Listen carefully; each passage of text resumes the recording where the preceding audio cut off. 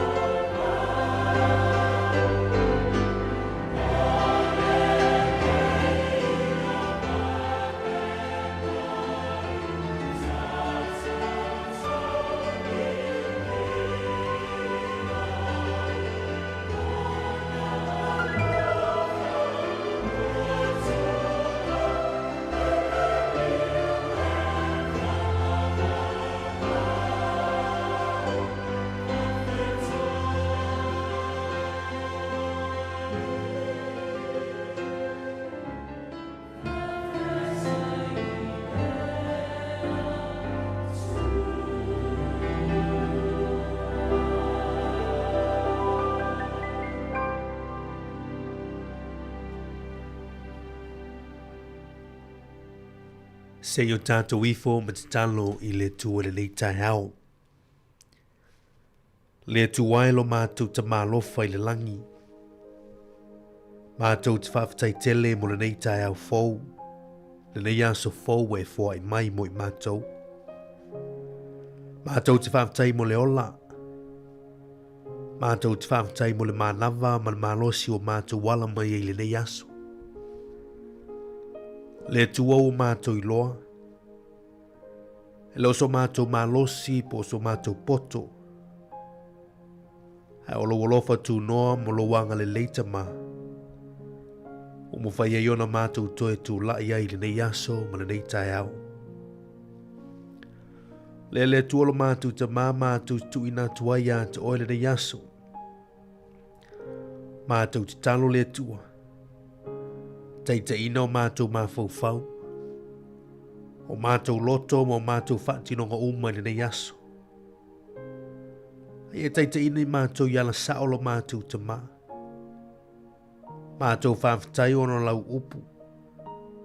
Mātou talo I avea mata yala I o mātou o langa I le aso ma le aso. Ma lo wanganga pa ia I avea ma whaatonu wala I o mātou wala.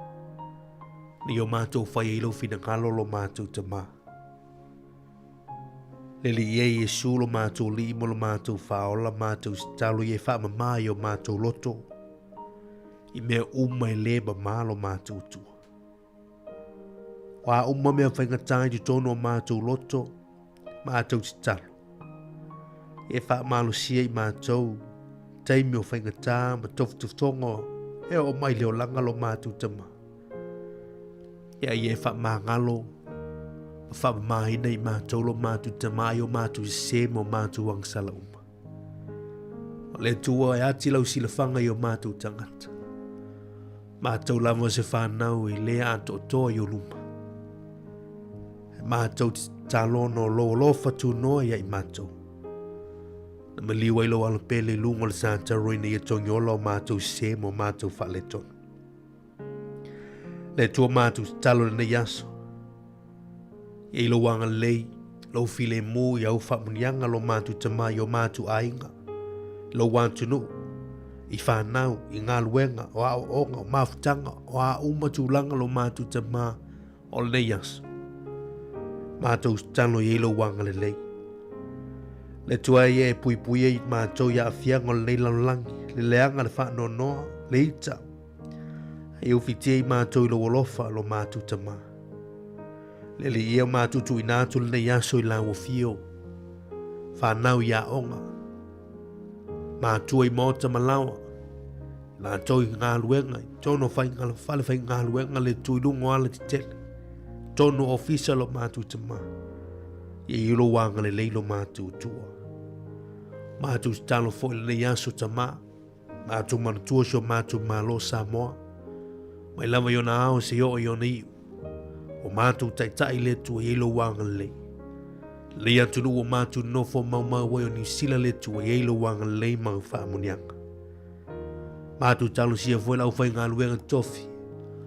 O lātou tala ina lau whina ngā lua lea whanta whai taulanga ma lea whanta whai taulanga. I eilo wanga le leilo mātou ta mā. Ta mā, mātou talo whamitola nei tai au tu I nātou aile tautua ma la waunanga le siu whonga lo mua. Whionga li pule ma le mātou o whai ngā luenga le tu. Mātou te le mwhai a se mea. Nio mātou upu ni tala o ni polo kalame mātou tāpenina le tu au noa ma oe ma loa nganga pa ia lau whao unga iei mātou.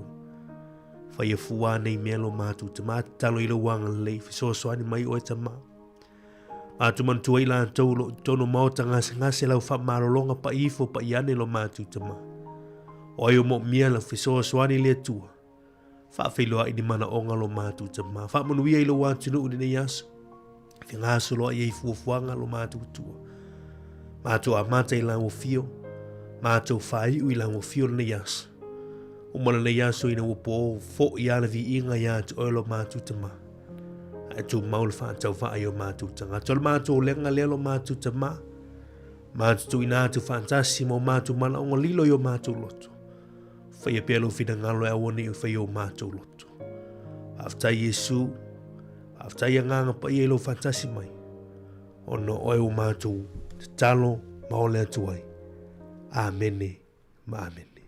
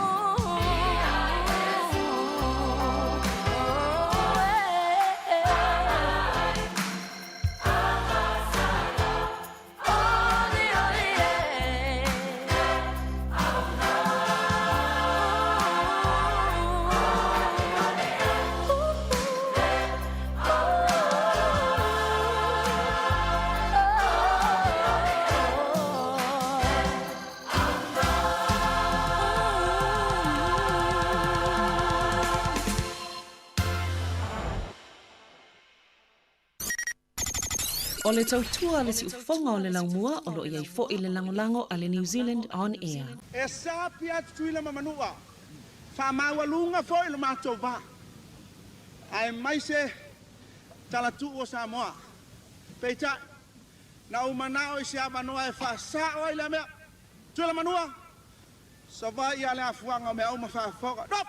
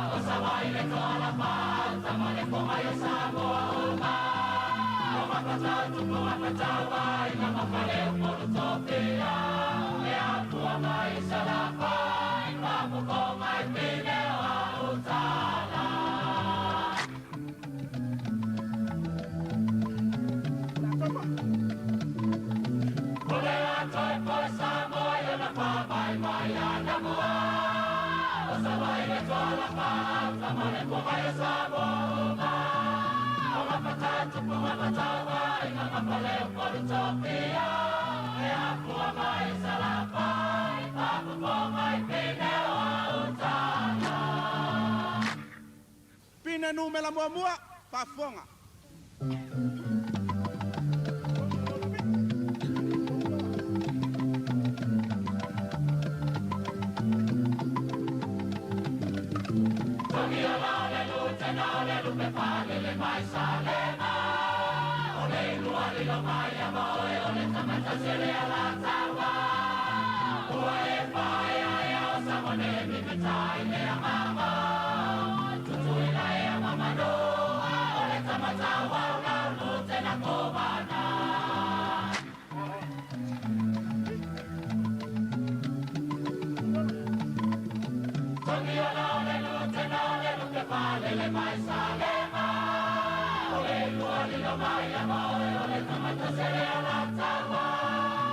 Ue pae ai asa mane mi mitai le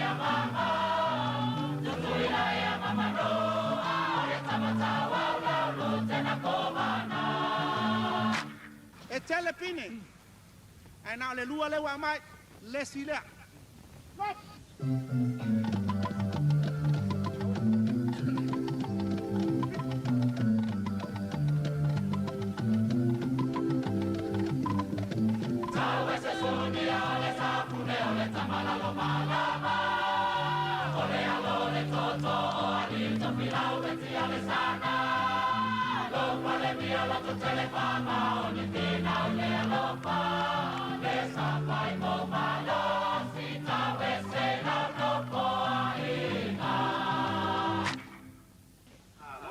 Toi titia ngalo me le la fio le kovan.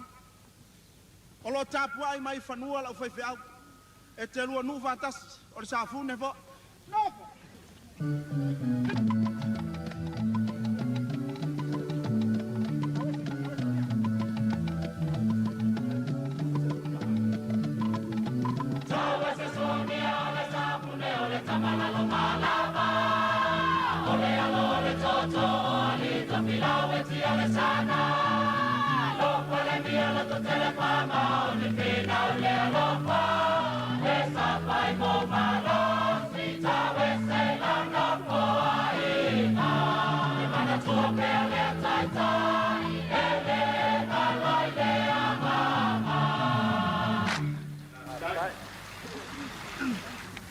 O le tu o le malo pionga toto oli o le pong sa foi le masina ya tu le manua wale e lo toto van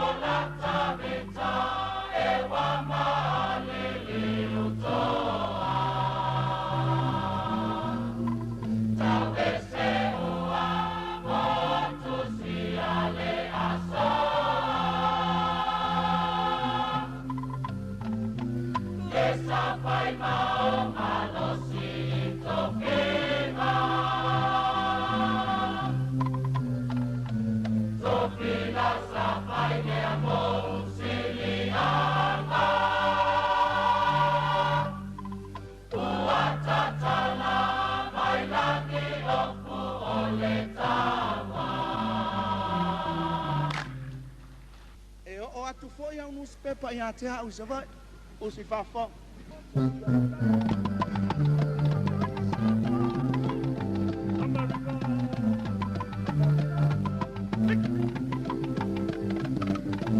America stavo se io talato bene tu lama au pai ta ile ne sa vai ta la pula so masana o ma o pai tu ile mama tu ale ave mama le pa pa pa ai ma boni ai le pa pe tai te le no poi ma o ma le tu lama o fa solo tu ina mai au ta se wa pa pe tai pa ma lo ma ele ma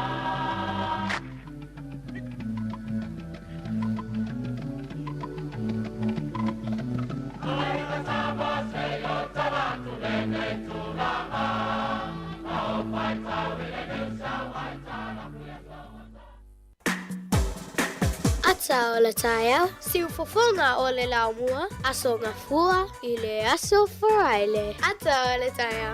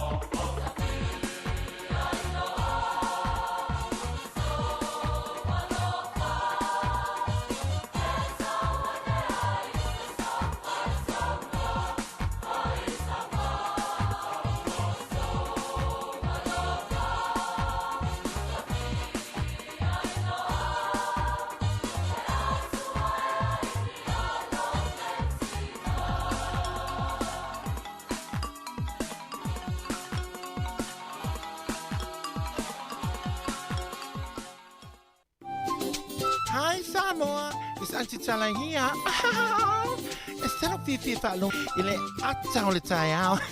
Laugh of the morning. I'm at my apple feet to the Bambia, so for a little more. Attends le taille.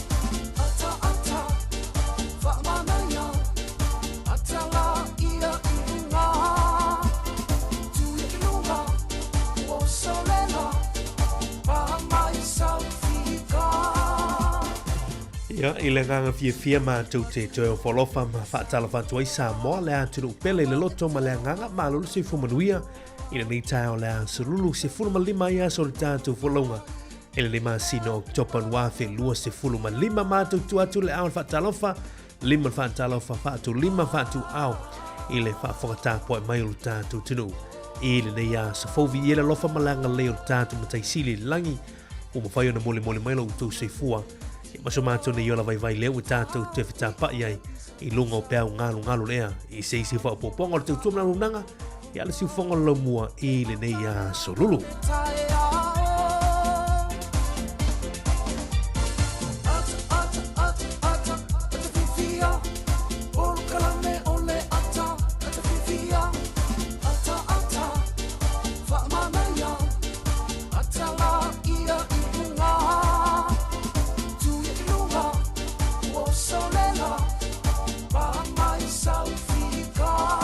Ya, ole por kalama leo le anta le tāau le leia so lulu mua la mauna mātou wha malulu antu I le tātou tinu. I lanto olo mahuta mai le teimo le tāau olo o yeise wha le tonu. Ya, I lunga o tātou fisiota inga I lunga o le tātou ala leo le tāsi ono tesi matasi wha mo. I le teimo le tāau. Ya, o tau whai atu pēr I tātou fisiota inga I lunga o le tātou frequency. Ya, wha ngā mai lunga o Facebook. Le tātou YouTube channel. Lunga o le tātou penga te whailangi www.samoacapitalradio.co.nz Ia, mwhai ana I mafuta mai ai I lunga o le tātou por kalame fia leo mo lawa no māt whaatasi atu fui mana tu whine Ia le tau sala ia ana whaasolo le nei tāu O le tātou por kalame masani ai asolulu Taitasi, good morning Malo te fui atu whine ana Talofa malo soi fua le tuangane Mari Sa tala toi no pēr me tamo moela na I mea Malo atu, malo Mari le uspo Ia whatalo whatu fo ili tato au whaafonga ni vahenga o le tae au. Sa o lele amari lau whaamalulu fo nei tae au I lunga nei tato pa angol o whaafonga manua tasi ono tisi matasi whaamo. Ia, o lo o tomo whai pēr tato o nanga e fiso tai atu fo I lunga le tato frequency. Ia, mahana ia o le whangamari tato Facebook, lunga le tato YouTube, le tato website. Ia, www.samoacapitalradio.co.nz Mafuta mai pia. Ia stemi au nei tāau. Ia te maua tātou fio te inga lunga le tātou ala leo. A te mai aturi ana o e nei tāau pēna e tāpalolo na fio. Mari sa o lea. Ia lea lea vatusta tō whatalo whatatu atunu.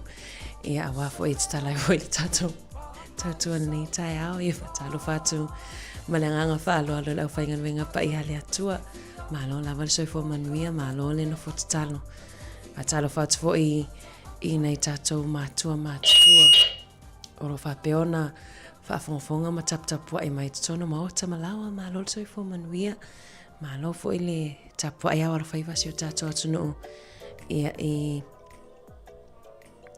tiute mafaiva ona nei aso patalo fatu i tatou au faafofoga uma lava mai lava i se au pito matua se au atu i se au pito iti o le tatou au faafofoga malo lava le soifo manuia malo le tauataʻi nei taeao malo le alausu iganuega e i latou leu mafuta mai totonu o falafaigaluega ia matou te faamalo ma faatalo fatu le agaga faaloalo faatalo fatu e i latou loo faaogā mai tatou upega o fesootaʻiga luga le YouTube o le Facebook ia ma le tatou website o loo mafuta mai ai so se vaenga o nei ke lope malo lava good morning fatalo atu fana wa onga le wa lausu i a onga ia manuia lava to wa onga nei aso mari le fangaloina foi la to wa lausu mai i le loi mata malingi i ono o le valapa ia le atua i e pele i la to foi ia matou te fa mai sim fa mafanfana te ate o to nei tai au tatou atu fonga lo mo le to matalia na tau nei aso lulu malo lava good morning Malo va tento finana. Lo vesina tu lita au pena tapolo le sonaf. Oi.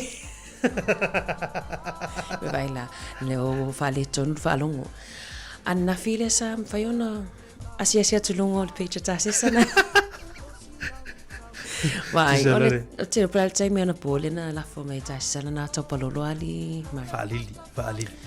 Non fulfa hua tu lo fa fo morta tu tinu. Ai te lo lan me mani. Le ai ma si Natalia ni sta mo tasi sa mana palo. E ile tangata le tali mai ile pa lolo va pesoli ha amuia leo la. Me e fa ani mai fuana ta tu te lo evelita so le ma e fu io te lo talo tu le sana fi su la o su ole ma le io le fu i ma te ai le tu moni ava tu le ma le toast fu le tu mo breakfast fa this time au ata wan putu e se foi me ama te malu tai au tamalana ai mo ene tato ma tuai nei taimi nei Maria li fa fonga mai te o le ma fai na mai nei ya mai ya e pulele ai fa pe fa vela e fa to mai ile ya na fa fonga mai na to le fufu e malanga mai oni te mini coco mani chips mani la tatu tal me fa solo va taile tu nel chao o tu fine ana o tatu filo e foi tu tatu tu ia telefoni so mata o la tatu non fa so ni tai ia ai ma futa mai pe lungo tatu wala leo e me se tatu por kalami ia la tam fai pe long puili tatu tu temia e te a limitatu su inga lungo tatu frequency tatu a long foi lem ma futa lungo tatu wala leo ma na valo kse ne mai puna o ia la mo puna o ni tai mutai good morning talofa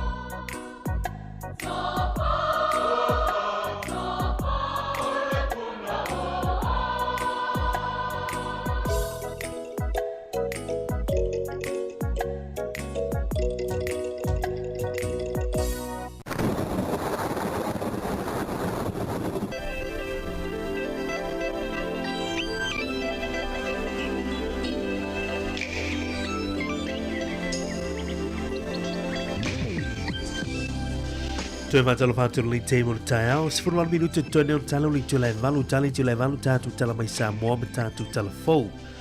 O le tala tau mo leia surulu, malu yelo official vai tau. Hawa o le te mo taiao. E vai le mato last te mo le awu nei fa solo atu le fiafi langi le tau.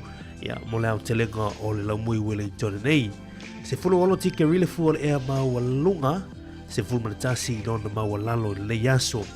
Na stofi la so atau lea walu yelo official va ai tau langi le tau sulma to file la ya ita toi pito nu umalava o Wellington se furu maliva tika rile fu e maulunga fa mawine la so atau lua to ese mai le fu e maulalo iva tika ri ya fa mawine mo ta to lo mua i la so atau la stofi lea Svenga lau te lengo au te ro New Zealand lea so au ki lani langi leili tau mo tau sunma tu fivui lai stable lea so Hamilton Tauranga Rotorua Gisborne o tulanga foi na wingo tau mo tau tatu se atu mo tu sauti lea so Dunedin to uruna i wanga le te mo tau a solo ina awo i te mo la woli ma pena foi in Vakango sunma tu file la ia i te mo la wuli ia nai te munga i te ulu le te mo tau ia mo tau As well as when I Queenstown, Franz Joseph, yeah, to Uru Timunga, Mafini so Tammy, yeah, Savili Fat Tau, all of my winner more down to Inai, Franz Joseph, Queenstown, my Westport. At all of Atu Samuel, late time or Tau, Talor Tau, my official Mulu, yeah, late Tammy. Wing on the Tau, or I was Savili if you're Lolo Man Losio to our law. My Omaya, Yao, Mantai Timu, yeah, Fiela to do initial Tammy. Talo tau mo polo ma savai le yaso e futia se vai ngone langi. Eao, ya, ma nai timu pu iai inisio vahenga. E futia se vai nga o le langi eao, ma nai timu pu ia iai inisio vahenga. Tala nao le tau, e mo le te mo le tau siu tātu tunu i Samoa. Talo le tai, mo i la tau la whao tina ngā te whale Wellington e Porirua Wellington ia olo o pere tai le te nei. Whātu a sua toi luas 10 minuti li tu lai tasi le hawuri nei. Ia ona toe pelea i le 3 minuti te elitu lai fitu i le fiafiana nei. Ngā te whale o Porirua le te mortai au o lo suartai le te mortai au whātu a pele luas 10 minuti te elitu lai fulmatasi i le tai au nei. Ia ona toe sua lea i le fitu minuti e te elitu lai ono i le tai au nei. I le poana nei. Ia o le fitu minuti te elitu lai ono i le fiafiana nei. Ia e toi sua i le tai. Tala nal tau mara tala tai e wana nei aso whaafitai.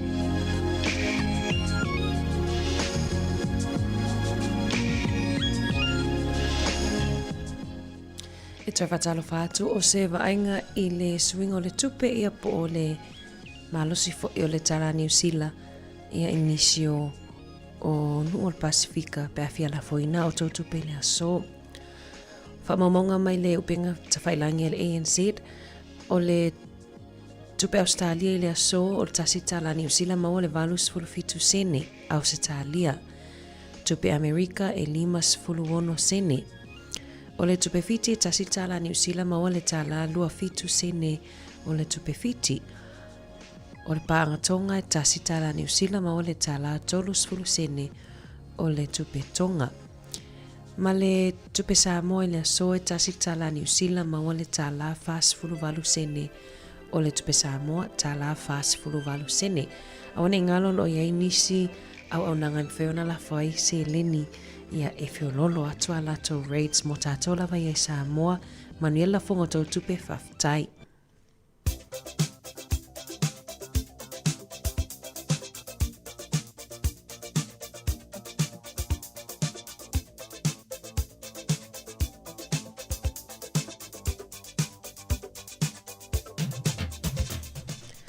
O whamanianga wa soifua ma so whanau au nengalu e-maili na so whanau at samoacapitalradio.co.nz wha se e mai eisau whamanianga ia pete comment mai fo ilunga mwhaiona ma whaitau atu mamari pe AACC te fia whamania ilo na soifua ilia so wai la tau umalama na soifua mai ilia so se furu limo o ke topa o le tusi whaitau lia ma o tau e mau mai le tusi atani elu ilona mta upu e iwa a olona whai upu e se funuiva. Lea li ie, ia e whaafonga mai, lea li ie, ia whaamangalo mai. lea li ia e whaasanga mai ma e whaia lava. A wale whaatua tuai, ona o lawa fio lava lo ua tuai, a wa ua ingoa I lo suafa, lo a ai ma lo noo. Tani e lue iwa wha I puesfuru iwa, lea li ia e whaafonga mai, lea li ia whaamangalo mai, lea li ia e whaasangasanga mai, ma e whaia lava, a wale whaatua tuai, ona o lawa fio lava, lo ua tuai, a wa ua ingoa I lo suafa lo a ai ma lo noo. O le tuswai taule mo o tau, whaamanuia tele lava le tua, ia e o tau astoi fua I le asol pesel nei mo o tau. Manuia toa sovana, manuia toa sovana, manuia toa sovana, manuia le tua.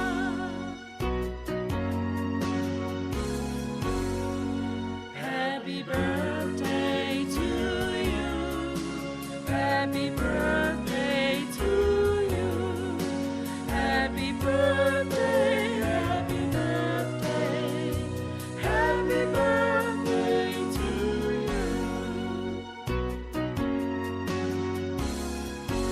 Manuia toa sovana, manuia toa sovana, manuia toa sovana, manuia le tua.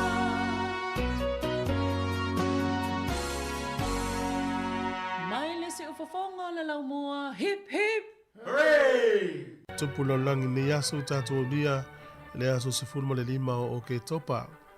O le sol tau sanga tasi iwa lima whāna tau nuu ai pango le wa alta malo e suafa ia William Willis na malanga mai Peru e ono sfultasi ona tau sanga o le ngoa le waa Seven Little Sisters. E ona malanga I fune o le waa tuila tau le MV manu o tele o toso atu le waa Utah. Ia e ono afe fitu se lau maila na malanga mai to ina nei no le waa. O le sol tau sanga tasi iwa tolulua o le kompani waa tau le Tata Airlines le wasuia nei le Air India na amata I le soana whai ngā malanga mo le taimua mua le tau sanga tasi iwa tolulua. O le sol tau sanga tasi iwa o no iwa na whai e sisa vali o le file mu ia te te e tui tangata Amerika le tau e Vietnam. O le sol tau sanga tasi iwa sfulu ia le Plestene o Lucia o Mikhail Gorbachev. Na ia maua le whae longa le Nobel Peace Prize ilo na tau mawhai lea ia maua pele file mu ilo na tunu u na tau te whai paanga ia pe I fwoi se senga I upu whai. O le sol tau sanga tasi iwa whaalua e se fulu ma le fitu tangata ni usila na ngā lulue ni ule o Kiribati na whasi o tia I le so e tangata Japani la tau ia na whae ngoina o le Coast Watches o la tau fwoi e mai tau ina ia ngata I whale taimila o le tau alo na lua lalangi na iei fwoi tangata whaapea na ngā lua I Fiti, Samoa, Cook Islands, mai senu so sani le ia ni usila ia na malili wei tangata ni usila le sol tau sanga e tasi iwa whaalua e to asfuru fitu I la tau le ule o Kiribati. O le sol tau sanga e tasi iwa o na whaafa ta ua I lava o mai le so ia le aso lea e wha ta ua ia tangata I e pōlewa ai e la tau mana onga na I mwhai na tuto o tasi ma lue lava ia mo ia pe uni wha langolango nisi tangata. O le sol tau sanga luafe sifururua na malili ai ia David Cameron le palemia o Peritania ia ma le ministalo Alex Salmond o Skotilani o le a whaia se talanoanga e whaatulanga se referendum po se whaafisili pe te tau na tuto o tasi si Kotilani. Whaia lan fono le sol tau sanga luafe se fururua. Tatou talana to e maua whapoponga te masani whaafitai. Sekia, Samoa, Kepatsa, Radio! Tamai tiro toa Samoa na e whai atua le Edna ia siki ia le Samoa Capital. Ani mari vai atu le manai mai fo o whenua inga na wainga le au kilani masi tatu au a. Ia, o sa e oe. Nena he, ai tele ia oe. A whenua ili tātu au, ia ma. Awen la tutupi ia o se... Whenua ia tupi. Ino not fusi mo. Whenua ia tupi ia ia fo ila tau ia peo. Len wharongo mai tanoanga le au pipetele ma tasi le asonga fua ia pala solua. ia la songa fua le sa whanonga mai la wa umana whaatau na tau tikete mai moa inisio ta'alonga. Mana ia yo ta'alonga ia kiwi le mo mai la sa nei ia mana ia umarto na ila sala tau ia mai moa lo ta'alonga tātou to Samoa mana au kiwis. Ia mana i foi le ta'alonga nei tātou to whawhine ia tu awa tamatai tu Samoa. Mana ia te ta'alonga i tu matai ia wafoi ungo le newa i aso. Ia aoni parade sis whabetele. Toi fatalo fatu le te mo tae malo tātou tino le lo mafuta mai to telo to le fiso tai me tua ma. I lo mai le tūlanga tātou frequency tāsi ona tesima tāsi ia o lo ngā lue per tātou whenga luenga le teimi ia toi le mai tūlanga o tātou fiso tai ngā le la leo ia o toi longa tfo i le wha ngā ma tātou Facebook ma tātou YouTube lunga o tātou website lina www.samoacapitalradio.co.nz/listen pai whene wha long mai mua mai foi lunga website ia le teimi tai au Ole angale ole fai ole YouTube pal no matua ina Marilena tato fa manato ai pea ole e taimi e te walo lua le hini tato litio ale ai lava ia tele vai enfana mai mo ai ma fa fonga mai no matua ina me sena i tato mato mastua mari fia la to le ile fa nga me litio ya dewo misit fa longo no matua ina ni tai ai papeli fa fonga mai tamal tine onga ti ana le YouTube pe kaslau tablet na le YouTube pe ti ai lunga TV mai mata to ina man no matu na tonua mane manure ni tere usura o ata mam tene talavo ya mai se auto ya onga ya mawala mano tu lunga TV ya ona sound fule la onga le wata pe na foi nei matu wal monino le fana la onga le temi after la to pito la out pe ni no la tu te moftanga yo la ulina fo la ai mulinga o fo la sali tu finana ia o fo yo nei fana ya wala pe to maru lu mai fu de bela to le temi ya ai to na sa ngale mu wa o ma tu langa ma to o fa timu me umana ave fu le fa le o te lo ai e wi ngor tau oi mari ma lo foi mo fai no la tau lo to sa ale hot ata fe no ata no mai sa pai na mai la le to asa pai le to sto e kali si mas to angosa ma le ia ma tu fu i sa ya ol ma le vo ile le a fio fa nau ya ma wal ata mo fia ya wa vo le pe se me vo le mo basi ya tu singa avenga vo ile na ta fai mai to va yaso fa va yaso ta pe nai ya utilo tele ana tātou ma tātou foi kalisia ya vai atu foi le tou o le mane me foi tou mo fai ngai ai o i lai tu le hat ya peo o le mane ai o fa ngalo foi i ngana ma o ngai na mai tou mo fai foi alo fa no ya so e le se me foi fa pe e fia uma e le ya ma se me fa no noi pe sa sir pepa pe sir tanga le me ya lai si e le se me foi ni fa le tou na Mario matamata tu isito talana sa fai lungole o topeng of so tainga o atavat e se foi le mali o le anga mali o tamaiti mai sa mo sa o le leisho o vai tat voi o le tau lo atoi foi le si au la iti e se foi le mana i o ma sani foi la tau ile tutu ilu mo tangata ile ngata foi la nei tato alum fana mai samo ia ora foi fana i tutu pone nei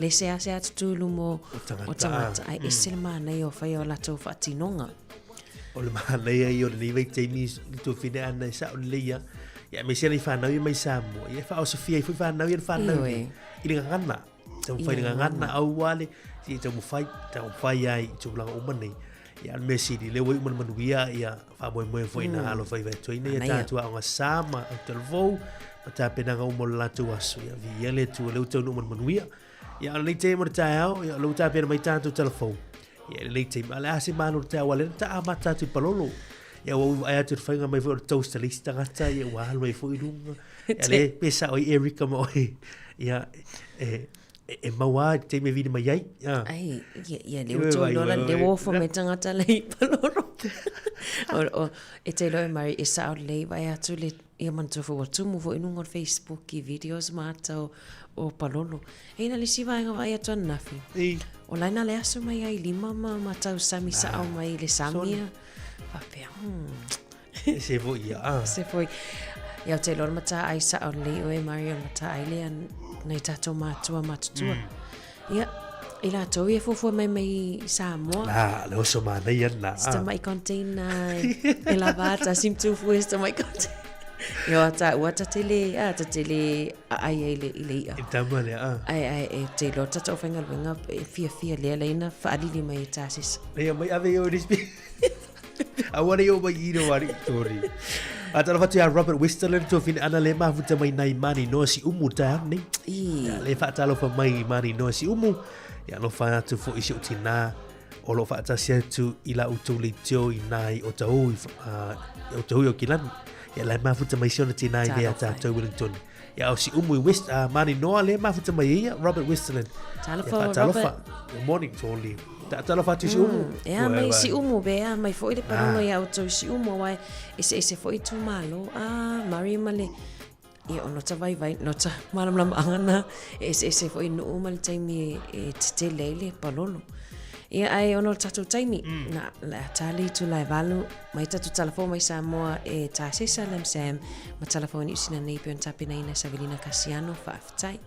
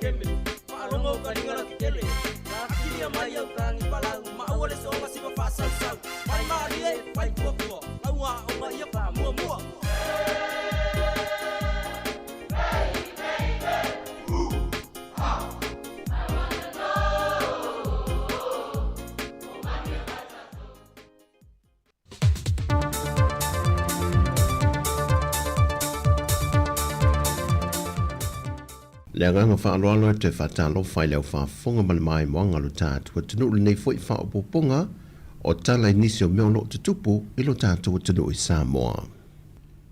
Ele udua ia so le fa nga so longo le mata opo mo mua o talo sanga le fa amsinonga mo le fainga pa lota o mawai. Samoa isu le mata opo le tu malo sa fata numero mo mua. Na talo sanga ile ana Ronnie Porcini matua ia ai le sa manu malo mai le tu malo le whainga panota, le tina ia seve te i fui mono. E lona tuina leo sele ni inisio tangato li tu malo, le te li tonu le ana, o se whainga whaato sina le whaipule mo tangata panota. Ma e ono mauolo o fola sie le tu tangi, e luma o le whaam sinonga i whainga whaato sina. E le mori mau mua a le tu tangi, le tina ia to vila sa ena limas fumleiva tu sangol soifua, mai le fiu ango sa anapu uta. Na ia ta ua, na tui natu ia te ia ele whaipule ia seve le tupe tolu se lau ta la, ma le whamtalanga e fesoa swani ai le la singa lo fua. O le isi fo i mōni mau ia wha lolo sa tele ono se fultau sangol matua, o le fiu ango sa anapu. Na ia wha i loa le whaam sinonga, o le pōle a sotofi a malama le a safarilo le whainga pālo ta tele. Na awhia tuai le taawale lanu se liva a le sui whaipuli wa manu malo. Ma tu inatu se tino I tupe e 5 se lau tāla. Na whai loe whaalolo le whaamasinonga, e lante lo lotu whaatasi le ka le si e whakasai sa napu, ma le sui whai puliman malo. A o ie whai lau tusi le ka le sia, a le sunga le tina whai pule, o le teu tupe lea le ka le sia. Le foi na whai loe whaalolo, o se teimi mua le watu inatu e le tina ia seve se tupe ia te ia, tanu mai le telo tau sanga a o lalo lotu whaatasi. Na tau mawhai le lo ia o lo tu lai mo le o tua ia, ma pusua tania to ai loa, na ia whaapea tua I le tinaya whaalolo, o winga masani le valeo le tina whaipule, o le anga le leima fesoa swani so stangata e mo umia le fesoa swani. Mai o lo malamalama le lei fo I le o tua ia, e to telelo na ainga masiana whanau, ma o le aunga tonu le o le tui nato le se lenia fesoa swani a yante ia. Pei taina te ena le mole mau. Mai o le so e toi wha wawai le amata opo I le whaamasinonga. E lua tangi le whaamasinonga o mata opo tau whātou sino le whainga pālota o ia tangi o sui umale HRPP e whaasanga I sui manu malo o le whātua tui le tua sa mo o tasi. Pei tai wa toi whaawi tua ia tālo sanga. O le mata opo mua o le tālo sanga a le tūmalo whaasale le anga numera 5.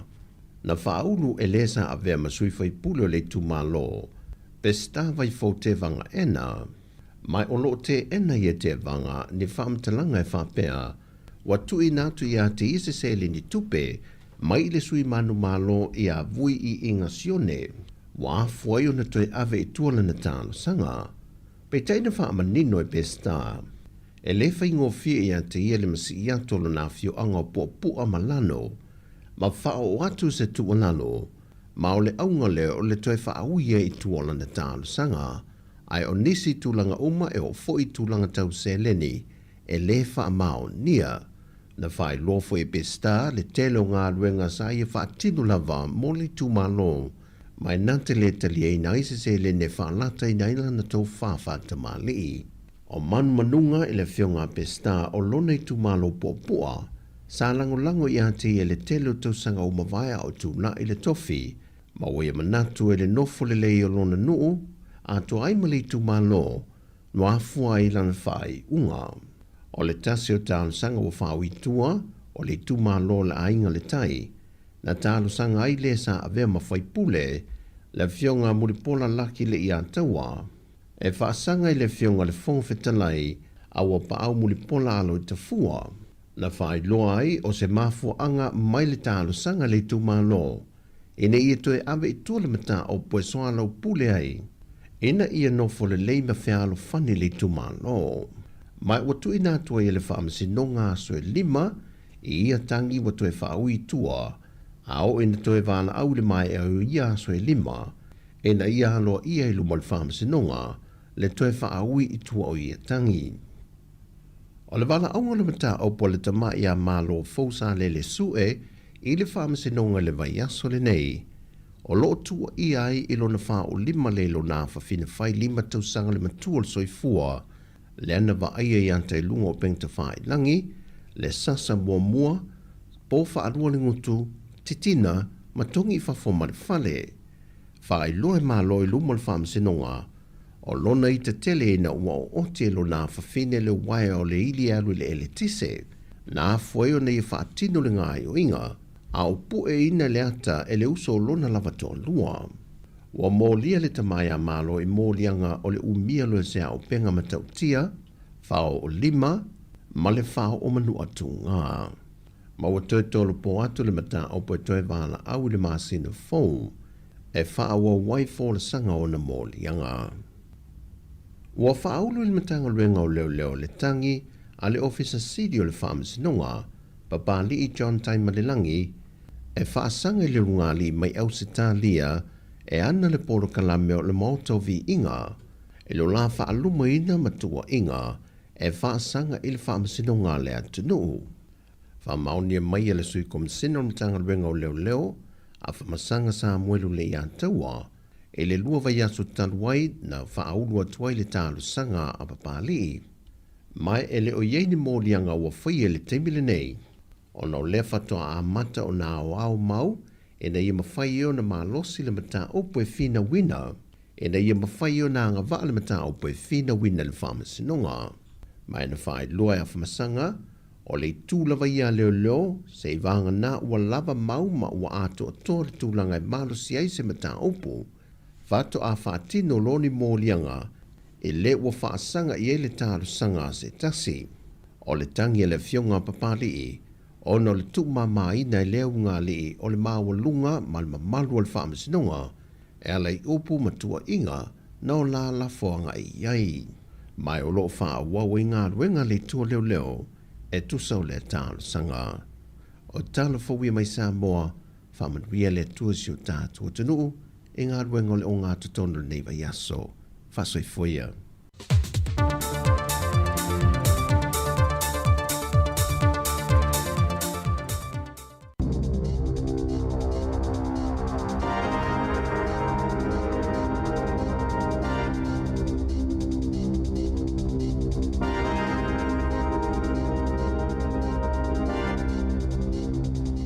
Tala flawal whaapoponga mo mua tala fau mai le si ufonga le lau mua mo le nei tai au se folo lima o ke topalua a whelua lima.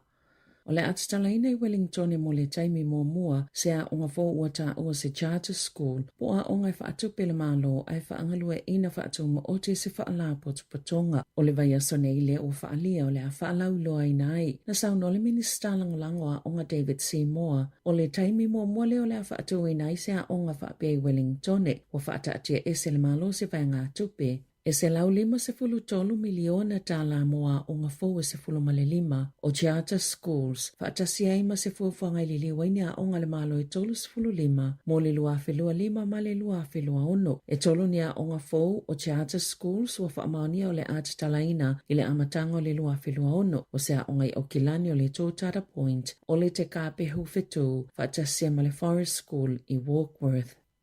Ua whatulanga le whonga whetalai Jerry Brownlee se fuafuanga sa ili ni a ieinga i le palemene. Ona o le saunoanga whatau po le tamaita i whaipule fō o ori ni kaipara i le vai aso taluai. E le ngata na ova ma le taimi whaatapula aina, aina mai aso so oi ma le waiata, whaapea ma se haka, mai ana tangata langolango. Sa whaamalolo le whonga whetalai tau o le manga le palemene mo minute se fulu. Mai atu ua le maota whono i le aso tofi taluai. E ui ele i whaatasi o na taale longo ina o se fulu 5 minuto le saunoanga whaatau po o le whaipule. Peita ai saia le ia mana ia ina ai whaawau pea. I le whonatanga le palemene le asolua na sauno ai Brownlee.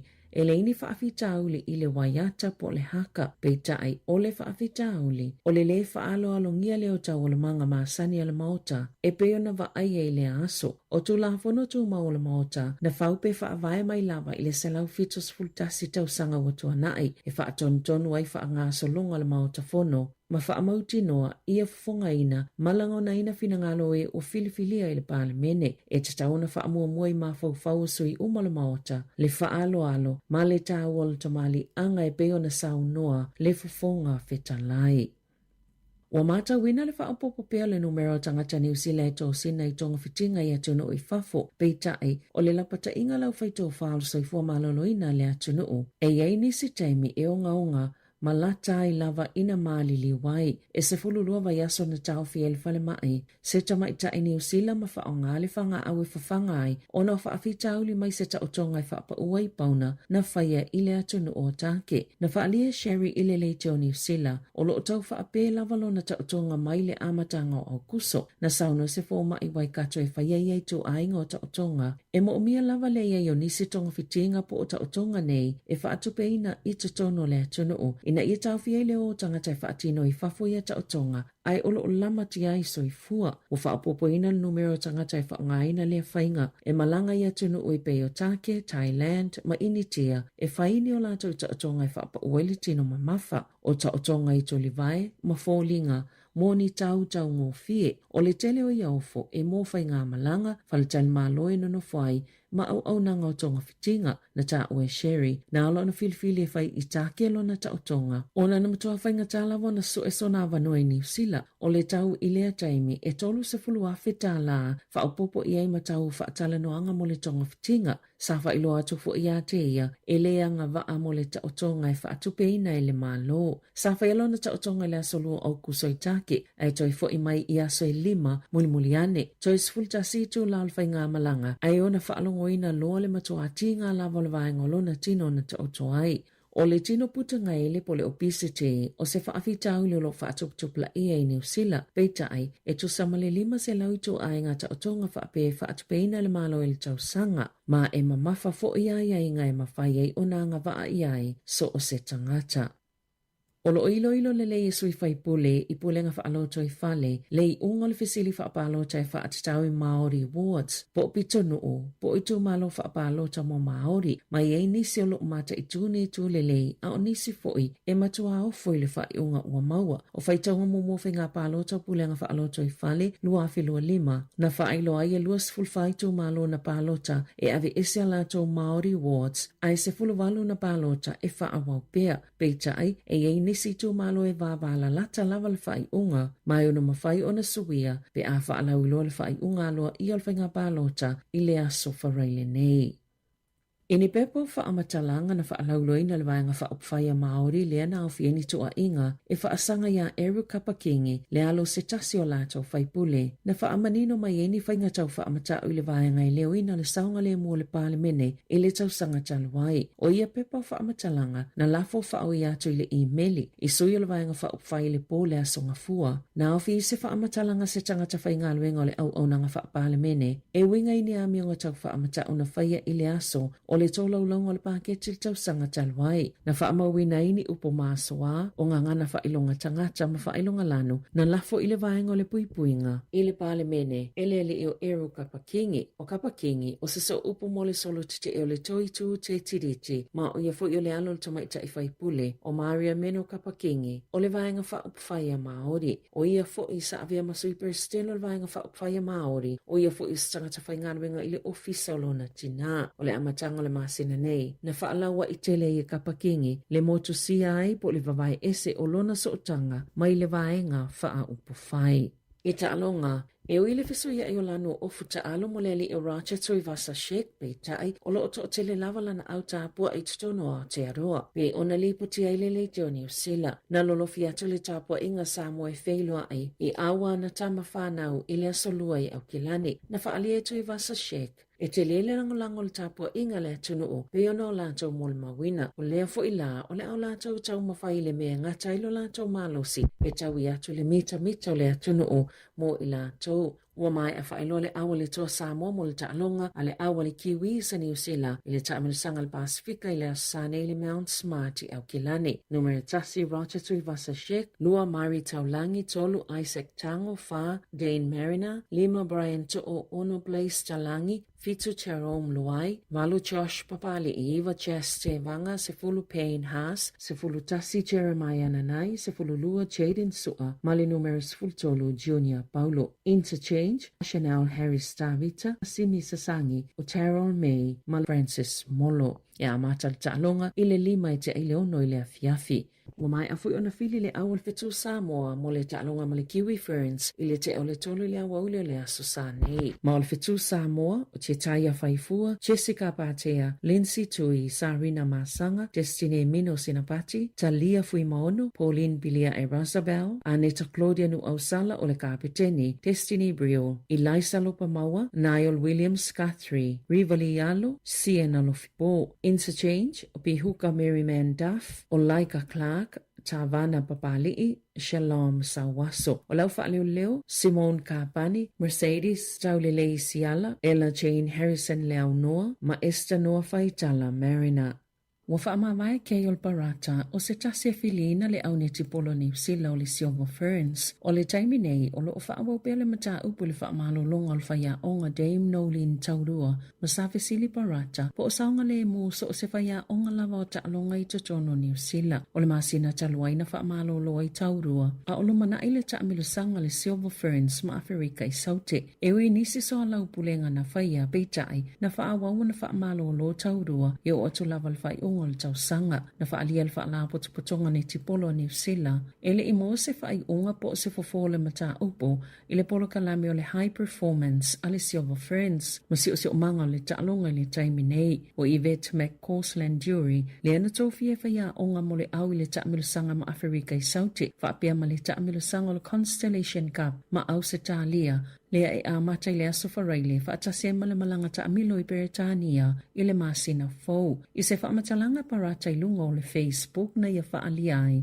O le whaamaloloa i o Taurua, ua whailua tuai se whe au e pei e whaamatau i whaia o ngā umalawa ia o te aroa ni usila. O le whaase e tua ngalu whaafo se ia i o Dame Nolin malana au whainga luenga na whaate iai i lātou uma o whaia onga. Ma fesili pe aisea ua oi se tūlanga whaapea na whaalie parata wa ia whaia le whai unga whainga tae whaamawai ai o se tasi o whaia o ngai whili ina le au e whailo ailo na langolango ina o Taurua ma le whai unga ua whaia ia teia ona o se popolenga tele lea mo whaia onga i te tono ni usila. Na mafua maile nei whaafitauli i le tola ua pinga le Silver Ferns i le masino Januari na uma o na o leo ni teine ta alo se to alua ma tala noa i le asosio tangata ne tipolo ni usila e whai masui o ni teine ta alo e o atu i le to ofito ma whaale Leoni o lātou wātunga lunga e winga le taita inga Taurua ma le awala e fso taipe talanoa i le au ta alo na saunoa parata e le mawhaitau lia le to tele o teine ta alo ma au whainga luenga na si tia Taurua lātou tau mawhainga au avea mawhaia onga le Silver Ferns peitai e le o mawhai o na pui pui ai o ia na unua i wheloa i parata ma Taurua o ta alo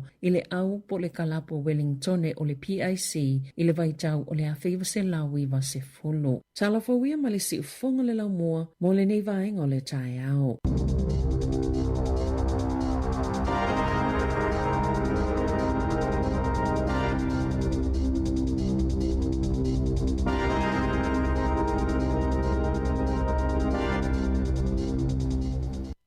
Fire and Emergency New Zealand advises that career firefighters will stop work for 1 hour from 12 p.m. to 1 p.m. on Friday, 17 October.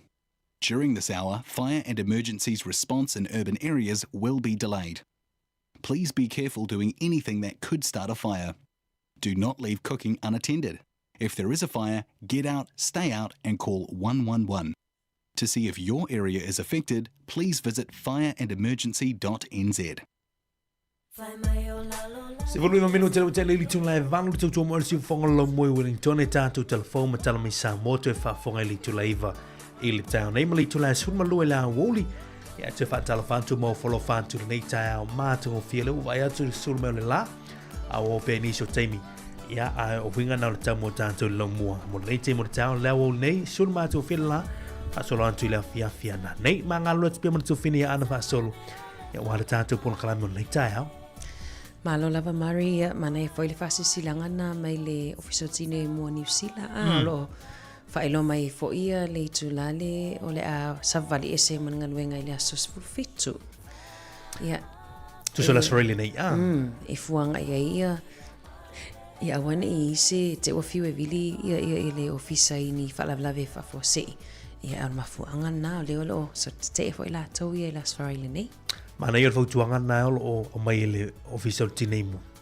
Awana e se me fo ile stulanga e tupu mai ese se mo e po service na fi fo ile la so really le tu lale. Ma te tu pe tulanga na o le sa vali ese me man ngan wenga ile tu lai e de feng ofi.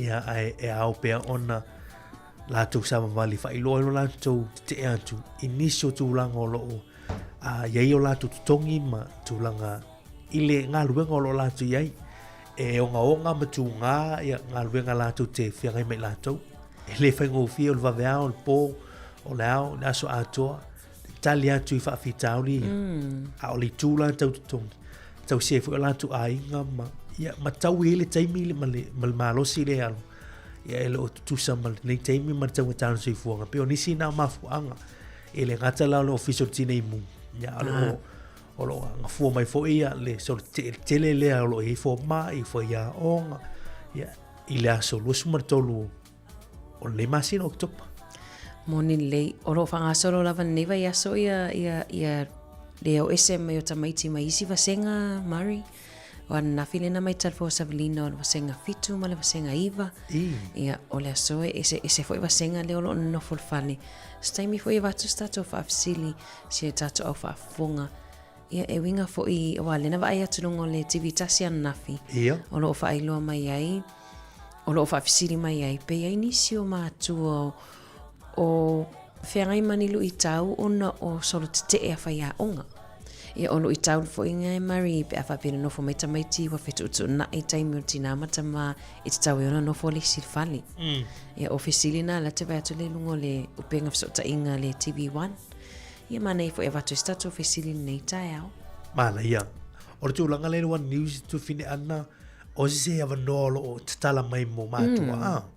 Ele manola tala mai pe fa te fia a PS interview pos fa tata noanga lungo le One News e news o le ono. Na ele email na me fa na email pe fa pe a me se pe fa pe o fe ngai malu i tau i strikes ia po so te e fa ia onga po o ise taimi e manto Mari a le onga fa na i e fetu tu na i taimi o mato po e no foi tamaiti. Sa on leia. Tu so afianga i e tele ma no noi. Ya man ile na no et fa so ilungo TV tasi.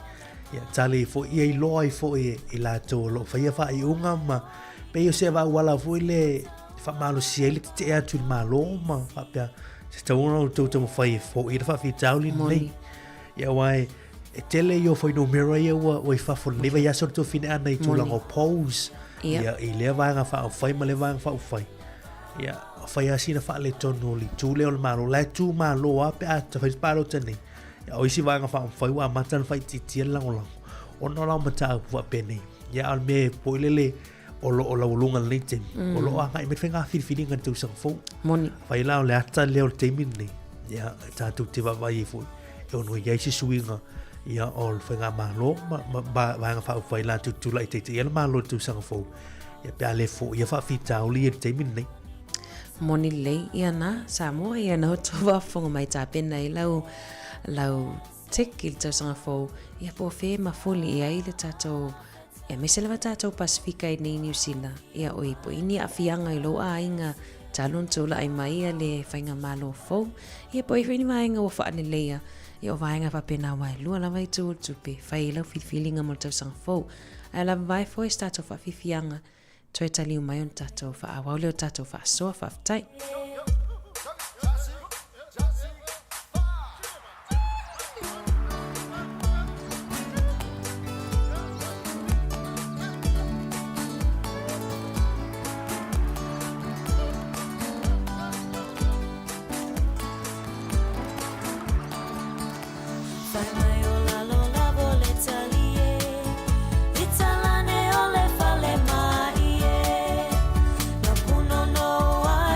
Ali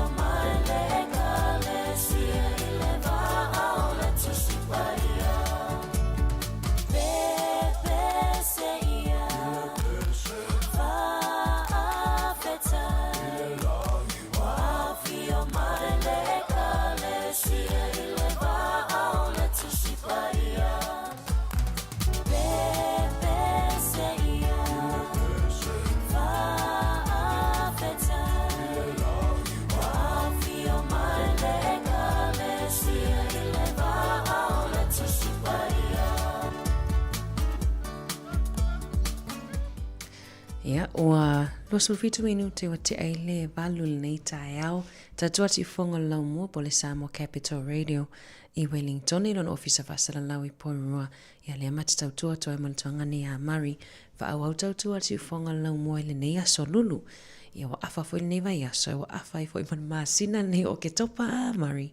Moni le. Vete le tatu savalinga ni tausanga.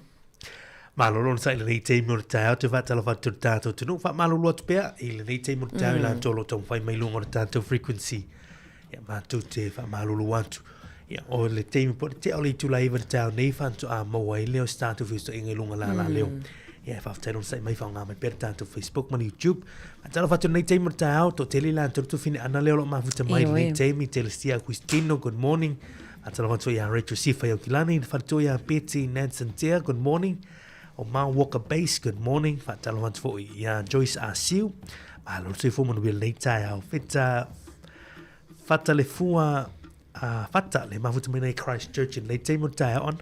Io e fatalo fatu Risati Alisa fatalo fatu fo i Toetu Salu e tinai Erika Maoe tinai ama fo Eric songa fa auliuli pule yata fatalo fatu people le mafuta mai Samoa fatalo fatu fo i le songa ya Witty Collins ia to tele la to le mafuta mai Samoa Mari o le mane va ngai Samoa Mari a pe fa tau le combo le Digicel o le tele e fiu fa nga yo ta wenen tai Samoa e fiu fa nga la to data plans Tamo velo data.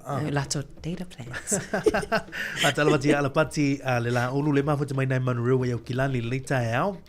Ela hat vele stunga fa fuina Danielu malor si fomon vi Aaron Sila good morning.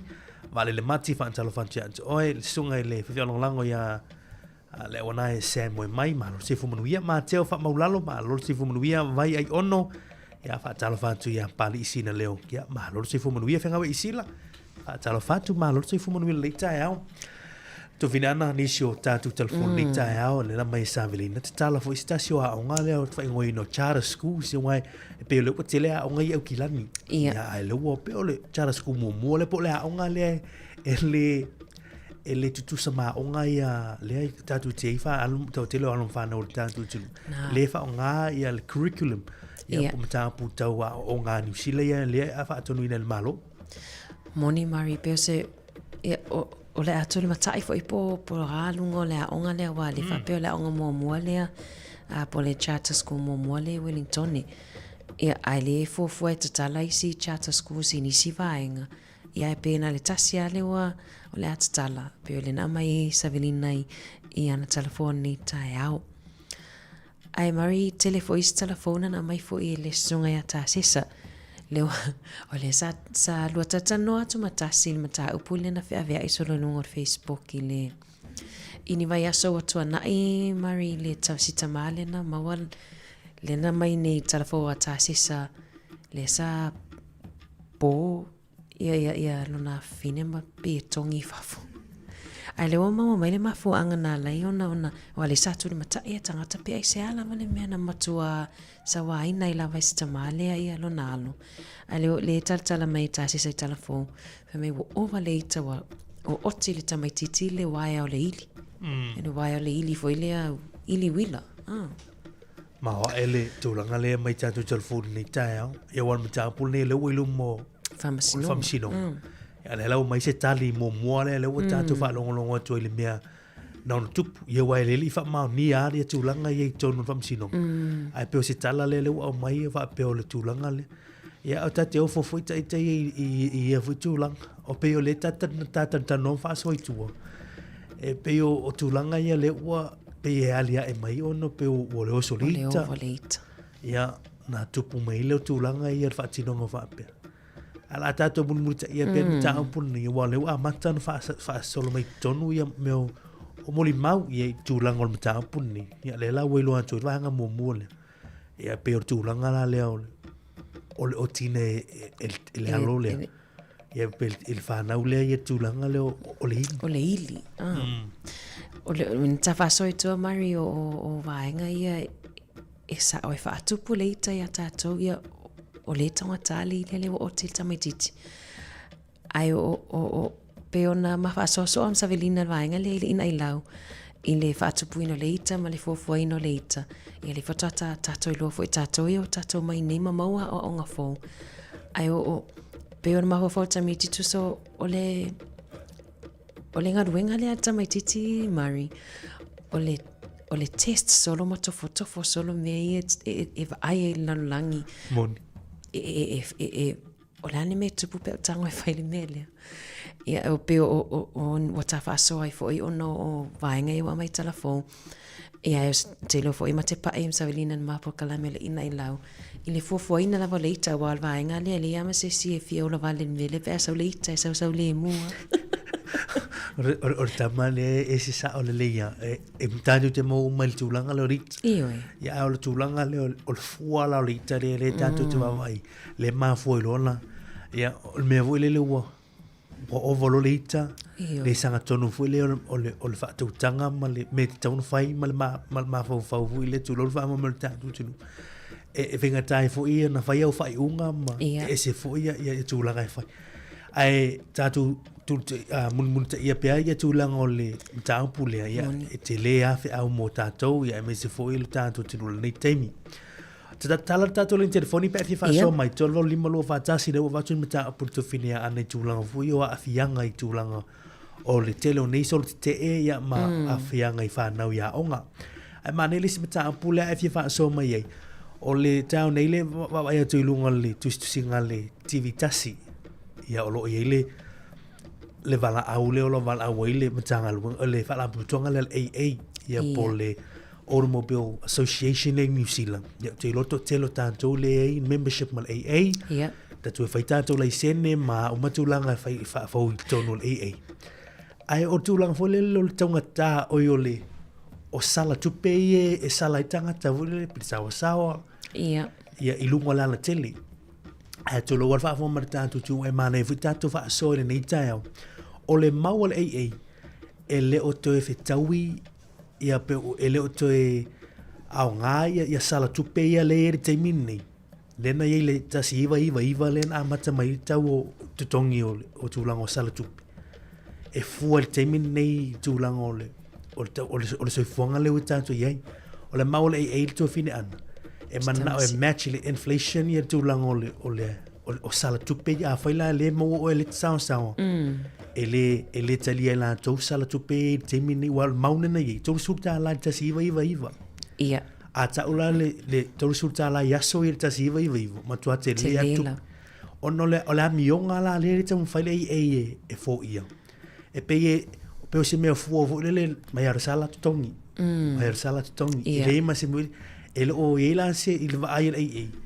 E le o sui e le amior tangata le solo e le solo tu la fono over sawa. Tupu mai fa lave ma me mape. Ma le pe a si ilunga tau tongio o sala tupe. Ia ma ne fa mata opu ni tai hau. Ma nei te le vaenga le Mari o lo ia lava le o le sala pa u maulalo ale e taimini todos futala pe ona va ia to ai li poti le AA. Ia esa ai o le mo mana na o si ilunga. Fu lava kilomita ia po le sawa fu irta vale. Ai le wata tala to laina. Tolu wa lima lo o fatasi pe fi fa so mai. Na so fina ngaloi i le mata upo AA pete taliaina pe langolangoina le CTO o sala. Ia pe le fitaui. Pele ai. Ia ai pete a fa pe foi on matua e fa na laiti por fa na foi kolisi. O ini afianga po ini suinga ia ile i fofuanga le ainga i so te e lo fa nga solo. Pete langolangoina fo ia so te ana fai a onga pele ai. O tūlanga o mai e mani tātou te non fa so ai. O leo mata upuale i tūlanga o tau o fo leo lo sala tupi. O le weta ue tolu suta lale le sala le pito i titia. Ai ono se lau tolu se fulu le ya tu sa ai lunga lo pinga tfai langi le a lo fisol mtanga luengo leo. E a fai oval le sao male se fulu kilomita pe lano i foi tolu suta lale sala. Ai o vai fo mal fast fulu ono 5 kilomita i li tu lale sao. Ia. E ono se lau tolu se fulu. A solo to e lalo a sultasi e valu se fulu ono o se lau se fulu. Ia o te iloa, ia le masisi o tātou, ia te ilo iei. Nā tamatu tu ia le, a tu so e pe ole, o le mele te fai o le amionga fuile pe o se fuai pe o se return fuile tau fio fitanga ia mare telo soli nga tu la fono e te nem le sa ia male lave vem fala lave tupu i lunga le tele nei te moni lei fa so mai pe so fa so ia fa pe fo i inferna e comment mai no hol tato Facebook ma le YouTube ia inferna ma to la la fa so ma lo fa tai tu fini an e le tato telefone na mai le tu fini a savelina le tai au tono il pale mini la sona filena folo sia le fo vetalai ia nisi fo io ta ia la la sia il pale mini a New Zealand o no nisi o tu manga e le o e longona le fo vetalai wa soli tu ina ai ana mamalu ma tau lo al parlamento i mo tala tu ia o overtime la unga al sui tau va al sui fai puli pe la unga fa tau po le chama ta ile mai le van fa fa maori ia le na pe fa tolu ena ta longole al fa lo tu sul fon ia ele fa uma mai la fai mal haka ele fa ta mai na al pesel wa yata na tal e o foi la e tu fine ana ele la tu esi si lai wa al fon feta lai talu waile na ia lipa na ese tu la foi le moli tu pa ali ele tau fai fusiua ia le fa long atu e ono te o mai el fon feta lai le lo i te minni moni le mari ia o rini kai ra para le tamaita ile na failana ia le na mata ile video mari life for fiwa si fon feta lai e tau fi atu le haka ia ai le ai fa ia pe o te lo pe mane fo ia le to ilo ilonga le vaenga mo le no fo le fo it's tono palimene mal fa alo alongi o fo tu langa it's tau no mon muta ia e ma e tu langa ia o le si foi me foi le wa tato no le si vai tem le mafu anga na e se ia me fu shua mai tono le mo fa pele ma o te ta vang fa fa ma pe oni la e poni vai o la e tangat pe fa manatu te la to ia tu langa fa kolone vo ia na pule ai ni sila mai ia e vai il maori le tu logo lo mertato tu e fer vai mercado mal pulo vo le la ka poi vo ia o fe sa vo mai tu pa langi pe le fiso taila ia le me foi tanto telefone ni ta Savelina ia ni si fo io fa le tonu la fa ia maori ia pe o a matanto fitu ia ia la to i tonu la tu vang fa ia lo mo fenga parot ia o te minni ia o lo mati tu ma fu itanga ta maori la tu vang fa nei ia man tu fu ila ile no maori le il vang fa ia o lo fu maori le pa ma national mai si vang fa ia pe o tu langa na ni so telefone ni town mai Savelina ia matatu tala mai Samoa ni town ni so tu langa lo tu la mertato tu malo faftai toi luas un minute ta leiva ona fafonga le fapoponga lona lua tatou talafou ia la vai foi sina fafifianga favelavela na nau i pukoko nei tae au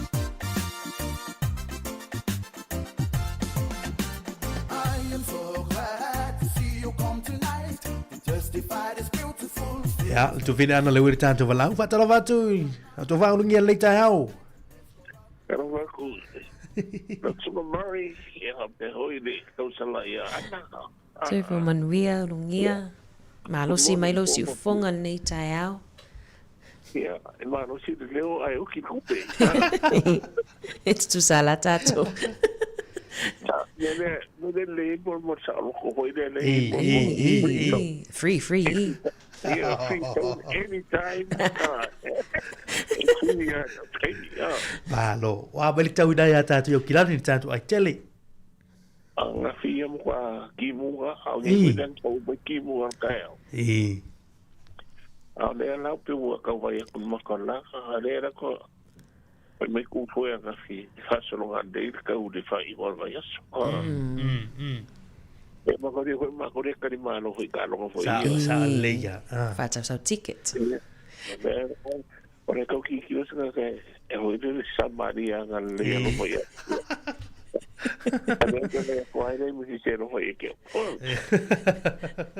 Silia no mal TV le mani li fafo. Era si tu pe mai.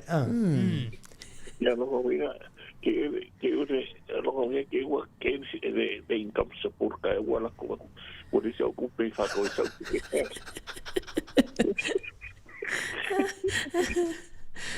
Chalo fai. No video ko. O video ko se ko ka wo ye no mari tu pu fo ho ina. Parmeni. Ola so vi ngalo urugia. No ko si tu fo de cara iso le ko. Na. Ora fo de cara I wena ko de ka lo ko fo ka de.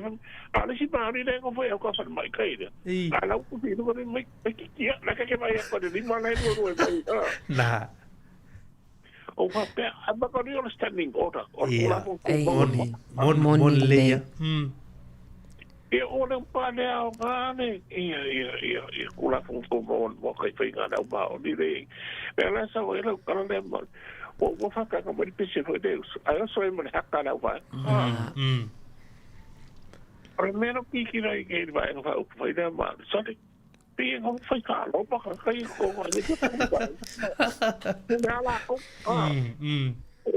mấy cái phải dùng ở đây ở bên đó phải dùng là ở phụ kiện như thế ở phụ điện còn phải có phố ra bảo đi đang cô lại mấy moni đến mà lôi này ở kilan sau đây ông phát biết sau đây để cái nó có đây một sáu mà sau đây mà phẫu sau đây để coi ngã cũng cái đó gì Ala me ke fa ko hoi mal. Na me le fa ka saki ngal mo ko e ve ko. Na. O na nga saki ngal mo ko. Fa ko no ma le ko ka kai. O ta wa ko fong ta ka ai o ya ngai pu do mo. Ali. Yo ke ni na pa na me le fa nga ai da. Para na o me ko ka po. La wa mai e ku si ga hoi le fong ta ka ai. Ile mai kai dia man bang fa faia apa e aquilo uma porque foi ele suspend por esse meio e ele Mali pero eu não fui dele o ino vai se foi com a mão de pena só em mar e ela foi bem passar fuzil como é que foi bem por o campo puro qual foi a cama mas ele meu cão o mai vai que compara bem example e fuzil a mano Mali fa pegar foi família ai agora eu já vou fazer o que ele quer que ele meio família vai ele nem tá tão ele não vai era com uma de conta é de fuzil Mali Ora mena de que o ai fa eu não lá falar por lá sei só que eu faço e como ele levanta toco ai mas quando ora ora Mali agora ele pega ele fugiu e como ele levanta to por bem ele se por foi lá falar olha lá está morre Mali algo que se usa poco se malur capa mas pena que sa o foi ma o nei pe o fa colong dei le pa vai o la para o como de pe ku a para ni nei o é não sei se que coisa não cá fa pinga boa essa para minha bom ela como coisa não sucia Mali lá essa é mali e que eu ia pega baga ia pega fa te o pela o ia foi ngane ai foi de uma fala e me dice o ka ko se be ben Mali Ano inga na ko ina le ang ko ko le competition le o ko Mali shopping tema. Ano fa o mo siya po ya mala ula fala ba pero kani ana ko ano winga na ka. Pero la kai kani apa pero patu ka ko la isa mo. Pero me na ma ka ko nga sa o wa ri vinga ba ban la isa mo mo na ko para suki mana mo yo pa. Wai ko mai no I vai ro I su ang kasi vai mo fu pa. E mo na ula. Mali. Ona udah apa ibu ini? Mali. Kau sahaja. Wow, what is that? Saya kalau sampai orang orang yang oleh orang ulah fong. Orang ulah. Sampai orang sana ulah. Itu ingat ni. Orang ni pun wajah ini kau apa sah? Tapi orang saya memang kau dia tu kalau dia pergi falung, dia pergi kalau ikut ada pumai mau ingat deh. Apa kau ada ini? Mana pumai yang faham sih aku laku apa saja. Aku dah kaya udah kau udah mak ulah yang ay kamalay. Yang saya kalau makan aku mak uyo lah ya dua ini. Itulah foto. Menurut tu Olah udah kaya. Ikaw ako vai ser ia kusiwa mai me ela sa mo bangi ho ia wala ko lang ako ya ano mo tayo gia tayo lava misilian lai te vai mai mun muli tu lang o tolu mangal palmena tato ni sila mana tsai tsawai tu la fo mas tani do de zel motta nei me ko ngai ma bla ko la ko monili wai nga pa ne ke vai ne ko pa fa o revisa ko ia na lisa tau kero ada so ngene mo no pa pitch we de sko ikana ke mo ngo de porque que yo no position de Venezuela surita moni tai lava ngia mana ia te lava soni tai au wallahi magwen lo fatto manuel ya se foi Mari. O ngia nei tai au ki lani. Isele lo te fie pe a vili mai le tamai au ngia Mari. Ilo ai mun e tele o vaenga mun mutai to fie vaenga telefo. To e tele la vaina matamata I fono palmini nei. Mo I foi nisi manatu e se mai ta o tala noanga. Mai e o so mai unungi o so mai lunga stendi orus. Me vai. O to ne foto stendi orus ia sa o leu tu na fontu mau nota. Fono tu mau. Mana ia malam lama I tato lava ia por kiki nei a. Ele se me tato te o tato leu te le isi atunu. Ai le mana ia ese mani tato o fafonga tamimita e tato o fafonga Mari. Malo fa te fa so mai nei tai au to limo lo fatasi pe fa so mai nei te mo tao tanto lo tu ni so tanto telefon tanto tal mai samo. E nei tai fa so mai pe mo lo no to limo lo fatasi. E nei te mo tao fa time.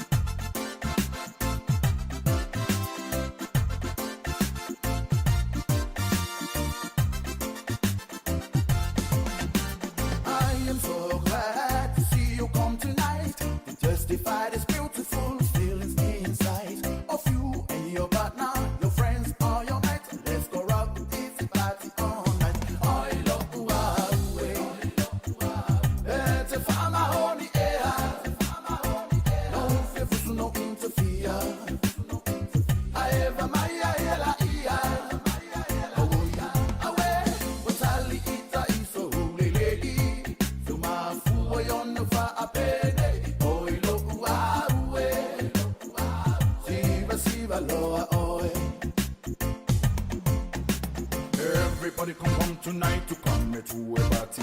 You feel the true reality created by you and me. Feel so good, feel so nice, it's all the time. And let the music move your body and blowing up your mind. Everybody come tonight to come to a party. You feel the true reality created by you and me. Feel so good, feel so nice, it's all the time. And let the music move your body and blowing up your mind. I love you.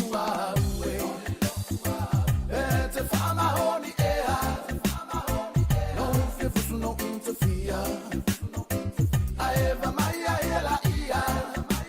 Oya, awe, Otali Ita Iso Lelegi. Tuma Fua Yonufa Apene. Oilo Uawe. Siva Siva Loa Oe. I am so glad to see you come tonight. To justify this beautiful feelings inside of you and your partner, your friends, or your mates. Let's go rock the busy party all night.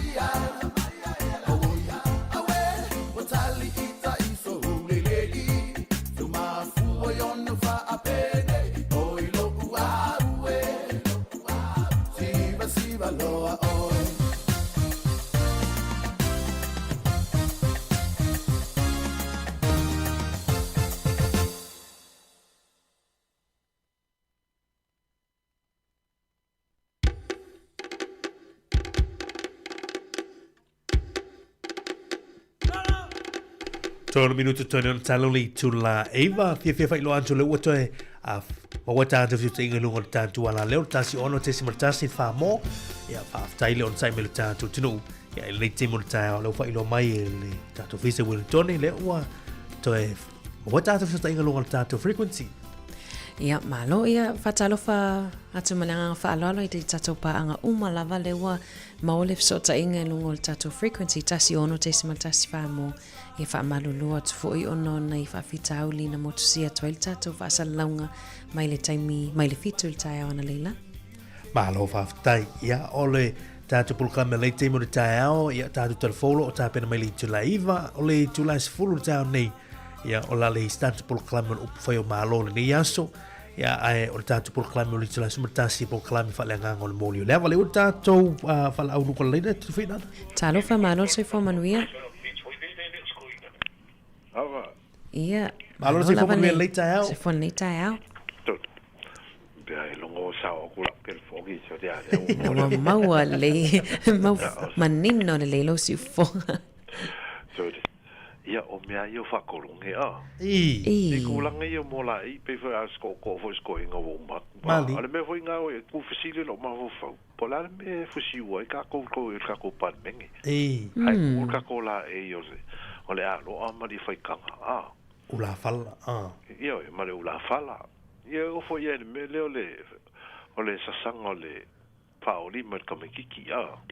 Mali. E se fo ila so mo me uma la ku ngai fa palang. Mali. Ma lo kalunga u ya o le me ngo ko sa wai. Le fo nga fo ka ikai e o ka ma ku ya le au ka mangui ya mo ai fo I. Fa kai wai. E se me ka ole abuse. Me ka ole discipline. Mali.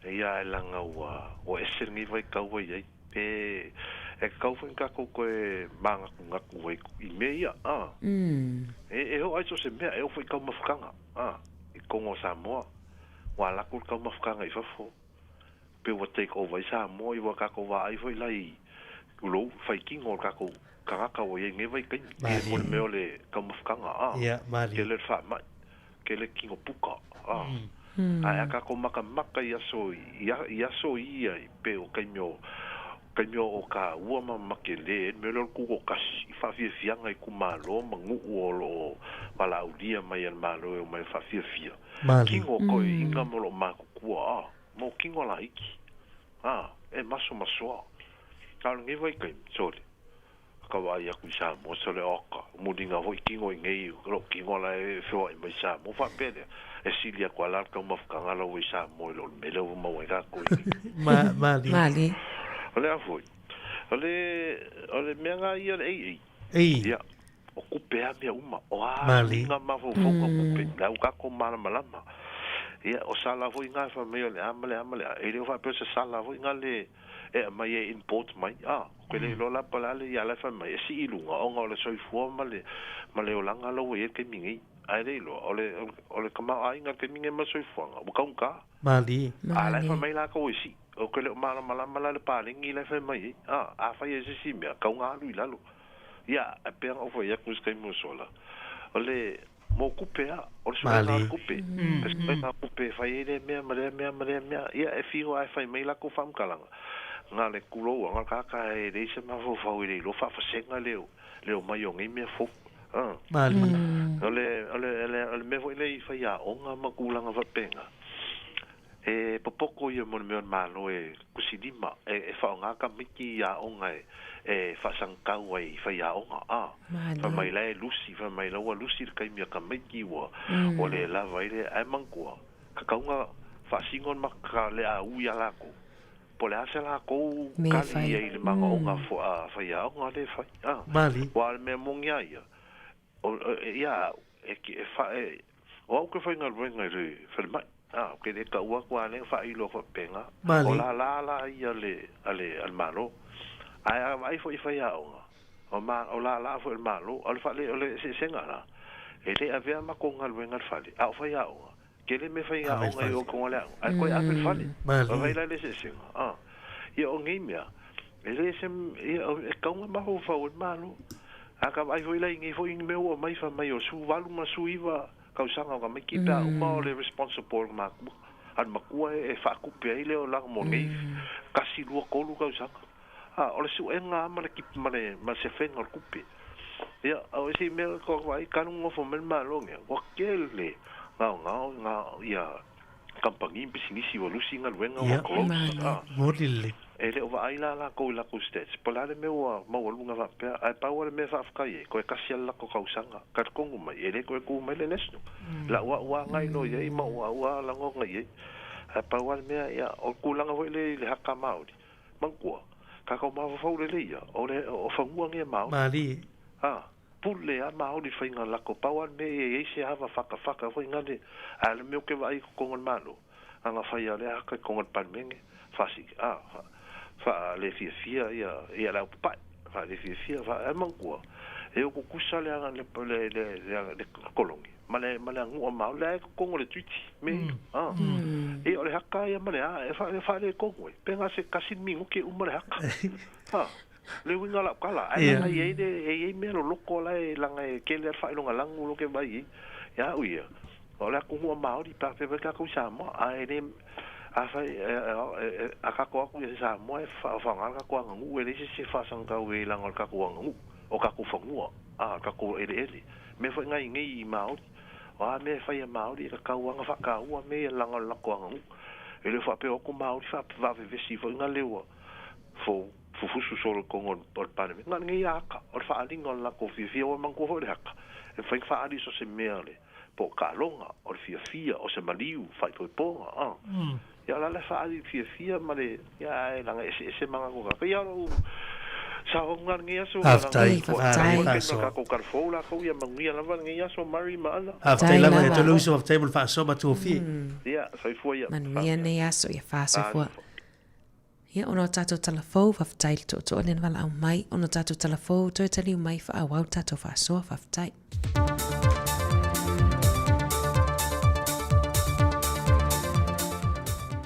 Le nganga fa aloalo te fa talo fai leo fa fonga mai moanga lo tātua tunu nei foi fa opoponga o tala inisi o meo lo te tupu ilo tātua tunu i Samoa. E le urua i aso le fa ngā so longo le mata opo mua o tālo sanga le fa amsinonga mo le whainga pa lota o mawai. Samoa i sue le mata opo le tumalo sa fata numero mua.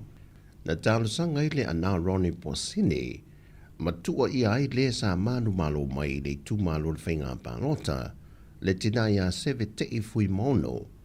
E lona tuina leo seleni inisi o tangata o le tumalo, le te li tonu le ana, o se whainga whaatua sina le whaipule mō tangata pālota.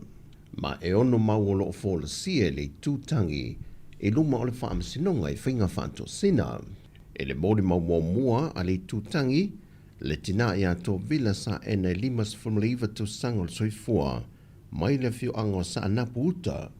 Na ia ta ua, na tui natu ia te ia e le whaipule ia seve le tupe tolu se lau tā la, ma le whamtalanga e fesoa swani ai le la singa o lo fua. O le isi fo i mōni mau ia whaalolo sa tele ono se fultau sanga le matua, o le afio ango sa anapu. Na ia wha i loa le whaamasinonga, o le pō le aso tofi a malama le aso whareilo le whainga pālo ta tele. Na awhia tuaile ta awale lanu se liva a le sui whaipule wa manu malo, ma tu inatu se tino i tupe e lima se lau tā la. Na wha i loa e whaalolo le whaamasinonga, e lante lo lotu whaatasi le ka le si e whakasai sa anapu, ma le sui whaipule manu malo, a o i e whailau tusi le ka le sia, a le sunga le tina whaipule, o le teu tupe lea le ka le sia. Le foi na wha i loa e whaalolo, o se teimi mua le watu i nātu le tina ia seve se tupe ia te ia, tanu mai le te leo tau sanga a o lalo lotu whaatasi. Na tau mawhai le lo ia o lo tu lai mo le o tua ia, ma pusua tania to ai loa, na ia whaapea tua i le tina ia whaalolo, o winga masani le valeo le tina whaipule, o le anga le leima fesoa soani so stangata e mo umia le fesoa soani. Mai o lo malamalama le lei fo i le ua tua ia, e toa telelo na ainga masiana whanau, ma o le aunga tonu le o le tui nātua le se leni e fesoa soani a iante ia, pei taina te ena le mōle mau. Mai o le so e toi wha wawai le amata opo i le whamasinonga. E lua tangi le whamasinonga o mata opo tau whātua sino le whainga pālota, o ia tangi o sui umale i HRPP, e whasanga i sui manu malo o le whātua tui le tua sa mō o tasi, pei tai, wa toi whaawi tua i a tālo sanga. O le mata opo mō mua, o le tālo sanga a le tu malo whaasale le anga numera 5, na whaunu e lesa a vea masui whaipulo le tu malo, pe stawai fau te vanga ena, mai o lo te ena i te vanga ni whaamtalanga e whapea, wa tui natu i a te ise se le ni tupe, mai le sui manu malo i a vui i inga sione, wa fuai o na toi ave i tuala na tālo sanga, pe taina wha amanino e pe sta, e le whaingo fia i a te ia le masi i atolo na fio anga po pua malano, ma whao atu se tualalo, ma o le aunga leo o le toi whaauia i tuala na tālo sanga, ai o nisi tūlanga uma e o foi tūlanga tau se leni, e le wha mao nia, na whai lofo e pesta le telo ngā ruenga sa i whaatilu lava mo le tūmalo, mai nante le tali e na ise se le ne whaalata i naila na tau whawhata mali. O manu manunga i le whionga pesta o lona i tūmalo pōpua, sa lango i ati e le telo tau sanga o mawaya o tūna i le tofi, ma wea manatu e le nofo le lei o lona nuu, a to ai mali tūmalo, no afua i lana whai unga. O le tasi o tālo sanga o whaui tua, o le tūmalo le ainga le tai, na tālo sanga ai le sa avea mawhai pule, le whionga muripola laki le i ataua, e whaasanga i le whionga le whongwhetalai, awa pa au muripola alo i tafua, na whai loa ai o se mafua anga mai le tālo sanga le tūmalo, ina ia toe ave i tūle mata o poe soa lau pule ai, ina ia nofo le leima whialo whani le tūmalo. Mai watu ina tua i le whaamasinonga so e 5, i ia tangi watu e whaui tua, a o ina toe wāna au le mai e au ia so e 5, ina ia haloa ia i luma le whaamasinonga, le toe whaui i tua o ia tangi. O le wala aunga le mata au po le tama ia malo fausa le sue, i le whaamasinonga le vai aso le nei, o lo tua i ai i lona wha o 5 le lo nā whawhina whai 5 tausanga le matua le soifua, le ana wa aia i anta i lunga o pengta whai langi, le sasa mua, po wha arua le ngutu, titina, matongi i whawhoma le whale, wha i loe mā loe luma le whaamasinonga, o lona i te tele na ua o ote lo nā whawhine le wae o le ili alu le ele tise, Na foi o nei whaatino le ngai o inga, a o pu e ina leata e le uso lona lava toa lua. Wa mōlia le tamai a malo i mōlianga o le umia lo se au penga matautia, whao o 5, ma le whao o manu atu ngā. Ma wa toi tolo po atu le mata o po toi wala au le masina fōu, e whao wa waifo le sanga o na mōlianga. Wa whaulu le matanga luenga o leo le tangi, a le ofisa sidi o le whamasinonga, papa li i John Taimalelangi, e whaasanga le runga li mai au se tā lia, e ana le poro kalame o le maoto vi inga, e lo la whaaluma ina matua inga, e whaasanga i le whamasinonga le atunu. Whamaunia mai le sui komisina o matanga luenga o leo, a whamasanga sa muelu le i ataua, e le lua vai aso taluai na whaaulua tuai le tālu sanga a papali. Mai e le o yeini mōlianga ua whai e le teimile nei, o nau le whatoa a mata o nā o au mau, e na ia mawhai o na malosi le mata opo e whina wina, e na ia mawhai o na anga waa le mata opo e whina wina le whamasinonga. Mai na whai lua e a whamasanga, o le tūlava ia leo, se i vanga na ua lava mau ma ua ato a tōre tūlanga e malosi ai se mata opo, Fato a whaatino loni mōlianga, e le ua whaasanga i ele tāru sanga se tasi. O le tangi e le fionga papali i, o no le tukmama ina i leo ngā li o le māua lunga ma le mamalu o le whaamasinonga, e alai upu matua inga, na o la la foanga i iai. Mai o loo wha wau i ngā ruenga le tua leo, e tusau le tāru sanga. O tala fawia mai Samoa, whamanuia le tua siu tātua tunu, e ngā ruenga o ngā tutono nei vai aso. Whasoi foia.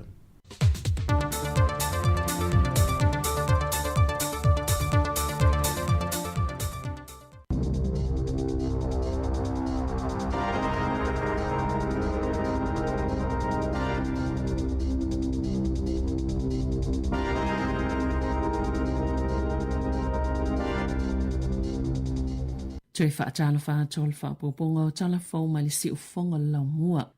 Wa ave isi ele maa lotu tu ungana iai. I whaasala launga whaapisinisi aso sāma nisi o aso maa lolo whaal maa lo. O nei whaapio lea whaapopo inai tupe maua whaal tau sanga. Mō pisinisi whaasala lau. Na whaaliere mini staff so ta inga Paul Goldsmith. Na pāsiel tu la whono fōlo na whaitonga whaatolu il pālemene i lea solua. O le vaenga tasul tu la whono whaasala launga. E whaasai nai whaasala launga whaapisinisi. I aso sāma le tae au le Anzac Day le vau le ono le tae au ma le au hauli. O le tu la whono fo ilea sa whaatulanga i le ngata mō televisi ai whaapea fo i maleiti o i le kewisi masi aso wharai le paia ma le aso saoli e seta na sauno le minista e le leo na whaapaleni ina ia mauti noa le o tau mi avano mo kampani whaasalalau i tutono le atunu o ona o le whaatapula o taimi peitai e le o tutu samaya ingai au nanga whaasalalau i upenga tawhailangi po digital streaming platforms na whaali e whaamomonga New Zealand on air sa pito silo na lau ilo le YouTube il tau sanga talwai na au sia le whātolu pasene o tangata e mata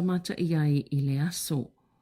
O le awhawina le Guangzhou Shipyard International wa afo e lua mowheo inga le wao moto ma ufuwhaina e tatau na taunu i New Zealand i le isi whātau sangalumana e pia na whaasilsila le malo. O le lua awhelua tolu na whaataatia e seia le minista o tupe Nicola Welles le fuafuanga le whainga malo ua tuanai i waa mowheo inga le Cook Strait ma o se polo ke titele na whaingoa ino le IREX. O wa afoi o le atau nui le lua whilua iwa e ta ilua se lau mita le umi mai mawhaiona la awai mata avale o no whaafi na whaalia le minsta wa wasa manai Winston Peters. Sa mawhaiona wha amau salile maali lienga e whaua i le GSI wa afoi a lato i le company o le Ferry Holdings Limited wa i ele wha amoe moe whai sa fula sanga o le mai al tau sanga e au ili ai a lato maali lienga ma awalan wha asau ina i le piliona o tupi ale au whai la fonga e ale le whaalea o ngā ina o le polo ketio le IREX be ona sauno a wawa sa manaia. Na whaasilsila i le vai aso taluai ua i oele Kiwi Rail e whaatau atu le wa le aratere ma momoli isi au nanga whaapitoa i initia e li liwai ini oloe mawhai ona toi whaau ngā ina. Ua valo ia le au wa ai tau le limanga i le iwa leo whaingoni a whamoli i tu saute i sifol Pasifika i le vai tau le uanga i atu iai. O le vai tau o whamoli nei i tu langi a matamai le masino Novema e o atu le masino a Perila. O le va ai mamao i le tau pio na whaatulanga i le Earth Sciences New Zealand e yele tali tonunga le ama walunga atua afianga o le pito i sifo lata i le Coral Sea ma tafatafa o New Caledonia ma Vanuatu. Na whaalia le sainitisi ta iulu Chris Brandolino i le Pacific Waves e atangia mai petu sama le luanga i le whania wha malolosi. E whaatulanga mai le tasi i le 5 foi numera e fua i le malolosi o a wha e whaingofio na malamalama i le vai ma le malolosi o a wha. E to a wha tangata na mali liu i Vanuatu o na o le a wha o lola le na wha le angai nai fale a onga ma wha atoanga ia o ke topa lua whilua tolu o le fautuanga Brandolino ia whaanongolongo pia i le tala o le tau, whaafonga i reporte le ofisa wa ai tau, po whea lava o iai, Fiji, New Caledonia, le Atokuki, po o Samoa, po o se isi lava vaenga o le Pasifika. Wa whatulanga le fonga fitalai Jerry Brownlee se fofanga sa ili ni a yeinga le palemene. Ona o le saunoanga whatau po le tamaita i whaipule fō o ori ni kai para i le vai aso taluai. E le ngata na ova ma le taimi whaatapula aina, aina mai aso so oi ma le waiata, whaapea ma se haka, mai ana tangata lango. Sa whaamalolo le fonga fitalai tau o le manga le palemene mo minute se fulu. Mai atu ua le maota fono i le aso tofi taluai. E ui ele i whaatasio na taale longo ina o se fulu 5 minuto o le saunoanga whaatau po o le whaipule. Peita ai sai ele i amana ia ina ai whaawau pea. I le fonatanga le palemene le asolua na sauno ai Brownlee. E le ini whaafitauli i le waiata po le haka, peita ai o le whaafitauli. O le whaalo alongia leo tau o le manga maasani a le maota, e peo na wa ai e le aso. O tu la fono tu ma o le maota, na whaupe whaavaya mai lava i le salau fitos fultasi tau sanga watua nai, e whaatonu ai whaangaso longa le maota fono. Ma whaamauti noa ia fonga ina, malango na ina finangalo e o filifilia i le palemene, e tatauna whaamua muai ma fau sui umale maota, le whaalo ma le tāwal tamali anga e peo na sau noa, le fonga fetalai.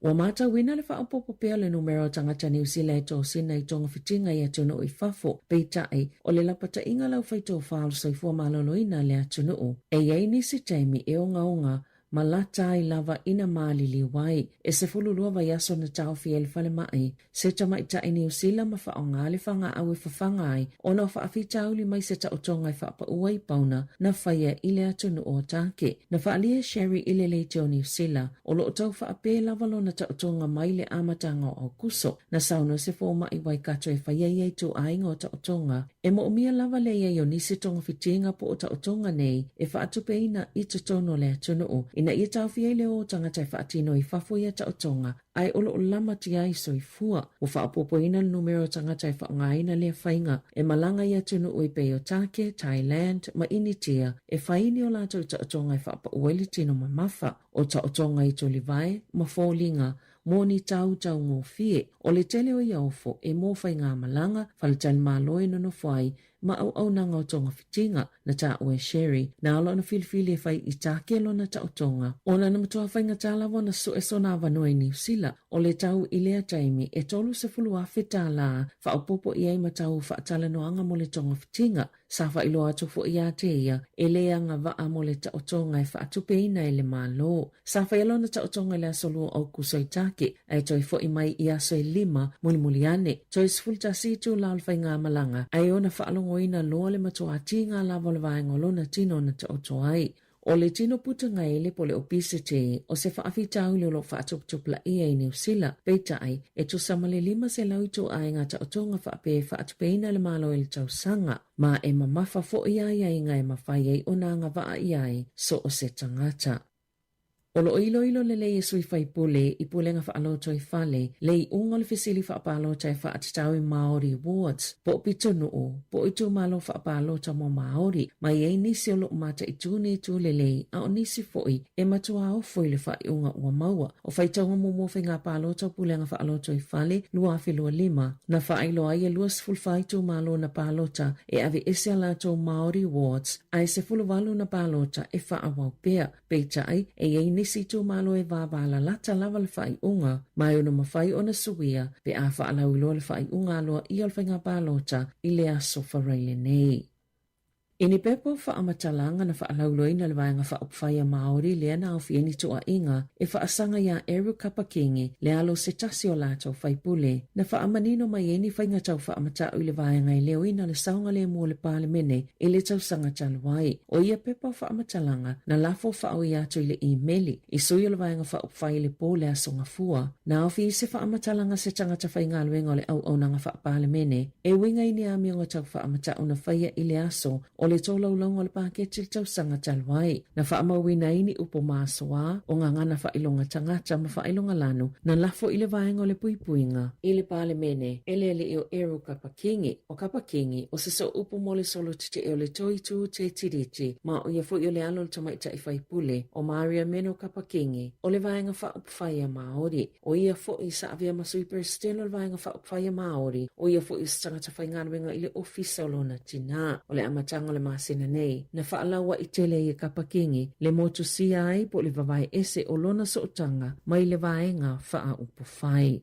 I ta alonga, e o ile fiso ia i o lano o futa alo mo lele i o racha tui vasa shek pe tai o lo oto tele lava lana au tāpua i tutono a te aroa. Pe ona lipo tia i lele te o New Zealand. Na lolo fiatu le tāpua inga Samoa e wheilua ai i awa na tama whanau i le asolua i au kilani. Na whaali e tui vasa shek. E te lele langolango le tāpua inga le tunu o pe ona o lātou mo le mawina. O lea fo i la o le au lātou tau mawhai le mea ngata ilo lātou malosi. E tau i atu le mita o le atunu o mo i lātou. Ua mai a whaelo le awa le toa Samoa mo le taalonga a le awa le Kiwi sa New Zealand i le taamilisanga le Pasifika i le asane i le Mount Smart i au kilani. Numero tasi Rocha Tui Vasa Shek, Lua Mari Taulangi, Tolu Isaac Tango, Fa, Dane Mariner, Lima Brian To'o Ono Blaze Talangi, Fitu Jerome Luai, Malu Josh Papali Eva Jeste Vanga, Sefulu Payne Haas, Sefulu Tasi Jeremiah Nanai, Sefulu Lua Jaden Sua, Mali numero Sefulu Junior Paulo. Interchange, Chanel Harris Davita, Simi Sasangi, Oterol May, Mal Francis Molo.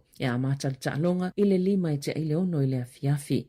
Ua mai a fui ona fili le awal fetu Samoa mo le ta'alonga ma le Kiwi Ferns i le te o le tolu le awa ule le aso sanei. Ma o le fetu Samoa o te taia Faifua, Jessica Patea, Lindsay Tui, Sarina Masanga, Destiny Mino Sinapati, Talia Fui Maono, Pauline Bilia Erasabel, Aneta Claudia Nu Ausala o le Kapiteni, Destiny Brio, Elisa Lopamaua, Niall Williams Guthrie, Rivali Yalo, Sienna Lofipo. Interchange, o Pihuka Merryman Duff, o Laika Clark, Tavana Papali'i, Shalom Sawaso. O lau whaaleo leo, Simone Kapani, Mercedes Taulelei Siala, Ella Jane Harrison Leaunoa, ma Esther Noa Faitala Marina. Tala fawia malisi ufonga le lau mua, mo le nei vaenga o le tai au.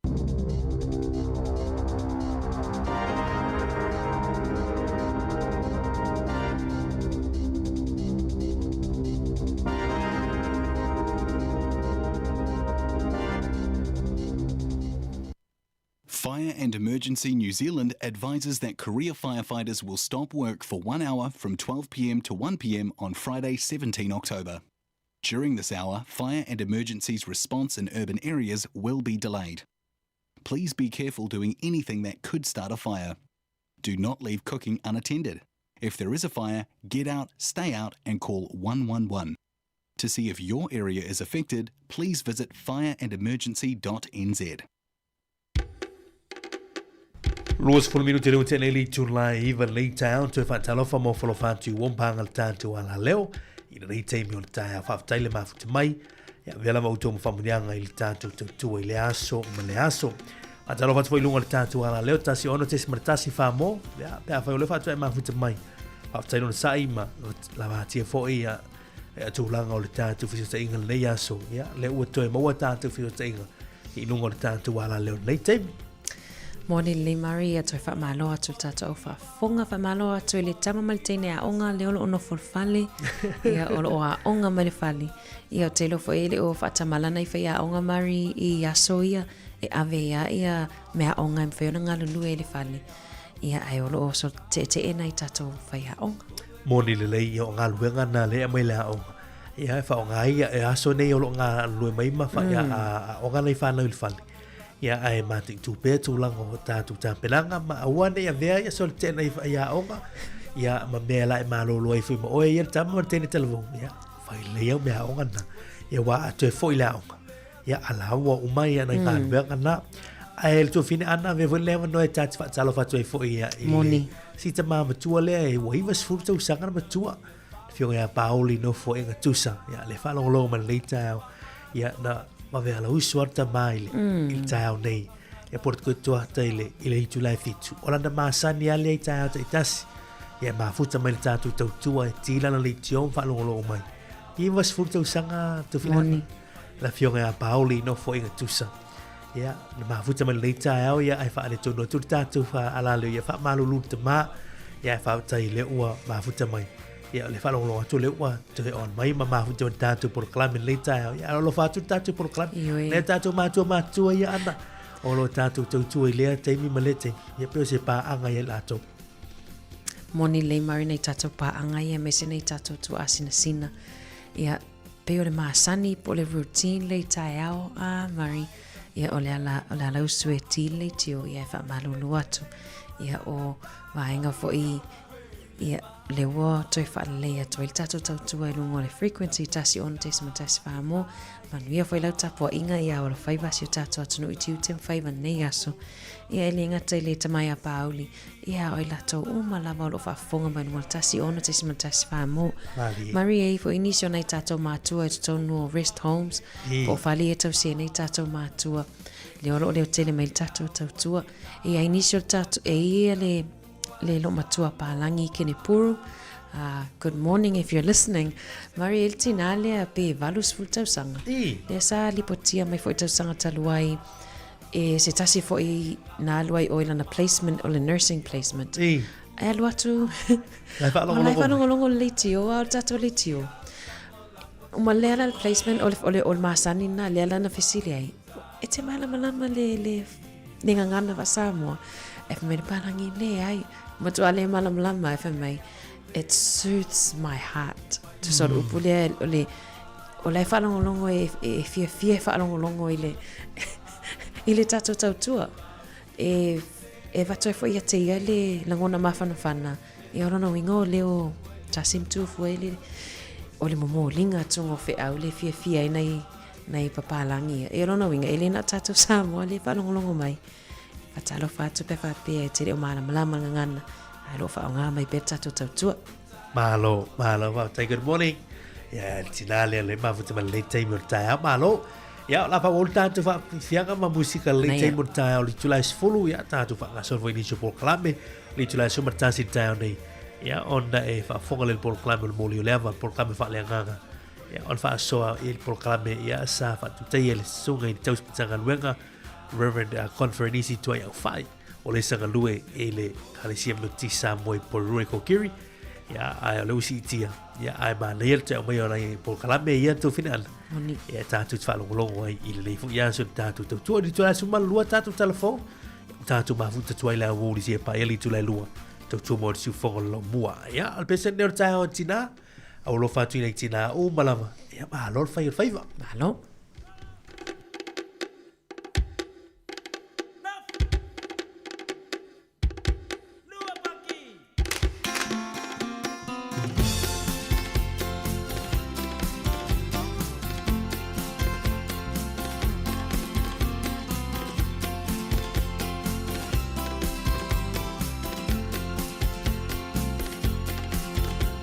Ole tu no le faiba, ole faiba.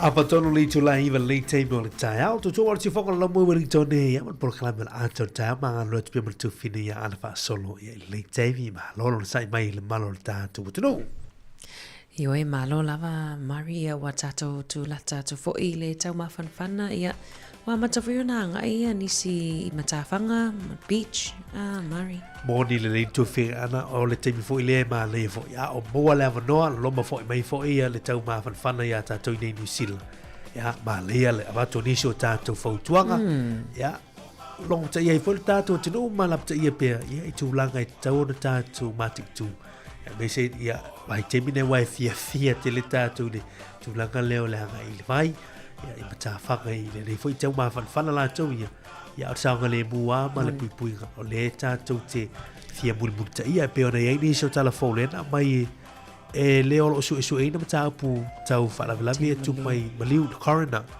ia leo mai lana whautuak ma su tasio vai tafe ia po vai tu roto le nai i fea nai waikato O le vaenga le len tupu i le luafe luatasi le wa mau me li poti i le mele na malili wai si tamale sa loe sa ta i le masiona alo lai titi ia e me to tele ia ai to tele tangata ta i le sa malili wai lava i tamale lo sfulu i vata usanga ai o le li poti fele mari o tama o le good swimmer o tangata le leile le au ia le lau ama inisi o fautuanga ia e winga i vaenga fo i e ta whenga i le ilo atu le le tatafe o lalo le vai tu lalo sape sa- va ai atu mon- e malu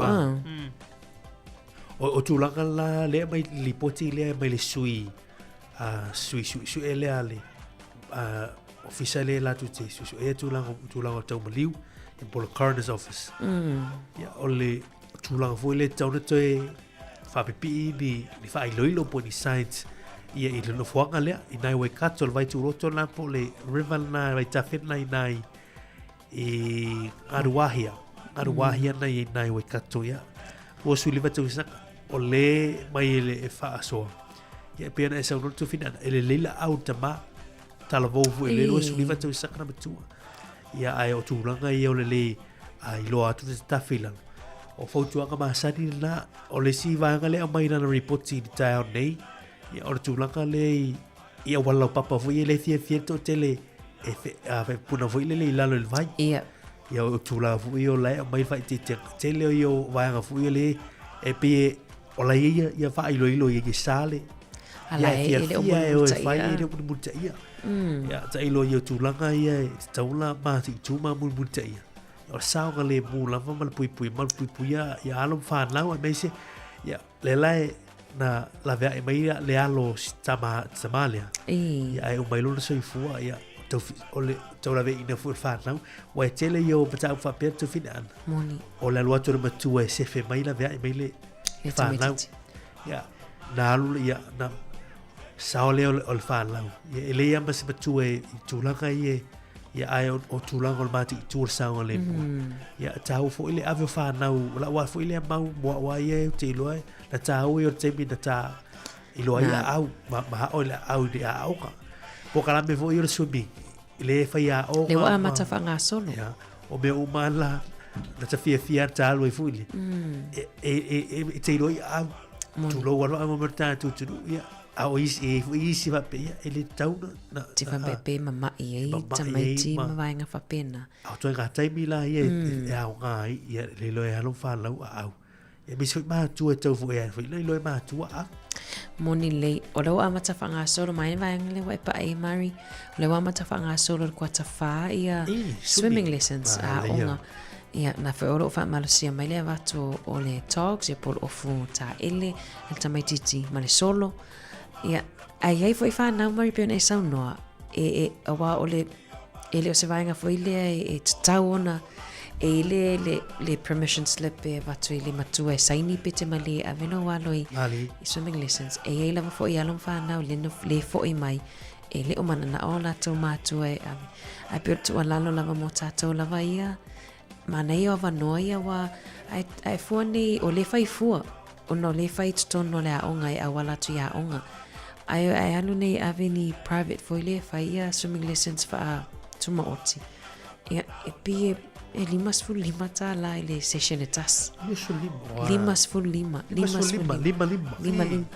ai mana ia le awala tu ia onga e fai mawa na fa mama avenga ai mawa ile tamai titito mai e mafai ona le au fualai ni vaenga tupu mai le sami ma le vai.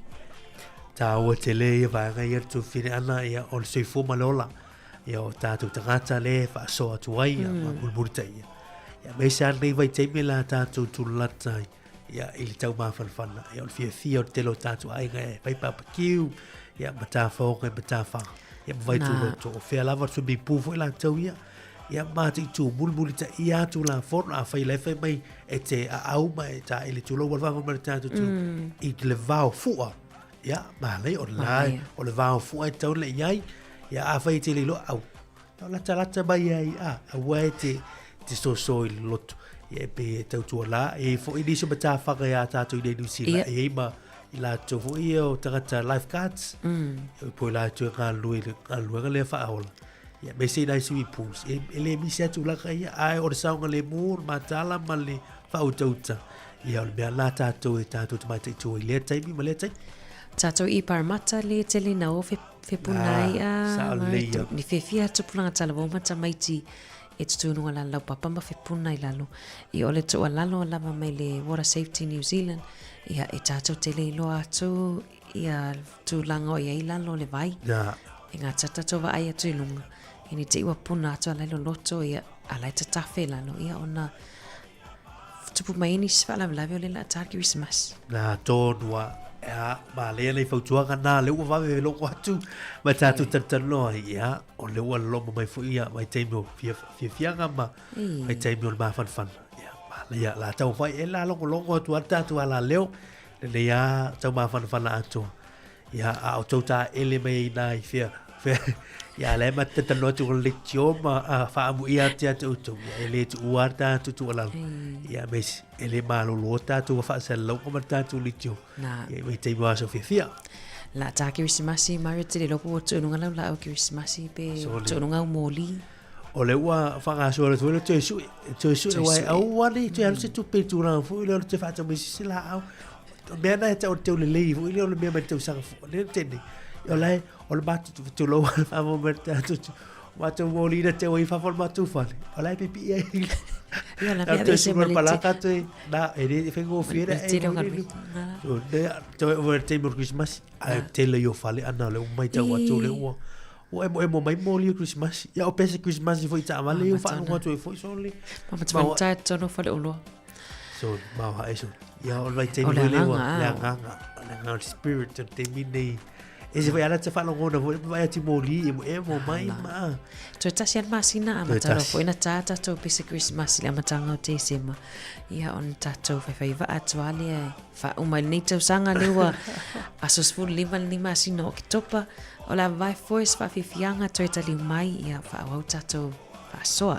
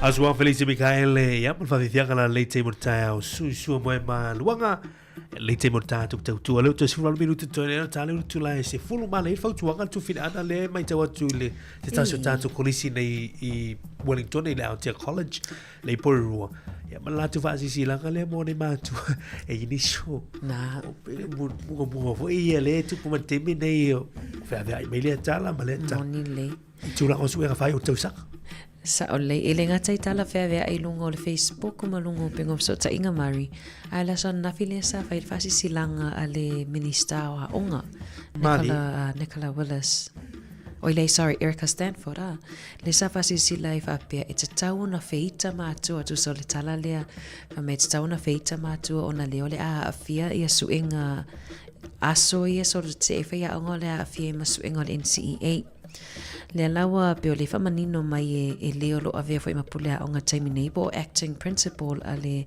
Colisio Aotea ia pe foi le fa fonga mai na tato matua ia onga la to fa na we Aotea College o le fasit sila mai fa manino mai ele aise afianga o NCEA po su enga fo ia lom fa na ia so ia so te ia fa ia onga o lo fa manino mai o su enga uma le NCEA e manage pe fatonu fo lau fo ima supervise pe vava ai fo ele NZQA ele vava ai pe le tai laina fo e faia onga o lo va pela o le afa au lava ona fa tino ina le NCEA alum fa now ele o fa ala vela veina I strikes po so te o lo fa nga solo awa pe la solima e o novema na o a fo ele isi solo te mari ia le fa manino mai te lo fo fe au fo ile mo onga uma lava le lo facility de matua pe ala so e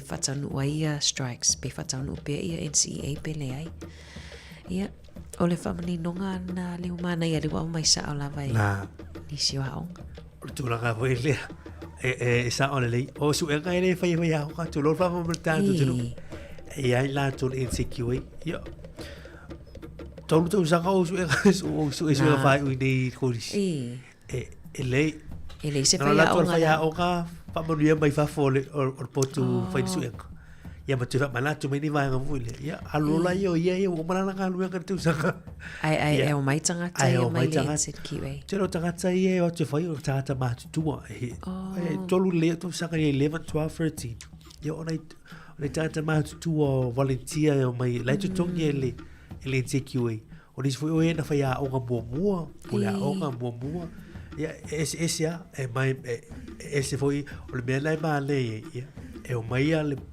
pulinga leo mo fai lo kata ulo anu sila ia mai fatino ia ia ta penanga la tau ia o lo fanga solo pea ia fianga voi le temi o le fai vasenga voi le toi o temi nei il quattro no fale a batana ele temi alu a matana stadi me fale ia il vasenga ia matu le sutasu luas a misala vasenga sutolu sulu e vaina la tu faia la telena le a onga le study le fa ia le study leave na ia mai o le a onga ia mato e a matana to e utilitilo I mata por tu sanga atu ia a wasu ia ai pe a son minister pe nai tau fona ma tu mai le afia tu mato wala na fai tu langa le ole so le tama fai tau fili so te e fai e mai vile la ma tu e se fai ai le e hala no tupu meni ia ele fa pe atu fai e fai su e fai o tu sanga mo le fa no ia ma le no ia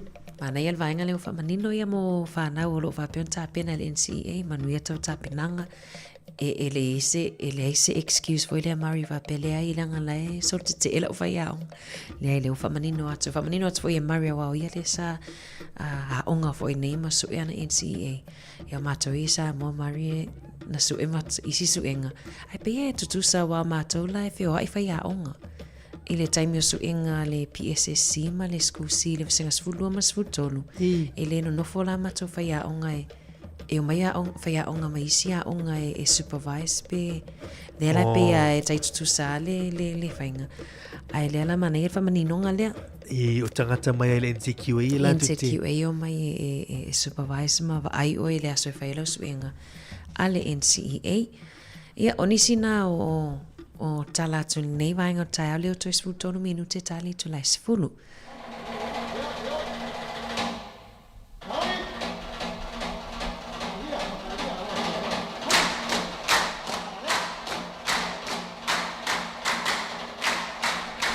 Ja, malo, leo te sulu minute ta leo tu lai sfulu ya ona itali ta longa tu fine anna na mane foi na mai de savrina ya ta tu au to Samoa la ta aluila so sani ya o ta longa ma le au New Zealand le na mai ta tu telefona i longa ta tu script ya ta tu au na lo fa ta se tu me sunga ya Roger Tuva sa shek la to ya ya le ta tu au warnings ya le fa po mai ta tu au pe na mai ta tu telefona ni ta au numero ta sina i le sunga ya Roger Tuva sa shek numero luar sunga ya Marita Ulangi Numero 3 sunga ya Isaac Tango, numero 4 sunga ya Dane Mariner, numero 5 sunga ya Brian Toan.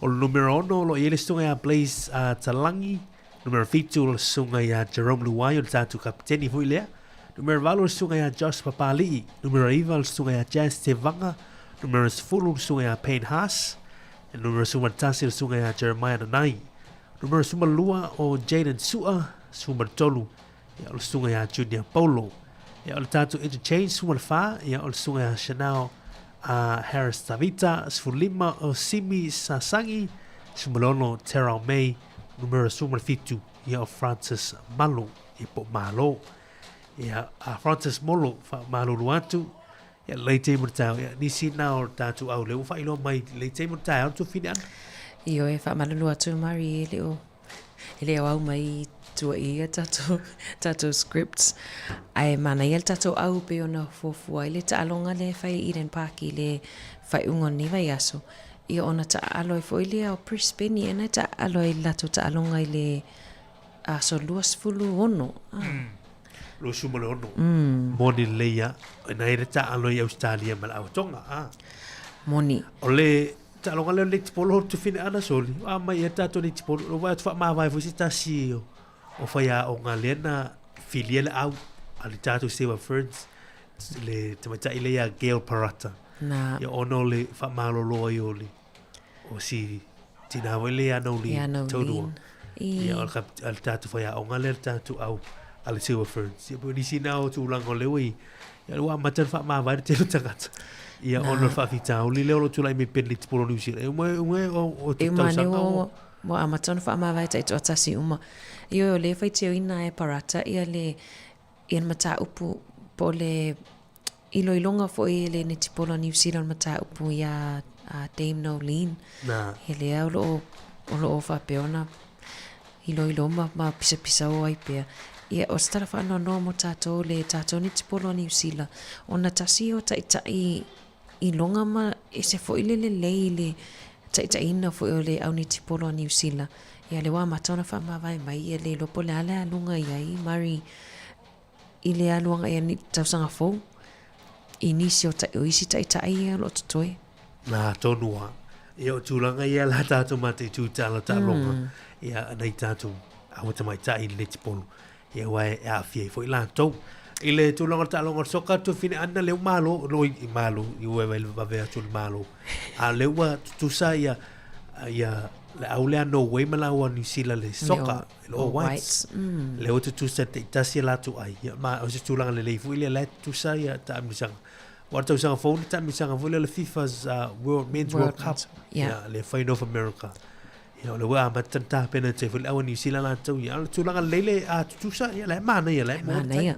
ya wa ta longa le fiu te fa tari pe le arte me mo ai ya wa te lina fa pa u no vai ngai ta la so ni la tu ta longa ma Colombia ya ma Ecuador ya ta pena tu ya mo fa ngole la tu sang fo ya mo tu lango la tu I polo lai ana ya ta longa ioe Mari ele tale ta longa le sa va tu tala fo le asfaraile ya ole ta min sanga le International Taekwondo Federation ale la lolangi mana foi ta noi foi sialo sa mo ole tamaita ia Nori Divine Mercy Williams surfitu tau sanga le sa manumalo world champion ile vainga le juniors I le taminosanga le sa fai Croatia. Tēne Wellington ne a. Tēne Wellington. Tēne tātou. O le Samoa, le sa aua I le team New Zealand. Ia le sa malanga atu I Croatia. Ia le alu atu māloa I le gold medal. Po le pine euro. Mana, ia so ni. Mai tātou patipati mo Nori. Ia o te loa se teimi ia tuai tau numela lai malanga le. Moni. Ia e mana e mo tātou whatanoanga ia. Ma le voita anu te mai tai o le tātou tunu. O le simatati a mana ia au ta longa velo taekwondo. Taekwondo. E te le voitu la fono ma vai ngai fai. Ia e malo vi ele tua ia le voitu mo fai. Mana ia o le suafo. Nori Divine Mercy Williams. Mercy. Ia malo voi le kalesia, ma le matua, me se foi la longa suela au talo. Ia wai e le vengo fie sai linga tu pe wa ia la nga ia tu I nei ta mi chang. Croatia.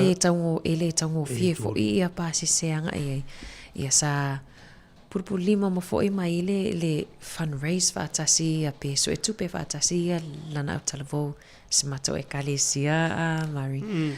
Ia efsosoani I nisio vaenga ia ina tele lava ina atupe lava na iona mātua malato ainga. Ia e sina tamai piyama atu lava e whaamama avenga ia il malanga divine. Ia awa fo ia le sailinga siampini fo I le talonga taekwondo e sea fo I anga ia inisio tatou alom whanau Mari. O le malie le nau tūlanga lea. O le mwhai ona tau fia tu alon whanau isi ta alonga I le masa e laka pi. E se atu malaka. A le mania o se tūlanga fo leo se matati e fo ia mo ia a flor pine aurora to ia so. Ia ai o I leilo I le malo tātou alon whanau. E wha malo fo I mātua maloa. Mana ia yo ia. E tātou te mita ia I alon whanau tātou tino. Ia pe a whapare ina mai nei fo I tālo. Ia ole te mai taina ia Nori Divine Mercy Williams. Yeah, malan tau whangarela manu malo ele International Taekwondo Federation competition ya le na fai nai Croatia. Ya mai o se fia mo le wo atu fu la hatu ya wa atu no ba fa va utere o tere o la tu do Croatia. No fo te ia wa lu ai mana ia malo fo el team New Zealand o lo amata nga solo mai toi fo I mai. Ia ai malo fo ta po inga I ainga. Awai le nasto tasinga lue Mario e o le vaenga whape ia mataloona e fia rangolango fia fsosoani uma ia pe a whape o ausia e se tasi o tatou alum whanau ia lea matatia. Ia ono tatou taimi ia e mole atu le nganga whaaftai nei tatou wompa anga umalawa whaongamai tatou tautua I le nei tai au ia pokalamen atau tai au alofa tele atu moto whaamanga lofo I le matautua nei tai au ai tatou toi tata noa pea awani isuele ki whanongolongo lau le tio. Ia ai tatou mafuta atu pesi ia pa ia le tu lai lua whaaftai.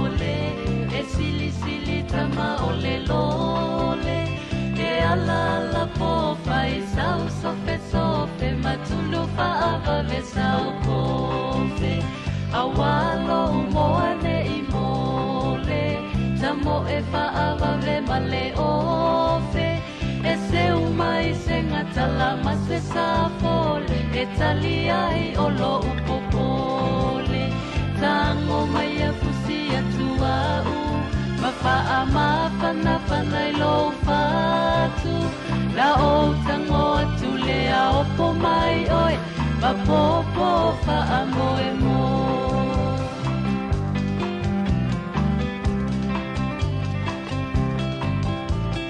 Afai tate no nofo Tu ulo ata solo Ine ima salo valelo uloto Pole o e mafato tolo Tu ulo ata itama O tamaiti ulaleanga Ine iyo umao alu atu se malanga Ai soli mai o utofanga Tango mai e fusi atu au Mafaa mawhana whanai lo fatu La o tango atu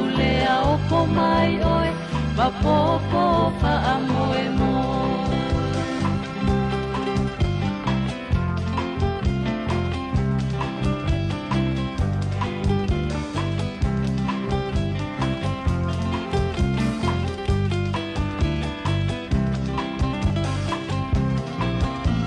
Tango mai a fusi a tuau, mawha mawhana whanai lo whatu, ka o tango atu lea opo mai oe, pa popo whaamoe mo.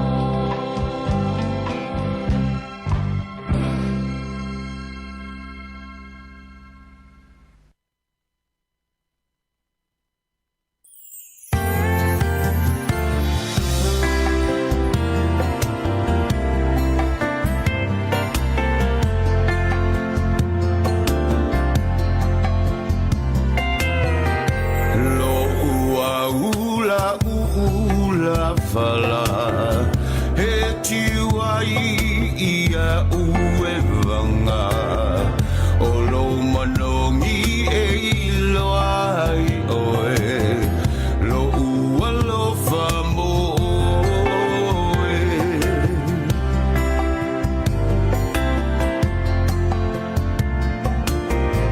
lo la lele I manongi sasala la upele la ula fala ele umale mana oia oe ola ufa asolo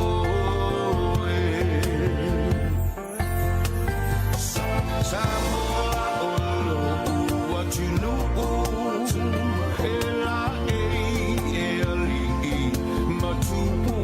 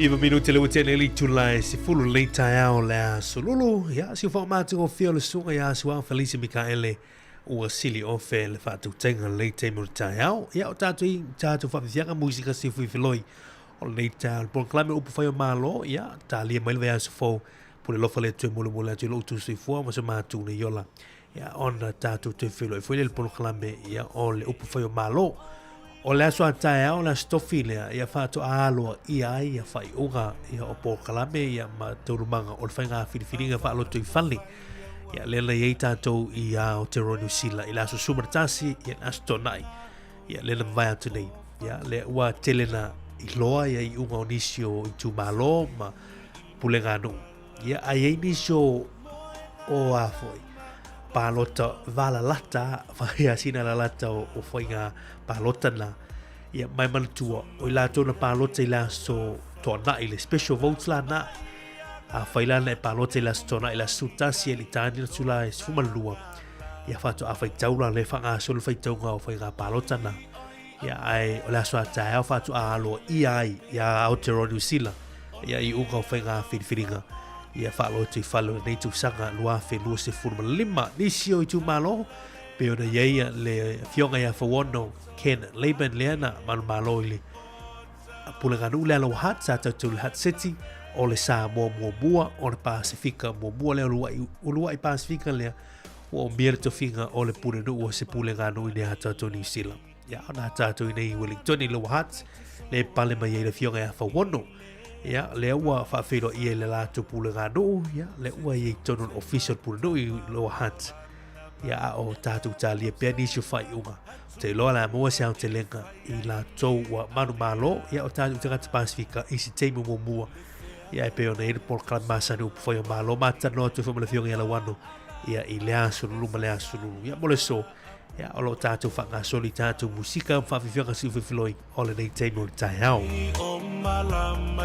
a vai le mafuta mai lunga la tele tau tona sa nga le mu ya tulanga mai la fa tulanga ina ya wala vai ya nei sawa ya matulanga fu le fa va tau nu ai la lo wati le vai lo wati e tawa tele ma tala i lunga la tele a wani ngalo ya tulanga lata lua se konde na i tulanga fono vala lata malita ta vali taimio lo wa ma tibunga e fa se konde le va ya malisi ta vale lo iluma Faka sol beta tu va fianga ma lo ila tolo nga lu le temo taiao ne yaso ma lo sai il ne yaso lulu lo nga tono le va yaso tu te mala fisinga le tatu ma tu te fa talo fatu ma lo sai ma lo fa per pale ma lo talo ya wala lo favor tatu tu le yaso i fe au manga luenga le yaso fa fianga ma su ya punia va le fianga le tu sala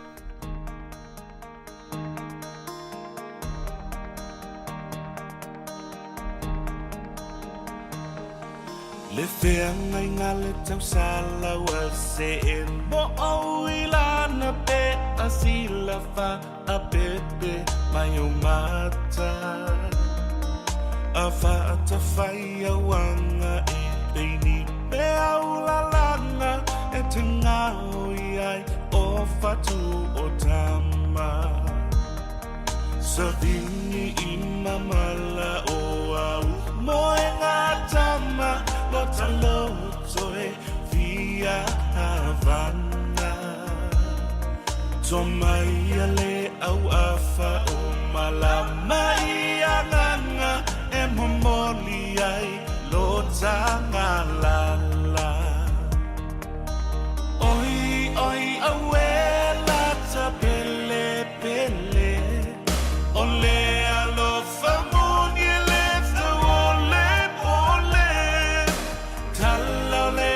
Sosi vale loto vale Ota na teta ve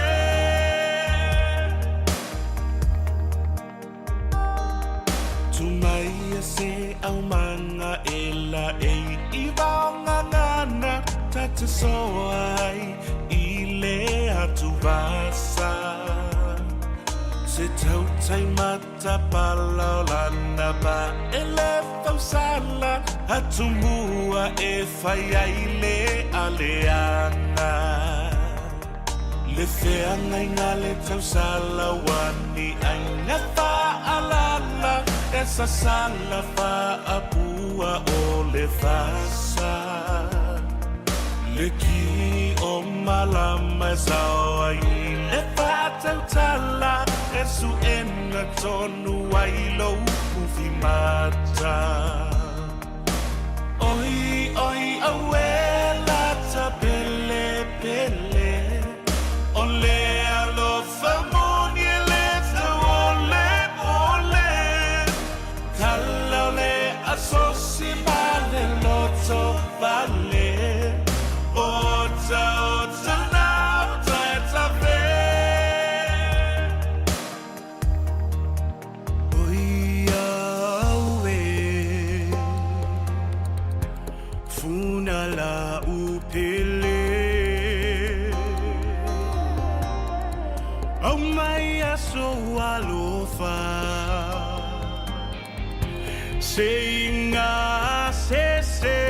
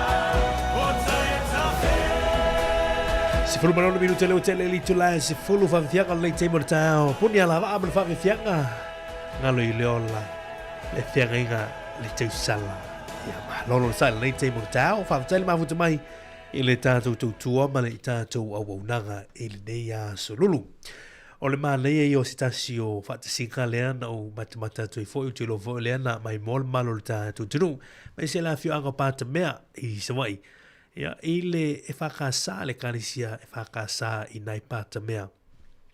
Ya le sunga le whaafengainga ya Danielu ma le whalatua. Ya ma le karisia e whakasa i pata mea. O te lo i lopo le whaingurwa ya so neipo le aswa nafi le ana mai taua tuai. Ya o le whiawhianga whai usi sunu mai tūlanga pepa. Ya i se tūlanga whai o sa ili ngā tupo ai tā lafu na tā pena i whoi le karisia. I ua mai a umai a tūlanga tutongi ia, tūlanga o le lātou, fo i wha moe le lātou malu malu. O le mā nei e i o ta mā o tina o le kāle si o whanau, susunu uma peo si ua uma se ngā luenga o se mai o se ngā luenga ua lewa o na tau mo whai mai e le kāle si ia le ua wha mai eina. Ia o le vi ingai wha fo i le atua mā lo i le kāle si le sunga le wha whianga inga ma le kāle si Mata mata tu ilunga on Facebook so le maho al fia o nei toi ina matua. O le tautua e kāleisia o tautu lotu. Ia le mawhaila wana ngalo ma mo le whaila ngā whaafitai. Ia o te iloa i malo le tātu tino i la tau i ainga ia o ia mai le a whioanga o pāta mea. I lu tōwha i sao i sa ili ngā tupe ma tūlanga na iai. Ia le ua tūr wha moe wa maia. Ia manisi fo tūlanga. Ia o le aifo i lea mo tupulanga ma whanau whai mai. Tōnu o le kāleisia no ma le a whioanga. Ia malo, ma leia i o lai mau ilu on Facebook. Te leo hata ma nei ma leia fo. O le wha atu fo ilo o le afi esi sonu o mai pepa o a umarono winge tau atuai. Umarangan weka. E le to isi tupe o potule. E le whale sā ia malu tāpuai. Ia o se whiwhianga mas misi mitanga nei la whioanga o pāta mea. Ia, lei teimo tā o lo whātua i so se pāta mea. Ia, o le whiwhinga leo pāta mea lei teimo tā o lo whātua tātu polo kalame. Whionga ile. Ile sunga il whaafira ia Danielu ma le whantua ma le kāle si pāta mea. Ia, so se pāta mea. Ia, o no le whaiunga ile kāle si a pāta mea i whakasa.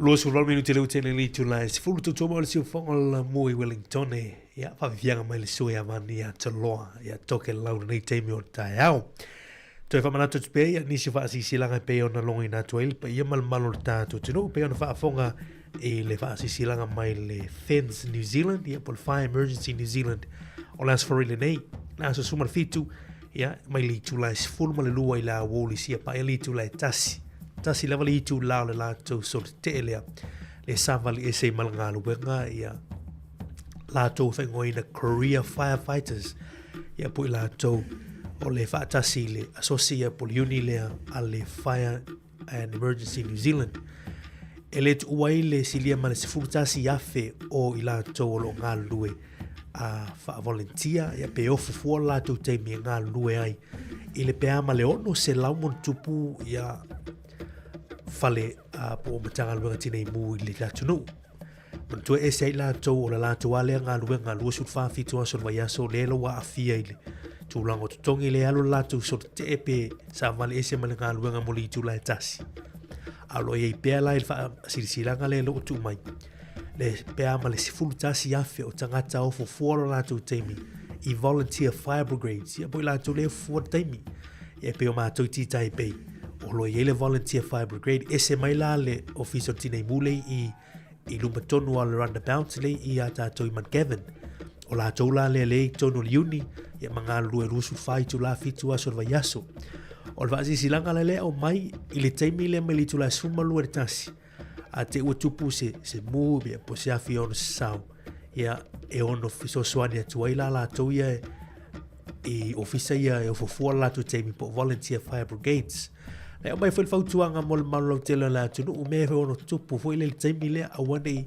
e se tu la ngai tafi se afia pe ni tu la foi le ole fai sta maftanga e posi me ai e te tu ina foi le te lo ia le temi le pe va nga na ne tupu mai spe fea ile tu la le ya lo le ni foi mu foi e latani ya besela e pe ama le ono se la ule atu a tole ia la to ia fo temi e lo pitonu umailo ai umai ia volunteer fire brigades e pe na le fautuanga o le tu la suma lu tasi la woli o la so really la so suma fitu o oktopa o la fatino ina ia le sortele e sa vali e ai mai le ngaluenga I la to ia ile foi mtanga luenga lo officer tine mu ia tato New Zealand le ngate ne tato Wellington ia o la tu a tato mati tu pe tu langa ia pe ona vati fasi silanga ia tau per tato mun ia ma tato la ia tu langa ia war sao ngale mu ile foi temi las for really nei ile tu las fu malu tasi la woli fa te mo tau pe ni no te fau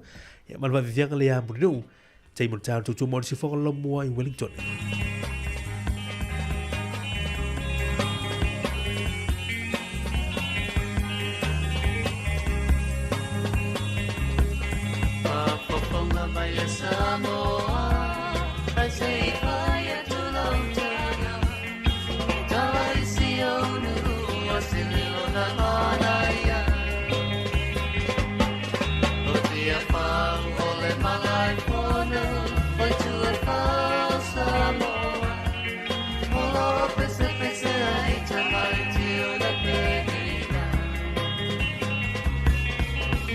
Esse ano, esse ano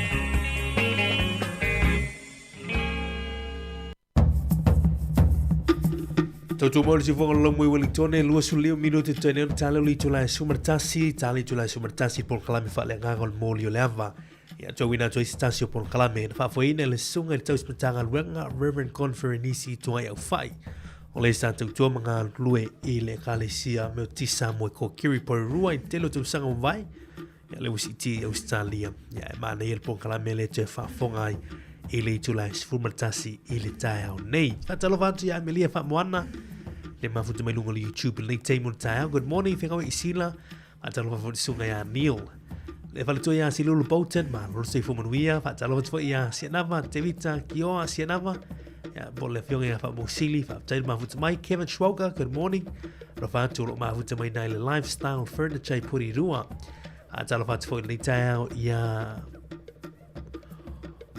Olo tai le mafuta mai le te mo tai fa vale le fu semi good morning ya mai se fo le sunga ya fa manu tu mai langi fa manu tu mai langi ya le mafuta mai eseta tango mo ya le mafuta mai iwi fa talo fo ya Teresa fonoti ya le mafuta mai nei I por rua le sunga ya Robert Westerland le mafuta mai nei mani noise umu ya te fa talo fa tu ma lo mafuta mai I le te mi o le tahao ni si wa nga male wi tatu fa so I fo le te mo tahao ya au tatu ta lia fo ia I unga ni si fa nga filinga ia pa lo tu fale pe no ta o este mo solo mo tu finia an tele yo I unga ia lo o fa nga solo mo la so ta o le alo ia ia ta tu ni New Zealand I pula nga no te tasi ia fa I unga fa nga filinga ta to ai nei por europea ma tolu wa fe special votes ia na fa ia la so to nai e lo vinga o la tu ia tu lo fia tu tu la o la sto nai fa tino la tu pa lo tu fa lo tu fale le I faita wina ma le ufa nga solo faita nga ai alo ia la sa tai hao e la si tau vai wa le manuia I faita nga mo mua ia lo fa tali faita nga alo ia la le ufa nga solo ai alo ia la sa tai hao I unga ia pe to e ono maweni sa la tu palota ia I le aso tai hao la so tai hao la le tu la suma lu la oli e ono mawai tele I unga ia alo ia I le palota le fa lo te fale e ini so no fo ini so I tu malo e pe ama le tasi palota e va ai le sui ia o isi fo I palota ia pe ama luas fulu montup ia se lau montup ia faila fatetinga tatu ni ai puru le tolu afi montupu palota ili alo ia mfaita wina ia lo winga ia ono ini suinga o foi numero ia ono to e sui fo ia I la to o ena malo ai to e se mai tanga tal no lua mai pelon tolu I suinga ia I la tu a to pe ona tato mun ta ia I ungo fa nga palota ia tato nei fa lo ti fa le local government elections o le ua mauti noa ia nisi o tato pulenu ia pe ona I loa fo le tato tunu le fionga ia fa wono ken leipe nai le hat lo hat le ua sui fo le pulenu I nai apa hat ia o Wellington le ua tula mai fo Andrew Little le sa minister cabinet le vang fa fa leipa o le fo isa te ia vang fa fa leipe te lo tusang ia o tato fo ni pulu le ua tula mai fo tu lai mai ia le fionga ia Anita Baker o le na tofi punu mai tolu tu sanga le mai tu nei le ua lua no fo inga le ua tolu le nei tu sang ia pe ato fa palina mai I ungo fa nga palo te la sa ta pe alo ia mai tu la ngoi unga au tato ia pe le fa ingo le tu sanga o lo mai fo le nga filinga le va vai tu le pepa le ta nei le post le la mai o lo pepa ulu pepa le mo mo le e ono valo ia mai ai ia nisio ingo te tele o vanga fa le national e ono pa o pe fa e moni fa momonga ia pose ia po fa momonga ia fisini ia le malo le atu ia le mai tau atu a fa ia fa palot ia e ono le to fo mai le fo fetala ia po le fa pule le Lloyd Christchurch il ai Coriso ia Jerry Brownling e over minister tu pelo in temine Nicola Willis e ono le to sau e tonu o le palemene man palota e le tausanga fau I foi numero I o lo iai mai tau atu o le ua a pa u I titi lalo tausu tasi pasene ia le lango tangata I le vanga fau faila national o lo tu malo le temin nei o le vanga fau faila leipa le wasi itia le tolu suman fa pasene tolu sun fa pasene tolu fa o lo winga e fai asina pa u o le fitu le pa u mai ia vanga le national I le lima tasi le sa iai I le teimi le sa iai te fasa atu ole o lau te lenga lo lima tasi sa iei o la tau umai e vang whauwhaile Act o New Zealand First ia man vang whauwhaile National ia tātou mātai tūwahanga nā a e whia whai tau wai on ainunga le post NZ ia la i ata fo i o wanga whauwhai e ono tue fo i mai ia matulanga wha momonga le i teimi nei au lomo malwhenga pāno te tau sanga whaunu awhe lua se fulu ma leono whawhianga nei teimi o tai au Sua Felice Mikaele man whawhianga ia la waki le teimi o tai au Holo watu risunga ya Saulo Sam Whaia le mafuta mai Elena Tapuse whaafutele mafuta mai alo whatu Cornelio Manon Malo Salitara o Pedro Malo whaafutele mafuta mai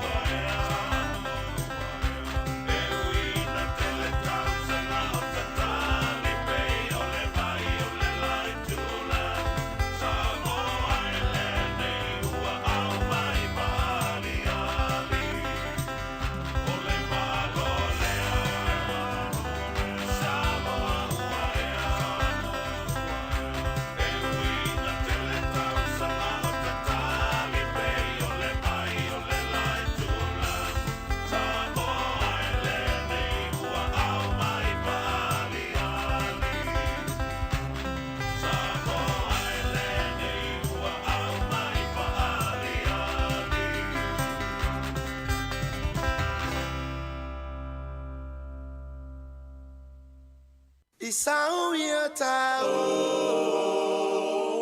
Nengata ula ole afo i o Ua maliela ufa alo alo Ole a o fo i Ua maliete umalo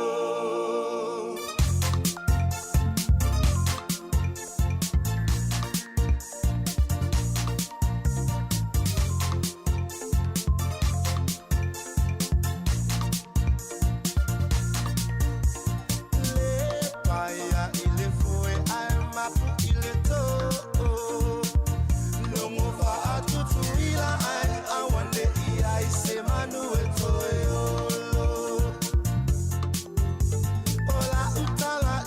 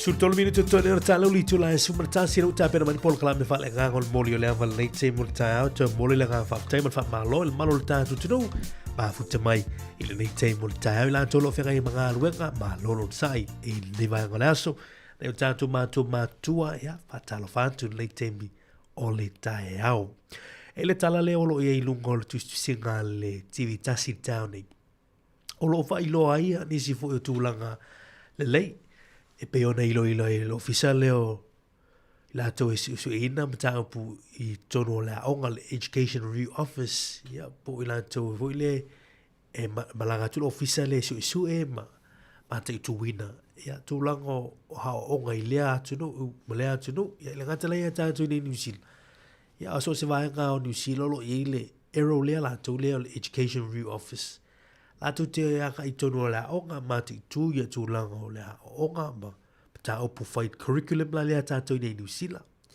mai man to fo le was ye le tu la fo no le fa malu mai fenga malo fo le tu la mai temia tu la mai ye tasili tu la fa nganga mole numera tasili tu la mo fetu tusi tasili tu la mo tusi ya le mai tawa tu le fa mai ya le tusi kale town ni positive signs ya wasi tia fo lunga ya le tu la le lei o fa tau o le numera o tusi fo el telo fa na o no le tu la le ya alo no vinga o se tu la lei pe ta tu mati tu atu o se tu la lei le o se vai ga tau o na o fu ta to ni New Zealand ya wale mo le mawina al fa ga town le te mi fa tau tusi ya o tusi fo ya no fa na o no nei sui ga technology ma tu la fa pe ya me se la numera le te ta tu tan noi ya fa ta le me report le wa su mai nei ya le mai tau atu ai o le wa amata si tia ya tu langa o fa tau tusi o le numera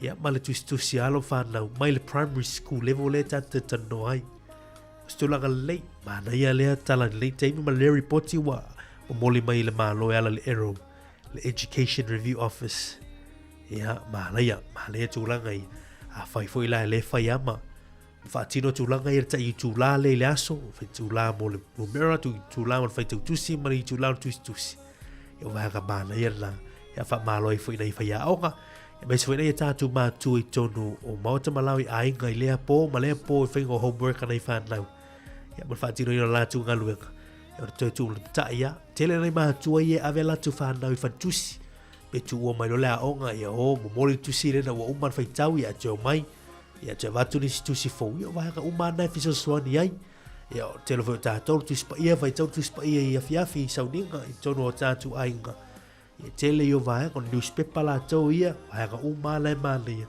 ya o sao na I tonu o ga le fa na ya pe alo fu ta vale la to ia a matan fa ni fisili fu I tu la con numero ya pe o fa tau ya fisili le il fa na ya ta le fa popo mai le tau le la mata le ya mali a e fiel al tatu fa tau ya pe vai ga pe na fisio swani ya se fa so ya wa o ga lo fa na tonu New Zealand ya mana ya report le ufa ai lo mai wa mata va ya atata to le ya o ga le fa na pe ona ile swinga folia ya le wa fa malu mai ali tu la le I tu la tu si numero man fa tu ya le wa mata va ya ni atale ya mo le foi fa boy on fa malo ya mana ya o te vera le te martai au te tali mai ta per me por climber molio leva Samuel o want to do pele lotto pesipsia na man fa fianga le te martai o lo fa tu le ta tu ma o mala ma futa mai le te mi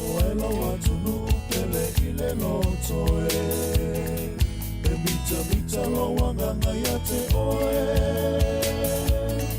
O vai ta fele mu male sami e ila Pe asulu ya mai ele masina O atu mama fa solo La foia ona pao e vai tu loto Na opo la wai mo langi pese Te o falo mo I leto sangi o manu lele Samoa o te alofa te le ia te oe E mita lo uanganga ia te oe Tiana o malanga mai sa moe nana masani E maua pua tama whai o lufi ma parusani Masina ia e ina ia i O tangata uma e whe alofani E alofa pua iso o se tasi Le tio amori mau mai le tasi tu si tala O samo le penina o le nei masa Samoa e o te alofa te le ia te oe E mita mita lo uanganga ia te oe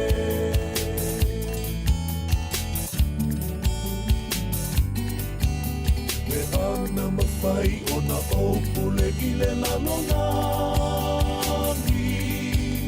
Manu ua sui Samoa i lana masani O mea umalawa e whai ele whenangolango mai Loto alofa matalia so o se tasi Tumauia i le tufa a Samoa moni E mawhaia i mea uma i le whaamaoni Sauna ia sauia Ia oe i pangatia I lo fulitua i si o wanganu umanaia Me anganu usili Samoa ia tunu uma O le fia fia ma le whaalo alo i tangata Ai whai vai o le wha Samoa e le ana Ai ngalo ia oe ua si ia i lo tūlanga Tumauia i le tufa a Samoa moni E mawhaia i mea uma i le whaamaoni Saula ia sauia Ia oe i pangatia I lo fulitua i si o anganu umanaia I lo fulitua i si o anganu umanaia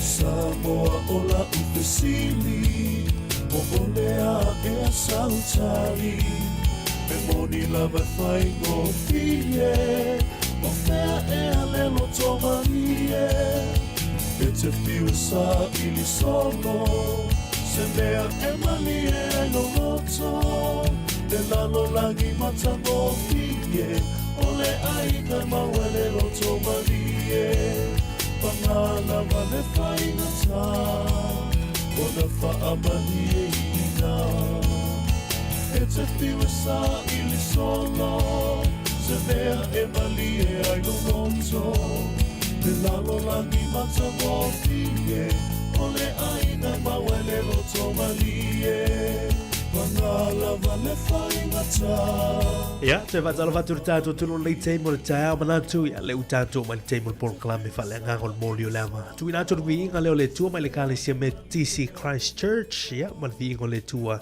tau mai nei tāla le lei, te liu mai, ia ono wina tu leo le Porokalame o le mōli o leama i le lei tae au. Whamanuia tele le tua i lau whafo mai i le Porokalame o le mōli o leama, pena ina le sunga i le tauspatanga luenga, Reverend Conferenisi tua iau whai, ia o le sanga lui nei a tātou i pururua le kale si ko kiri si tia Australia ia e mana ia le utu a mai Porokalame lea ia wala nei tae au o si mai le whaafonga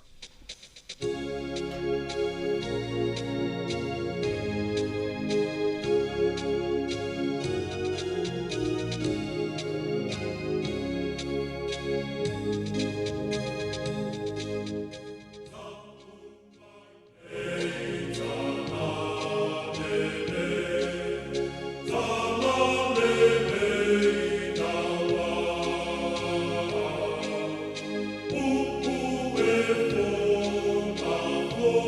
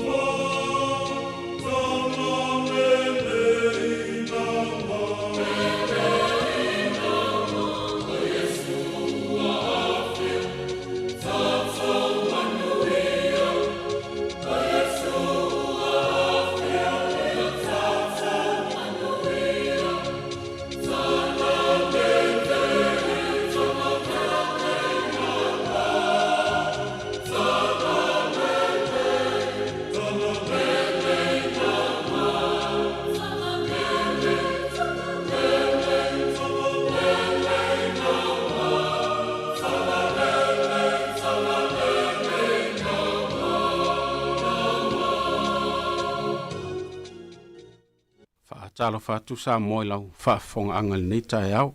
Ai o le tātou polkalame nei le mōli o le awa. Ia o le au taita ina i tātou se te talo. Whaafitai tele le atua wa tau nuu whaamoe moenga lau whanau. Mātou iai le nei polkalame wale whaasoa whaale nganga mō lo atu nuu mau tangata. Mātou talo fio mai anganga pa ia e mafitai ina lau whanau. Whaamalama lama le winga moni au o fionga mo i mātou. Ina ia mātou i loa ma malama lama. Ia ma mātou talitonu i lau inga moni o lau fina ngalo mo i mātou o lau whanau. A mata nei polkalame le manuia. Wa pēnā na whai wina le manuia vi ia oe lo mātou o tua. Ona o Yesu. Amen. O le tatou muta upu sa mo i le nei foi tai au. O le tatou tusi whaitau o le amo mai le salamo e fitus furu ma le lua. Ia o te whaitauina mai le whai upu mua se ia whaapau mai le sfuru ma le wha. Salamo e fitus furu lua. Ia o whai upu mua se ia whaapau mai le sfuru ma le wha. Ia o a fionga le atua. Le atua ai. Ia e awa tua au whaamasinonga i le tupu. Malau ami o tonu i le alo le tupu. E whaamasino i alo nuu i le ami o tonu. E whaamasino fo'i ma le tonu au tangata ua puapua ngā tia. E fua mai maunga le manuia mo le nuu. Ma maunga iti e fua mai i le ami o tonu. E whaamasino e ia o e puapua ngā o le nuu. E whaolaina fo'i e ia le whanau a e ua mātitiva. A e whaamomomoina e ia o le ua whaasauwa. E mata tau lava tangata ia ati oe a o tu mau le la ma le masina. I lea tu pulanga ma lea tu pulanga. E aluifo ia e pei o le ua i le mutia wa sele sele ina. E pei o ti munga e susu waile ele ele. O lana no fua inga e tupu ola ola mai ai le ua mi o tonu. E manu ia tele ai. Se ia le ai se masina. E pule foi o ia e pau mai le tasi sami o atu i le tasi sami. Pau mai le vaitafe o atu i turu inga o le lalolangi. E ifo foi o na luma o e no nofo i le nuu nau mati. E oto eto i le ele o e ita i ate ia. O tupo ta sesa ma nuu tu mata fanga lato te avane mea lofa. O tupo se epa ma sepa lato te avane mea fua i fua. E ifo lava i ate ia o tupu uma lava. E au auna ia te ia o nuu uma. Wae la vea ia o le mativa ilona alanga mai. A toa ma le o puapua ngā tia. Ma le ua le aiso na fisoasoani. E alo fatu ia te ia le o vai vai ma le o mativa. E whaaola lava e ia e o matitiva. E la vea o ia i la tau ai le sauwa ma le wha malo. E siri fo i o la tau toto ilona manatu. Ia o le. Tus fai taule na sa moa e. Fai il tātou whaasoa i le nei aso. A o le tui nātu le awa noa mo sau fina ngalo. Na o se wha mani nonga o le taiala o le tātou po kalame o le nei tae au. O le autu o fia ave iai se wha mamafa o le tātou mata upu ma se whaasoa. O lo i nai le fai upu le nai tolu.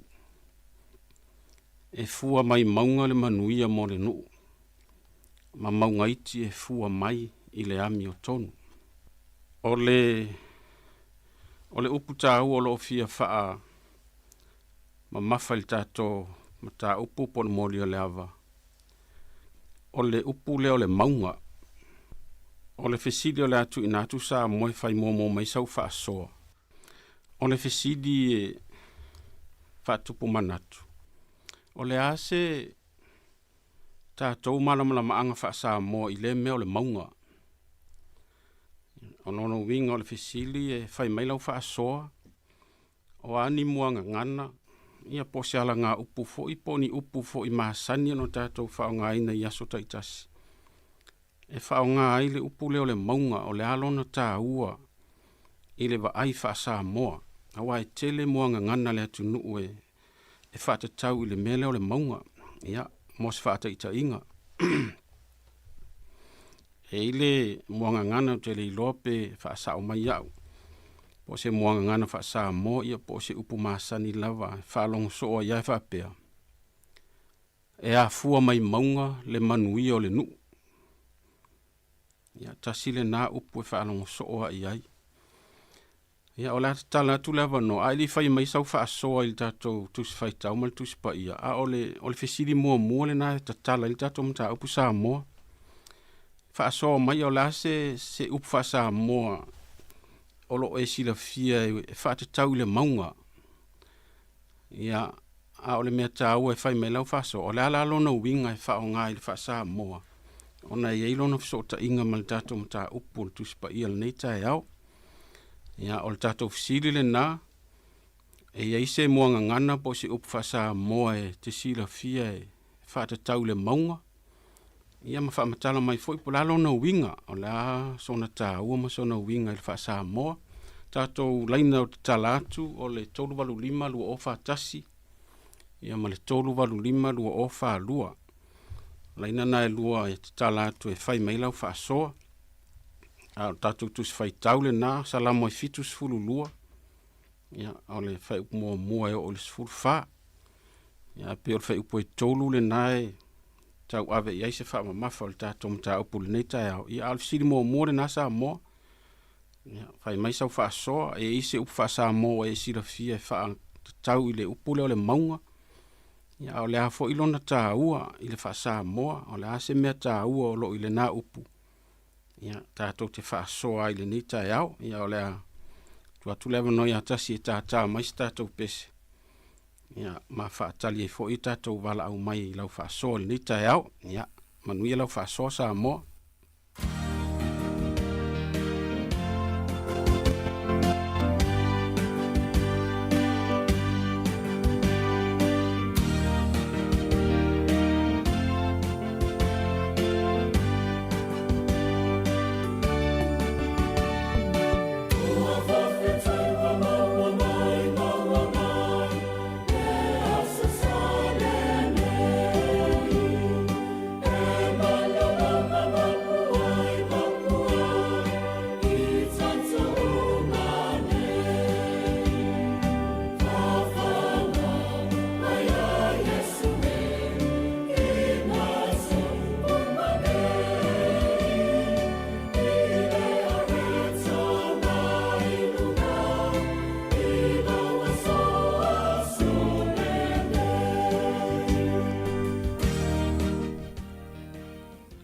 ia sa no mai ta vita o na ua ia ilo wa no ilunga lain ia so fo muia la sunga pa fengainga ia so fo muia malange ma ia ma balo ko fisili ora ia o se upo fo ka ma fo wing kai ia ele bonga e fo mai bonga ia manuia no ia ia a fo mai monga ia a fo mai ma sona ta ua a fo mai ma kua o sanga fa ku singa monga e ma tu oh kua singa sa la ko mo malai me umara va sai io la ko sa wanga mara ko ka o umara vai kuranga ye e mo ye ia ka ka ki no oh ia ole le aftai ma ia mai ola ko ngo mo malai me ko o ne io loku ia ma ia fai se au fa se lo fai se au u mala fanga u ko ka na la fa me ya fu mai mangunga ia manguia ngu ia renga ko nga e upo ku spa ia fa mai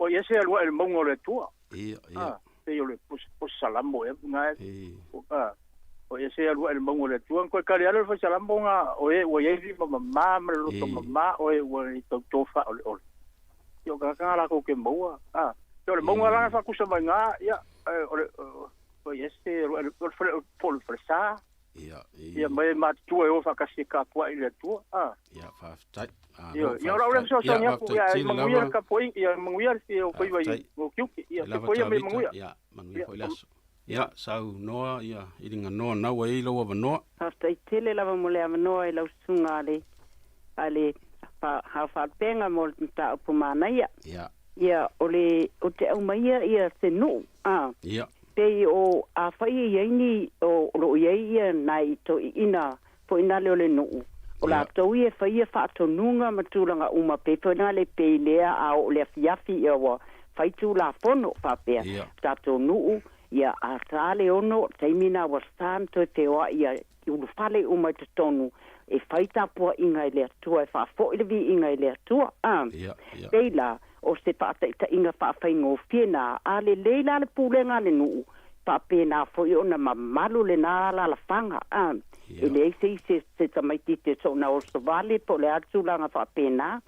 Ia olo ofo i la fuafanga i le tūlanga whaapea fua mai au mai loa la le tūlanga le vāo ta mama le sina i te tono a inga. Pei o la ua e whailea mawa ainga le whanau. E a whai le leile o inga le a mātua fo ina le whanau. Ia ona o neia tunu utato iea o Samoa. E whaafea ngai lava ia mātua ma le whanau. A ole i alu le aonga e mua wha iea o inga. Whai iea pua inga. Whai iea mea uma. Ina ia sawa badi e le whanau le amio tonu. Pei fo ila o tato uma e le fo i ala na papea fo ina i whaifi au wia tatu loa tu lava. E ala na tu ua a inga e o mai au mau tonu o isi atu nuu. Ona o lea o unga ia maua tupulanga uma, manu uma, ia la tu malama i lea tua malona finangalo. Awa a malama tanga te lon tupuanga mai, ia lo na winga la, o lo la whaatusa na iai, le wha mai, e a o ia ma popo, ia lo na winga, e fua mai maunga, awa ele mawhai o na abatu e stamai titi lalo se whaatonunga i lunga, e whaalongo uma pe o Samoa, ia ele ta māmatua e nofo le whaletele, ia ele autautua, e whaalongo uma iai, e maua mai iai la le manuia mai ina, i le tūlanga, a le lele tautua mai i la tauie ngā o i atua whaatonunga po ari mea ma whaalongo i lena te au mai at whaatonunga, e maua uma le whanau le manuia, te a whai e whaalongo, ia au tātou uma, o le tātou a whaamoemoenga, o le atua, po le aso tātou mativa, po le aso tātou mea tātou te vai ai, a le whai mai, e maua le fsosoani, e fsosoani le atua, i pe a whai tātou te whaia le alo whātu, i lea tangata alo whātu, i a tātou lea matua, i a tātou whaia ngā luenga le alo whama le fitu whai, i ona tātou maua le o le mea nai whai mai, e maua fo i maunga i te fua mai e le amio tonu, lona winga, e sawa wali uma ia, pe a whai le leile whaatonunga mai i e o lo o mātua anga i lalo i fo i e la iti. Ia e se au whaaso atu lea, ia atonu kolo tere tangata e fia whaaso atu lau mta upia whaaso vai atu lea whasostani e nei tu la, ia malo uawa lava malo whaaloalo whaatai mo le awa noa. Whaatai tere lava i ngā noa mo lau whasostani, ia whaatai whaaso manuia foli nei aso. Ia le awa noa langi, le ua maule awa noa, whaapeiloa i atu. Whaatalo whaatu lau sunga whaafea ngai ngā mālo le langi mama le soifua maua. Ia pia whaaso atu fo i mo le fesili le whaapea po le ale tā ua o le maunga po le a fo i sesi me e tā ua le maunga. Le e wha mai tābita, e whaasanga e o matai maunga, e o mai elo fisosoani e le ai lava sesi fisosoani o na o le atua lava lo tātou fisosoani.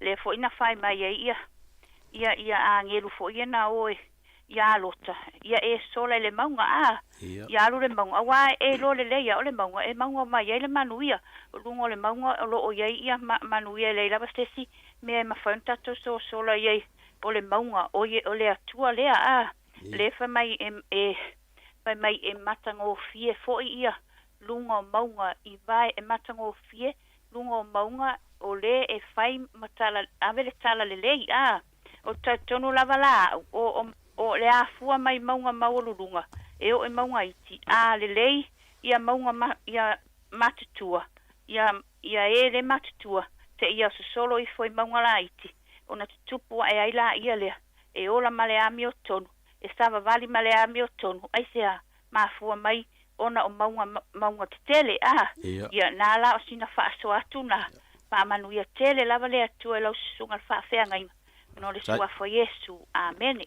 Ia aftai te lava langi mo lau whaasoa ia o loo iai pele awa noa ai mo le whaamanino a tili o tātou tā upu ia e iei ni upu whaasa mo po se mua ngan whaasa mo peira le Pule a fua mai maunga le manu i o nuu. Ia, e ise ni la se ma la malama anga fa sa mo ile me ta ole maunga wa le tatou te fai tau tu spa ia tonu fo ia ini nei se senga ia e te ala nei up fa sa mo fa ngaile maunga ia mo sina upu ta ua ia la lona winga ia mo tatou fa sol nei ta yao ia ala tala pele le avano ia ala ta mai tatou pese to vai fo ile nei taimi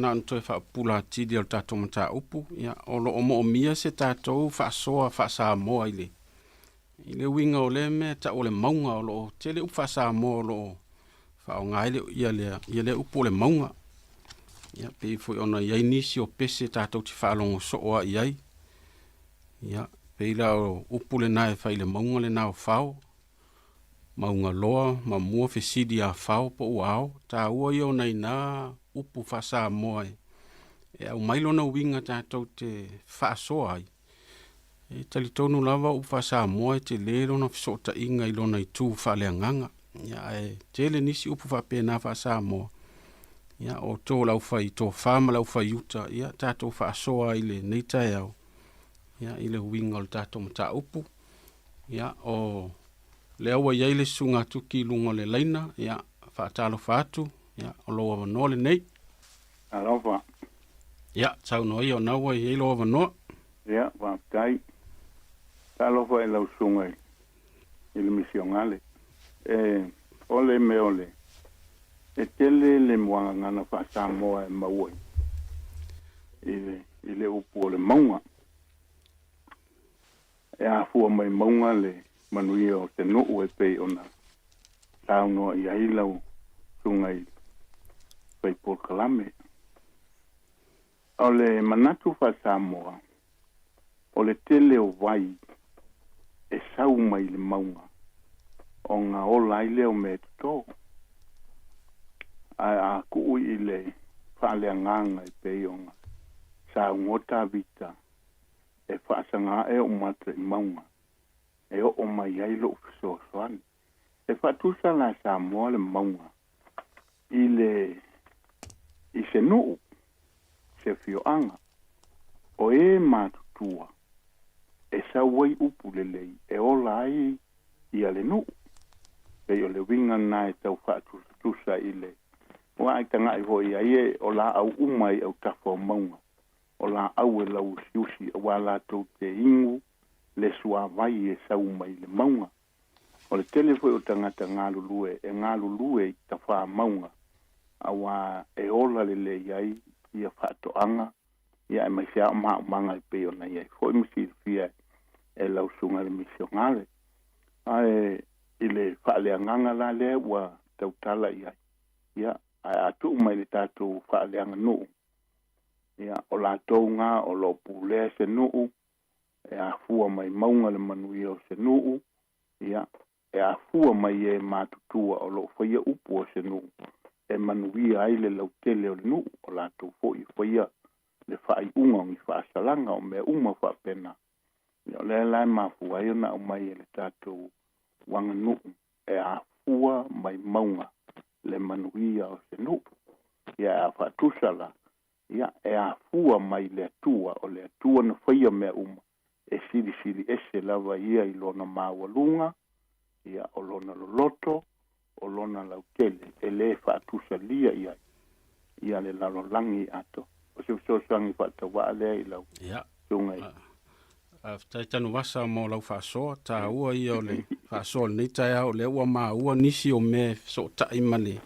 tele tonunga whaatusipa ia whaaftai tele lawa le anganga tonua le mo mea isau whaasoa le ni tai au ia whaaftai tele lawa ia nationale ia sau nola usunga tuki o lewa mauloa wanoa ia whaatalo whaatu ne anganga whaatu ina sunga whaafenga e fia mana tu vai e tu sai fulu le whaafili ne tai au ia o se upu awo umawhawhawina asani fulu te whaalongo i whapea si wangana ua whauli mai maunga ia ia e peila ata vai foile i lungo tum maunga ia pewa ia ina uli ia folenga ni timunga o le asau ia e peila o se taitanya vai ai pe o se whaatonunga mo le tangata e te taurona ta pena ia mo timunga ma mea whapena ia pole atu langa tau pe matangia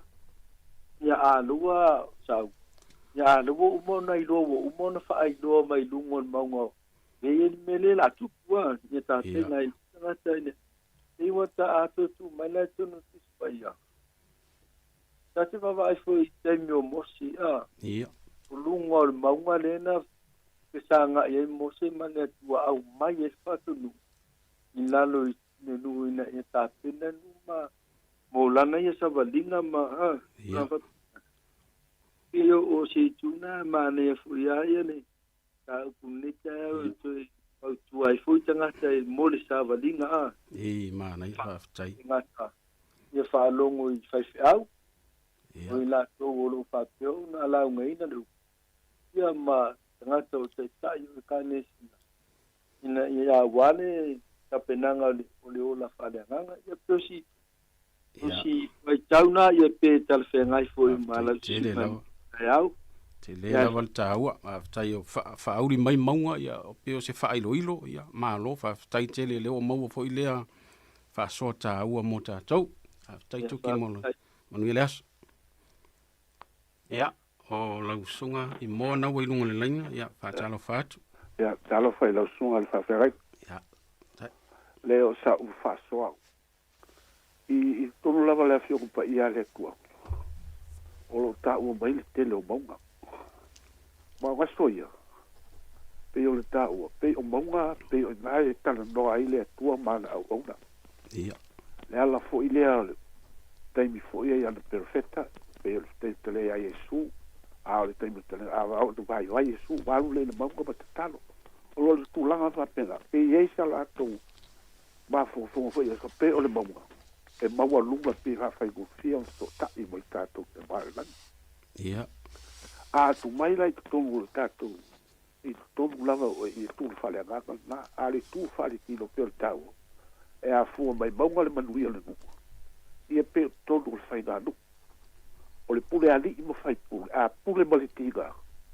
A pule ma le sawa e mapu i tiga le nuku. A pule ma le fias. Ma le wha maoni mo. Ia e fia le nuku. Lono me e a fua mai maunga le manuia le nuku. O la tau e matutua. La tau te amaya le manuia na i solo le leile tu uma lofu le leile. Eo la ule whasoa atu la ustunga ma se reira pulaga whapela. Ia manuia lava le polkalapa. Whaftai tele lava i momo lau whasoa. Whaftai le sosoani mo tātou polkalami manuia voi laso. Ia ole a tātou pese ia whaatalitali fo inisi o wala au mai mo tātou polkalami.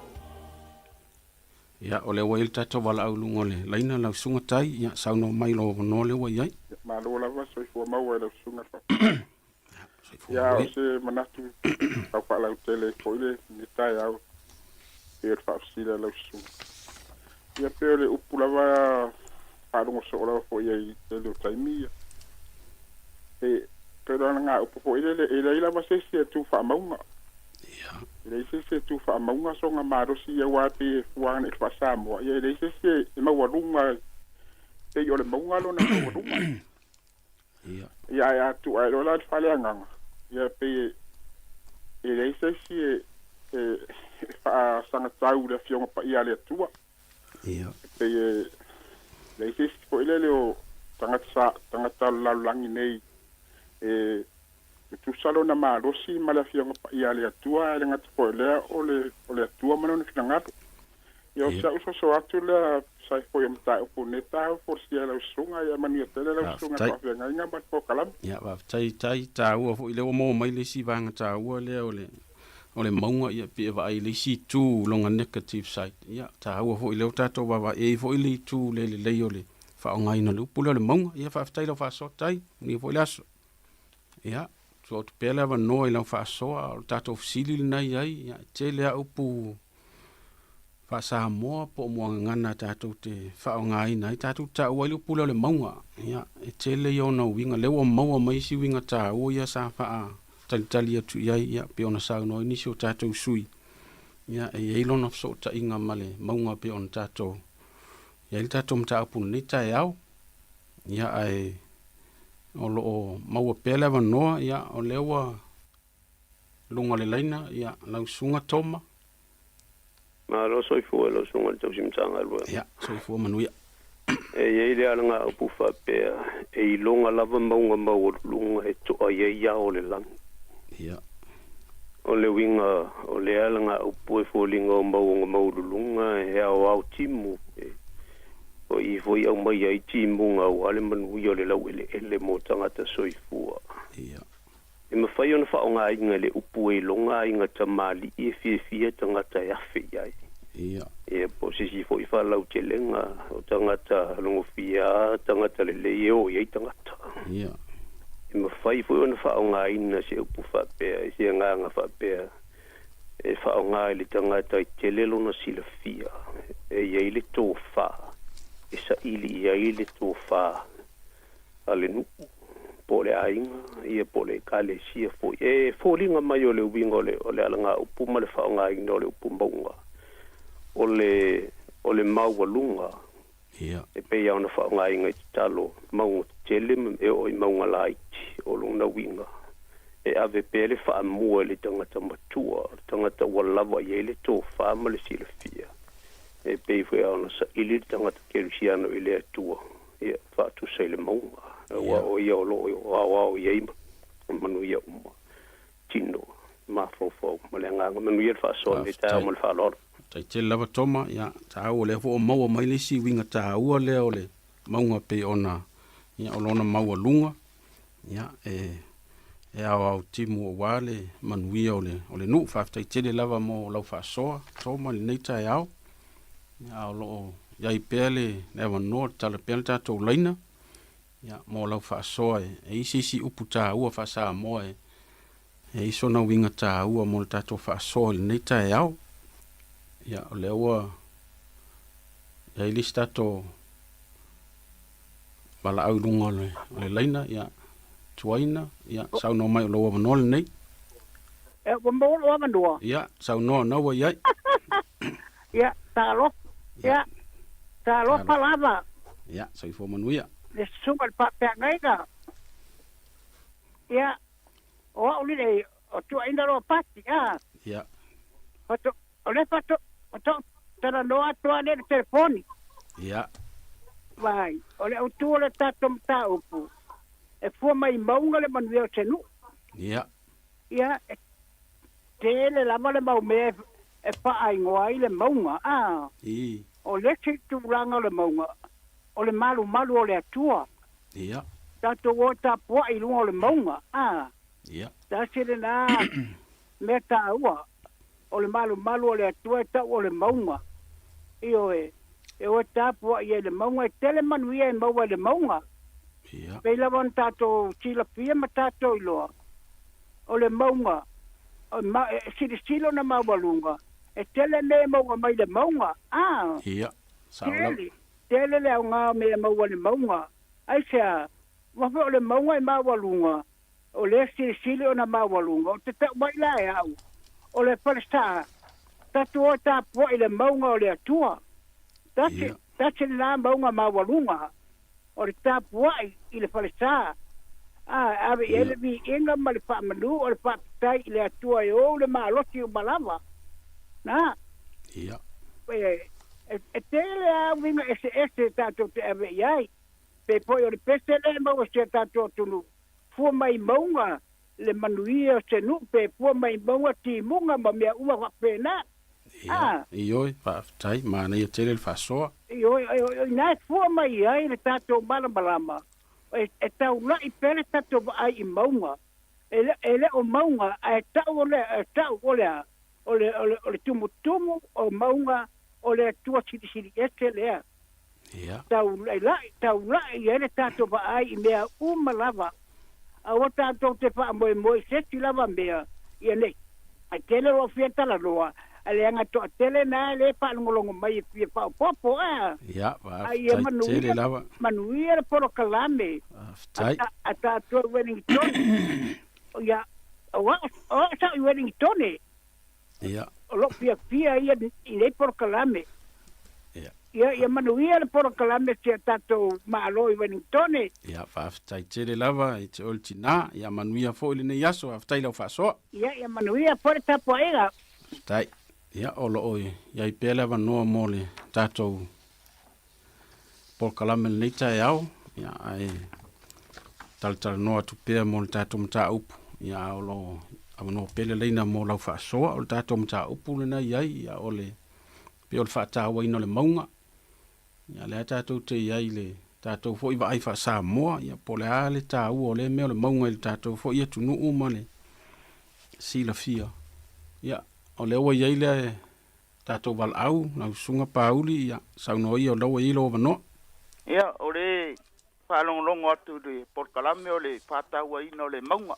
ia iai foi le faitau a le atunu'u le fa'apea o lau o le fiso o lau o le tolo e ala e tasi le mauga iolo ia atu mai foi le soifuaga lenei o lo tou soifua ma tatou ola fa'ataita'iga ia o le tangata mativa po le tangata mal tangata mauoa e tutusa uma tatou le silafanga le tua e le fa'apea tatou atu il tama falangi on fa'apea mai le o le atua ia sa oi il turanga le ona tele au mea ai alu oi o ona o te mativa le ia tutusa uma tangata uma le silafanga le atua ia peo se paso atu le tatou por kalame nei tura manuia lava taiau fa'afetai tele lava tāua fo'i lesi upu le ua mo mai mo le tatou fa'asoa ia tele lava upu fa'asamoa ia manuia lenei aso i lausuga pauli ia le a tata atu se tatou pese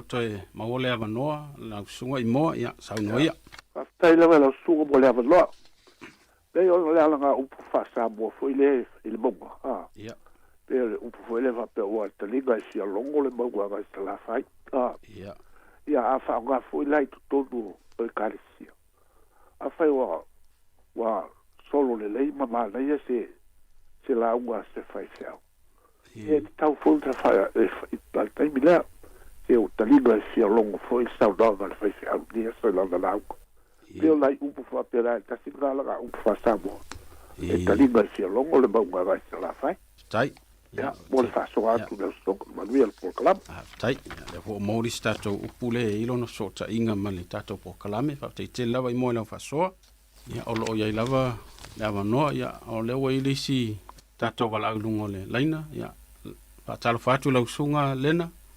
Ia, mahalo lava soifua i le whaalongolongo ko e si o tātou atunu. Ia leo te whaalongolongo atu o mo upu whaasamoa. E winga i le maunga. But, yeah, e lengia upu whaasamoa le maunga. But, o lo te wafa ai whaele le upu la whiong pa ia le atu e tele o maunga.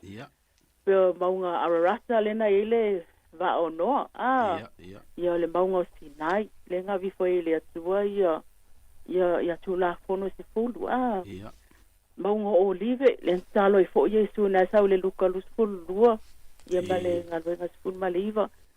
O maunga Siona. Le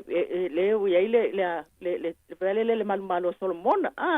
Ia le male maunga le na li ua ai Jesu. Ia male maunga karamelu. Ia male maunga whealele nga whaiaia o ngā Jesu.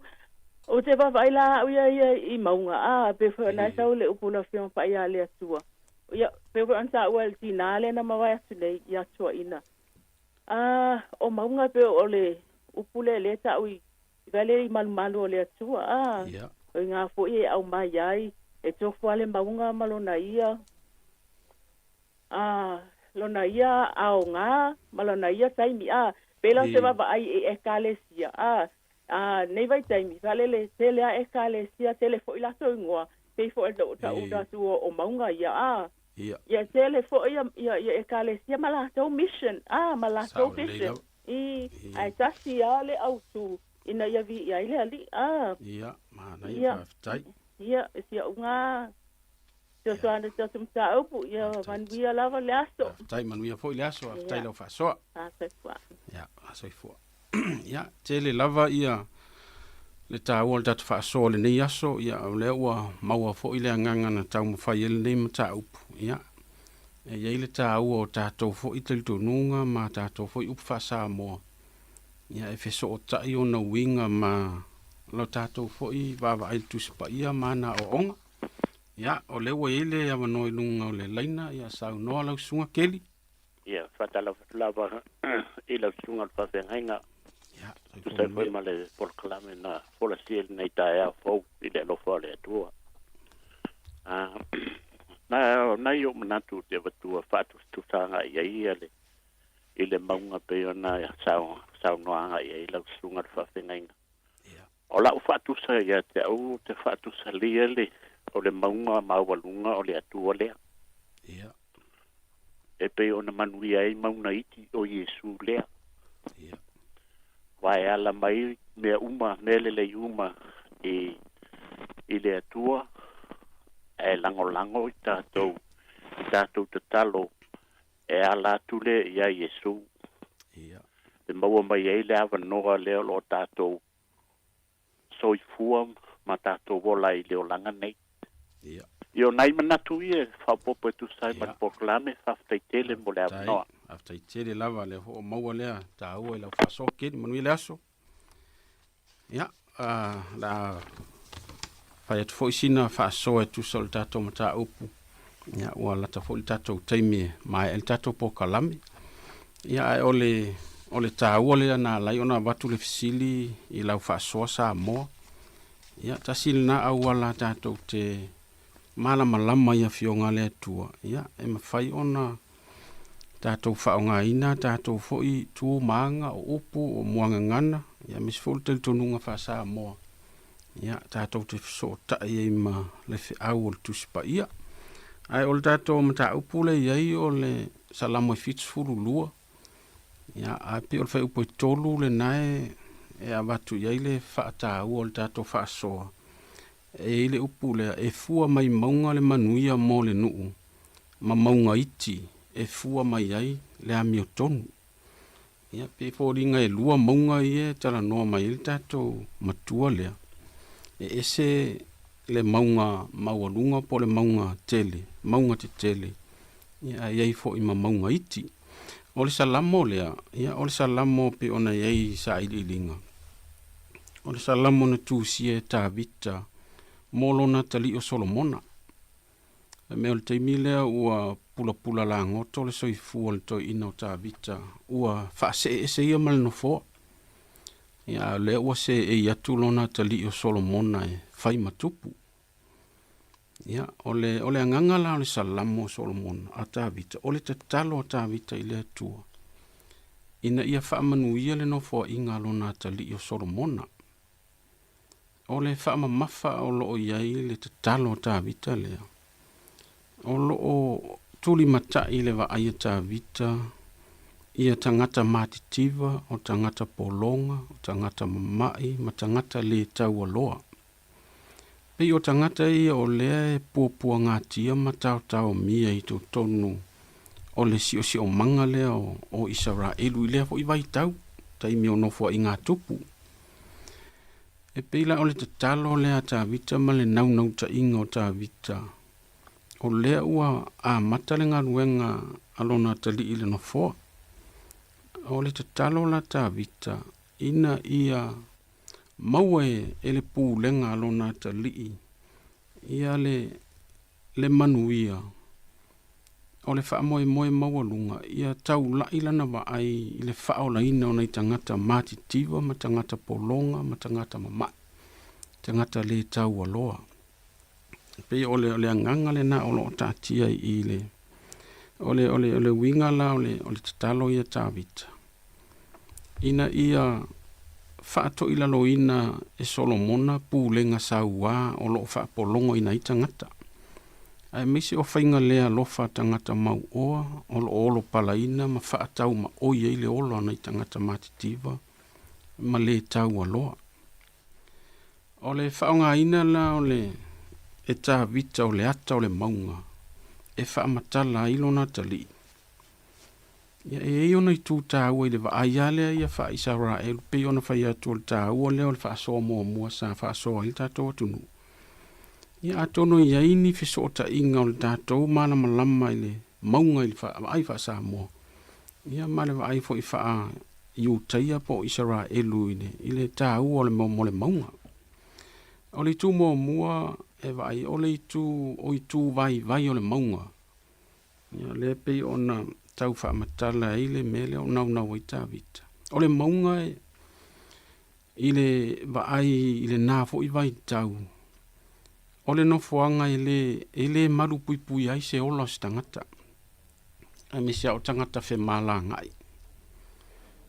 O le maunga o le nofoanga i le eise saolo tonga o tangata e mau ai. O le maunga o le nofoanga o le ata fasia. A waila matia ai le ola o tangata. Ai sea. A wafo i le tendo nunga o le maunga o le nofoanga o tangata whao mea. O le nofoanga o tangata whaatupu whaalave lave. O i le maunga e la lafi ai le fili. Ia o le maunga fo i po le vau matua lea o le nofoanga o manu fe ai. E pe o le itu vai le na o lo wa ai to toa i Tavita e ave i lana whautuanga mō lona tali. O le isi tu o le maunga e wa ai. O se nofoanga vale noa. O le vau matua, o le nofoanga e le eise mea ai e mau ai. A wā e le aini whaatoanga e fua mai ini mea ai e tangata. Ai o ile i eile a fuanga le upu. E fua mai maunga. O le upu fua mai maunga. A pero palainga i pea fruits. O nona winga ia e peo le upu saa mo le tatou te sa tatou tala no ai. E a fua mai maunga. No winga e a mata mai nunga o maunga. Ai peo le upu le whaonga i e Tavita. Ai whaonga Tavita le upu le e fua mai maunga. Pe o le tatalo le a Tavita. O winga ia fua mai pe o le fua o le la au. Ia le ami o tonu ma le file mu ma le alofa. Pe o ile ave ia ile le whaama mafa Tavita. O lono winga o le mea o lo tau mawhai i Tavita.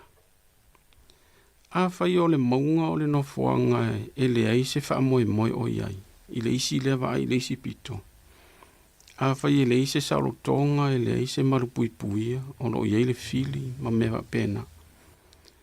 E le ngata i naro nofoanga e le maua ise mea ai. A wae vale noa na o la au ma le wamatua. ole tatalo la tavita male fe au. E te tau ona whaamamā ma tā ese le vau. Awa a whai e whaamamā. Ia, ki lia le leile maunga ma le to iaini ni la au ma le vau matua. Ia ona le to e whai leo o le maunga mano fuanga o le fili. Ona le to e whai leo le maunga mano fuanga o e whao mea.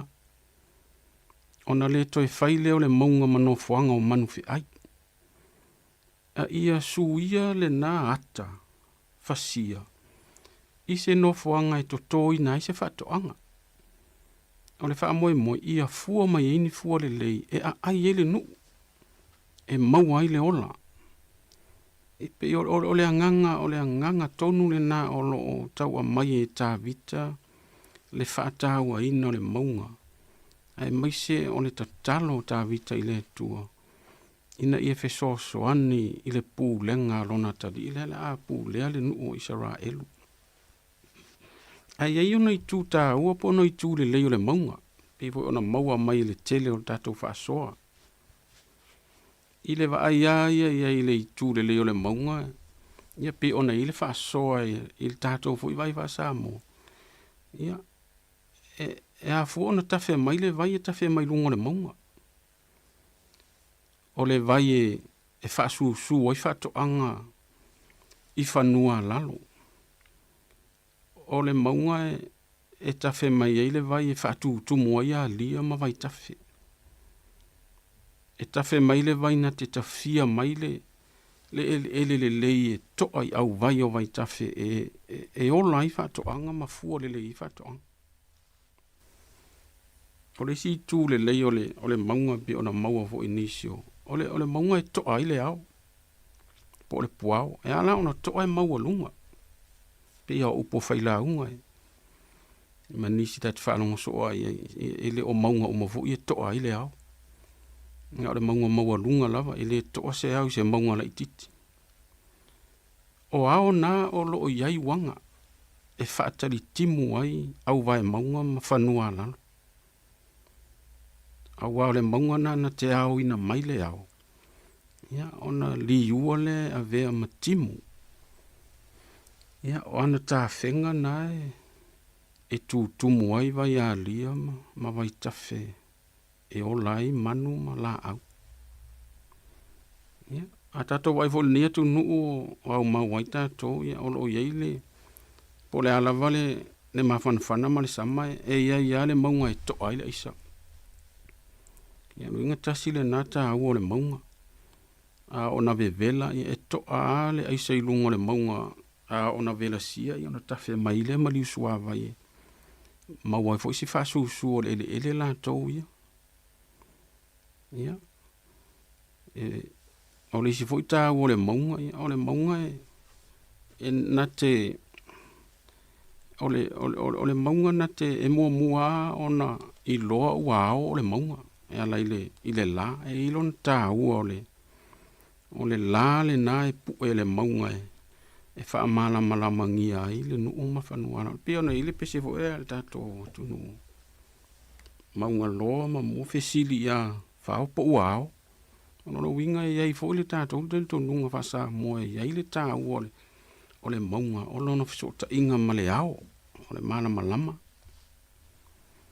Ia o le maunga fo i maua i le malu o le sau. O ai teime vela ino foanga uma a maua alunga o le maunga ia maua fo i le ea malu. Ia o le si fo i tuta o le maunga ia o le maunga e tali matangi. O le maunga na te talia le wha malosi ma matangi. Ina ia saunga le mu whanua lalo. Maunga iti ma lau ele. E pe foi ona... Ta ole maunga ia Yesu ia ole no fuanga file mu e maua ile le file mu ele ise pisa. No winga o se no fuanga e ta u e mafau fa le nganga ima ma fai ma no fuanga ta talo.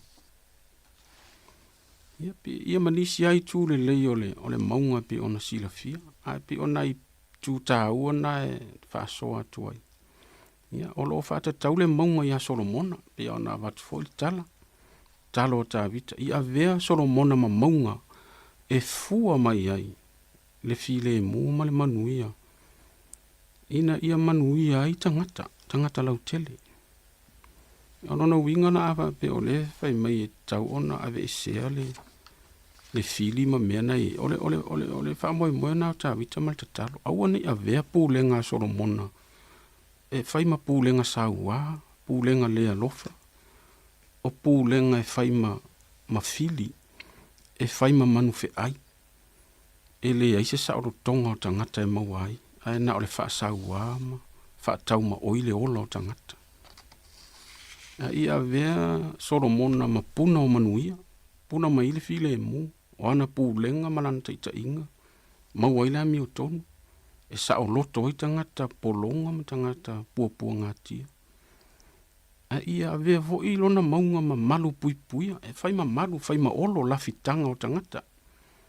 e misi a tangata matitiva ma tangata ma mai ma le tau alo ia I foli tau o maunga iti le nai olo iai ne fai mai ia fua mai fo I maunga iti la mi o tonu pe olo fati tau maunga mo lunga po le maunga te tele a Solomon au maunga iti ia la fati tau ia I latou ia o I lalo le pulenga a Solomon o I latou ia fatino ina le tofa ma le pulenga o le au fai ngaruenga ia latou te pule alo no inga ava pe mai le fatonunga ma le tofa mai a Solomon e te tau ona le leina fatino kawai a le leina fatino mai ia le ami o tono tangata ni ia ona o ora le manuia I tua I tangata lau tele pe ia whawhita au ni masani tasi ia tangata o loo whaim whawhita au a tono le leise pulenga ma se taita inga se taita ia pe tu o mai lor fatinonga e tangata ni ia ona I voile o le lape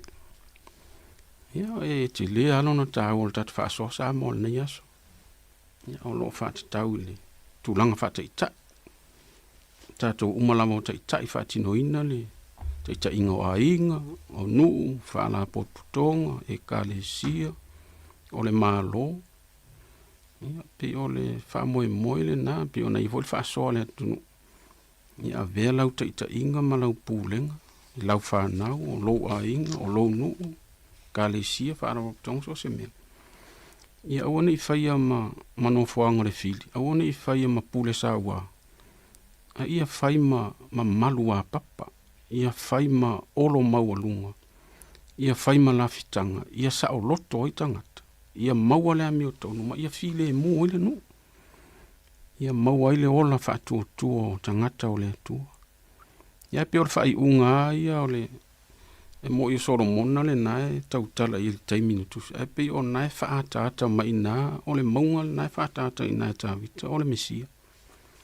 O Yesu, o le maunga le nae. Pe o na iai le whenga inga fōina ua fio mai ma whai ma taulanga. O le maunga le nae na maua le file mua le lalolangi, o le ami o tonu, o lona alofa. Ia le lona maliu manona toitu. O le whaamanga luina lalolangi. Ia, o le whaamangaro ina nao tangata mātitiva le angasala. Ia, o le tātou pokalame na sa mole ni aso whaaftai tele lawa I lau whaasoa. Ia, ua ana nea ma tele aise tā ua le ni aso I le tātou whaasoa. Tau ia ina ia ise tā ua le whaasoa mo le tātou fōi kiu te whai, lau pito la au, ma lau pito la au whaatai tai. Ina ia mauwali manui o tangata. Ai awane I a whaina ma puiti ngā le telo tangata. Ai a vea lau taita inga ma lau taita inga.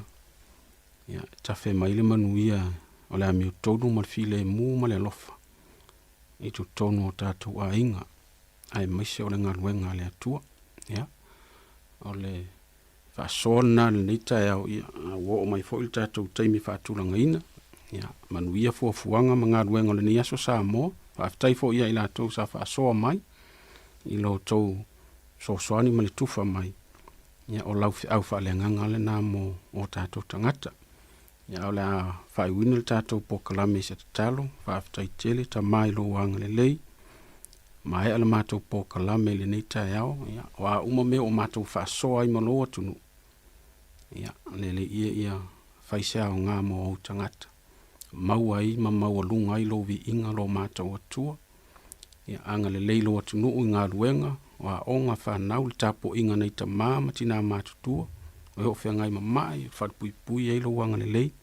Manuia fo i le ofisa nei whaasala lau le la tau fo i au nanga ma le tautua, ia wale tautua ina o tangata malo atu nuu ia iai o wha manuianga. Ia ora mātou tatalo lea matu mau o mātou lunga lo manuia, ta male alo male nganga pa ia mafuta mai e whaavavau lava. Amen.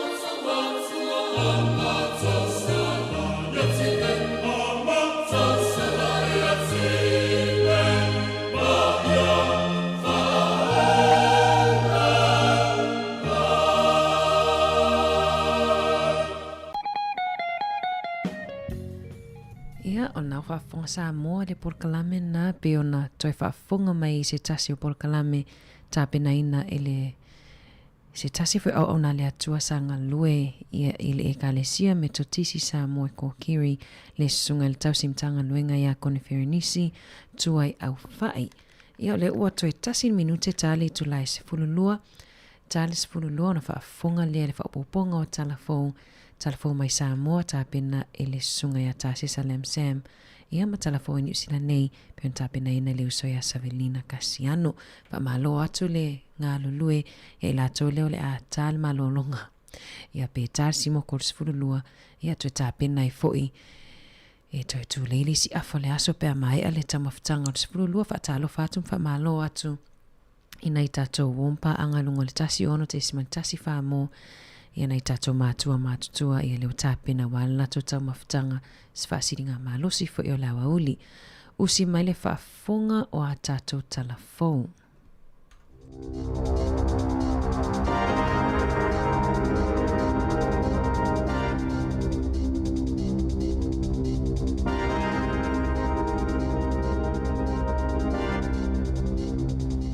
Tui whaatalo whaatolo whaapoponga o talafou mai le si ufonga le lau mua mō le ne awa uli.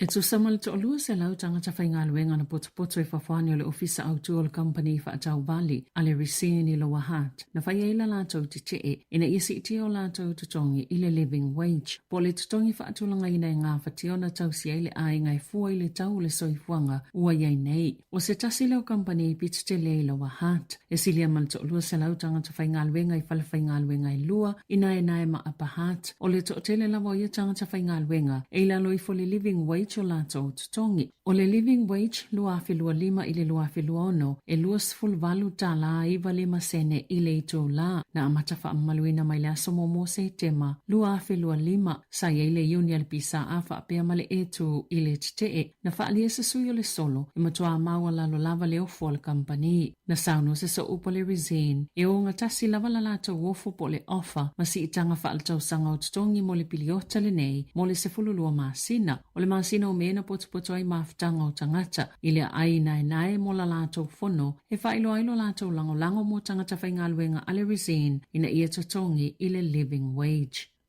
Ele o toe mamau e anga wa ale whaitau wafio le ito pautina matamaita i mofa atau susu ele ai se tutongi po le free mammogram ina ua iei sa fufuanga le malo i toi whalau tele atu waile pol kalame le atunu o le vai sonei e amata i le suinga wha o popo i tina e ta i fitu se fulu tau sanga ma le ta i fitu wha tau sanga le mātutua o le amwhai o na anga wa ai le wha atai le se tutongi ma o le la sanga mua lea o lea suinga i tutono tau sanga e whai o lumana i nei. Pei ona whaamaonia le minista o soifua maloloina Simeon Brown, ma le minista mo tina matamaita e Nicola Gregg e le so. Olo o tō maupeo na avele ka nesa o le susu, ma ka nesa pito silo na afia ngofiele tō pao tamaita e matina i New Zealand, pei ona sauno o Brown. E to samale tolus fulu afe ono se lau isi tina whaopopo o le aanga vaai i le tausanga mua. O le taimi nei e na o tina matamaita e ta i whali ma tausanga i le ta i ono iwa tausanga le mātutua, e anga vaa i le polo kalame o wha atau susu e le ise tutongi mai ta ilua tau sanga ma wha atino le wha ata mo tina ta ito tasi.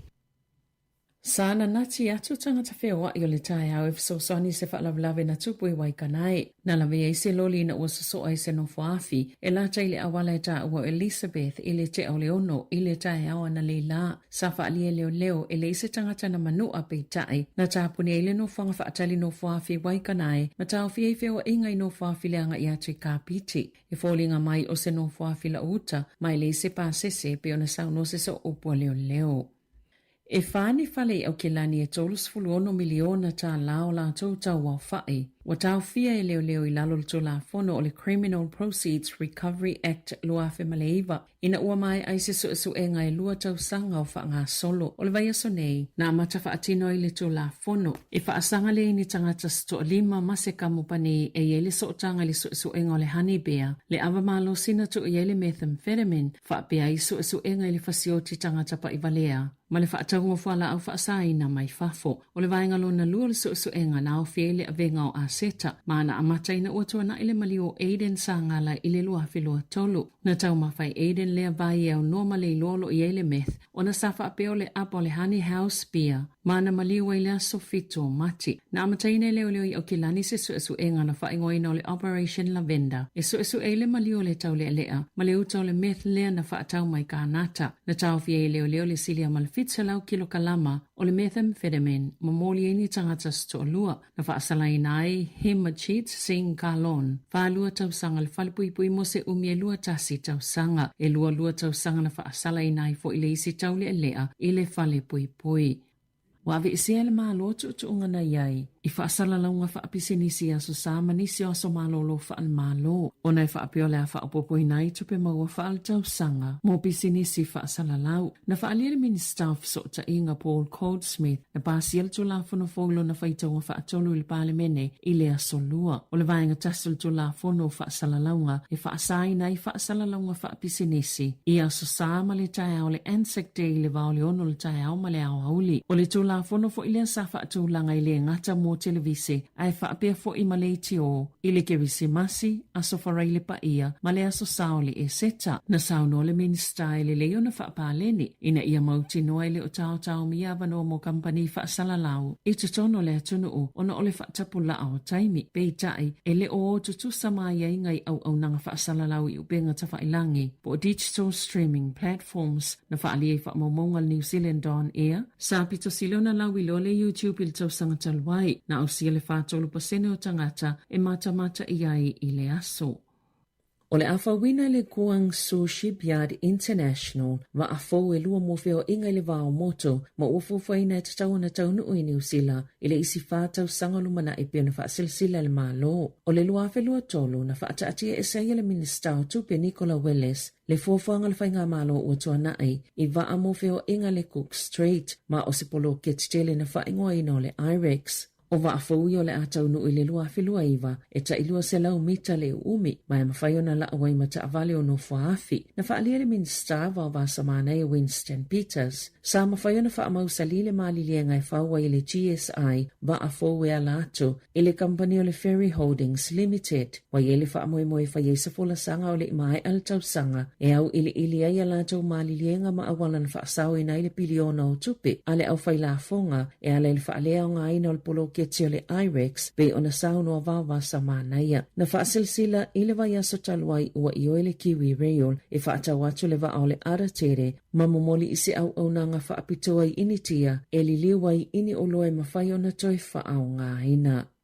Ua valo ia le au wa ai tau le limanga i le iwa leo whaingoni a whamoli i tu saute i sifol Pasifika i le vai tau le uanga i atu iai. O le vai tau o whamoli ne i tu langi a matamai le masino o Novema e o atu le masino a Perila. O le wa ai mamao i le tau pio na whaatulanga i le Earth Sciences New Zealand. E le talitonunga o le ama walunga atua a fianga o le pito i sifo lata i le Coral Sea ma tawhatafa o New Caledonia ma Vanuatu. Na whaalia le sainitisi ta iulu Chris Brandolino i le Pacific Waves e atangia mai peto sama le luanga i le whania wha malolosi. E whaatulanga mai le tasi i le 5 numera e fua i le malolosi o a wha e whaingofio na malamalama i le vai ma le malolosi o a wha. E to a whātanga tana mali liu i Vanuatu o na o lea whao lola lea na whaaleanga i nai whale a onga ma whaatoanga ia o ke topa lua whilua tolu o le whautuanga Brandolino ia whaanongolongo pia i le tala o le tau whaafonga i ripote lo fisa wa ai tau po whealawa o iai Fiji, New Caledonia, le atokuki, po o Samoa, po o seisi lava vaenga o le Pasifika. Wa whatulanga le fonga fitalai Jerry Brownlee se fofanga sa ili eni a inga le pale mene. Ona ole saunoanga whatau po le tamaita i whaipule fo o orini kai para le vai aso talwai. E le ngata na ova male taimi whaatapula aina mai aso so oi male waiata, whaapea ma se haka, mai ana tangata langolango. Sa wha malolo le fonga fitalai tau o le manga le pale mene mo minute se fulu. Mai atu ole maota fono ile aso fitalwai. E ui ele i whaatasio na taale longo ina usfulu 5 minuto le sauno nga whaatau po o le whaipule. Peita ai saia le iamana ia ina ai whaawau pea. Ile fonatanga le pale mene le asolua na sauno ai Brownlee. E le ini whaafitauli i le waiata po le haka. Peita ai ole whaafitauli. O le whaalo alongia leo tau o le manga maasani ala maota. E peo na wa ai e le aso. O tu la fono tu mau le maota. Na whaupe whaavaya mai lava i le salau fitos fultasi tau sanga watua nai. E whaaton tonu ai whaanga solonga le maota fono. ma whaamauti noa ia fonga ina malango na ina finangalo e o filifilia i le palemene e te tauna whaamua mua i mawhau sui umalo maota le whaalo alo ma le tāwal tamali anga e peo na sau noa le fufonga whetalai. O lo ilo le lei e sui whaipule i pulenga whaaloto i whale, lei unga le fisili whaapalota e whaatitau i Māori Awards, po o pito nuu, po i tū malo whaapalota mo Māori, mai ei nisi o lo mata i tūne i tū le lei, a o nisi foi e matua o foi le whai unga ua maua. O whaitau mo mofe ngā palota o pulenga whaaloto i whale, lua awhi lua 5, na whailo ai e luas fulfai tū malo na palota e ave ese alato Māori Awards, ai se fuluwalu na palota e whaawau pea, peita ai e ei nisi tu malo e vāwala lata lava le whai unga, mai ono mawhai o na suia, pe a whaalau ilo le whai unga aloa i alwhainga pālota i le aso whareile nei. Ini pepo whaamatalanga na whaalauloina le waenga whaopwhaia Māori lea na au fieni tua inga e whaasanga ia Eru Kapakingi le alo se tasi o lato whaipule na whaamanino mai eni whainga tau whaamatau i le waenga i leo ina le saunga le mua le palemene i le tau sanga taluai. O ia pepo whaamatalanga na lafo whaau i ato i le e-maili i sui o le waenga whaopwhaia le pō le asonga fua. Na au fi se whaamatalanga se tangata whainga luenga o le au nanga whaapalemene e winga i ni ami o tau whaamatau na whaia i le aso o le tōlaulonga le pāketi le tausanga taluai. Na whaamawina ini upo māsoa o ngā ngana whailonga tangata ma whailonga lanu na lafo i le vaenga o le puipuinga. I le palemene, ele o Eru Kapakingi. O Kapakingi, o se so upo mo le solo tite o le toitu te tiriti, ma o ia fo i le alo le tamaita i whaipule o Maria Meno Kapakingi. O le vaenga whaupwhaia Māori. O ia fo i sa avia masui perstelo le vaenga whaupwhaia Māori. O ia fo i sa tangata whaingaruenga i le ofisa o lona tina. O le amatanga le masina nei. Na whaalaua i tele i Kapakingi, le motu si ai po le vavai ese o lona sootanga mai le vaenga wha upo whai. I ta alonga, e uile fisuia i o lanu o futa alo mo leli o racha tui vasa shek pe tai o lo oto tele lava lana au tāpua i tutonoa te aroa. Pe ona lipu ti ai lele te o New Zealand. Na lolofi atu le tāpua inga Samoa e wheilua ai i awa na tama whanau i lea solua i au kilani. Na whaalia tui vasa shek. E te lele langolango le tāpua inga le atunu o pe ona o lātou mo le mawina o lea fo i la o le au lātou tau mawhai le mea ngata ilo lātou malosi e tau i atu le mita o le atunu o mo i lātou. Ua mai a whaelo le awa le toa Samoa mo le taalonga a le awa le Kiwi sa New Zealand i le taamilisanga le Pasifika i le asane i le Mount Smart i au kilani. Numere tasi Rocha Tui Vasa Shek, Lua Mari Taulangi Tolu Isaac Tango Fa, Dane Mariner, Lima Brian To'o Ono Blaze Talangi, Fitu Jerome Luai, Malu Josh Papali Iva Cheste Vanga, Sefulu Payne Haas, Sefulu Tasi Jeremiah Nanai, Sefulu Lua Jaden Sua, Mali numeros Fultolu Junior Paulo. Interchange, Chanel Harris Davita, Simi Sasangi, Otero May, Mal Francis Molo. Ya matal ta'alonga ile lima i te ileono ile afiafi.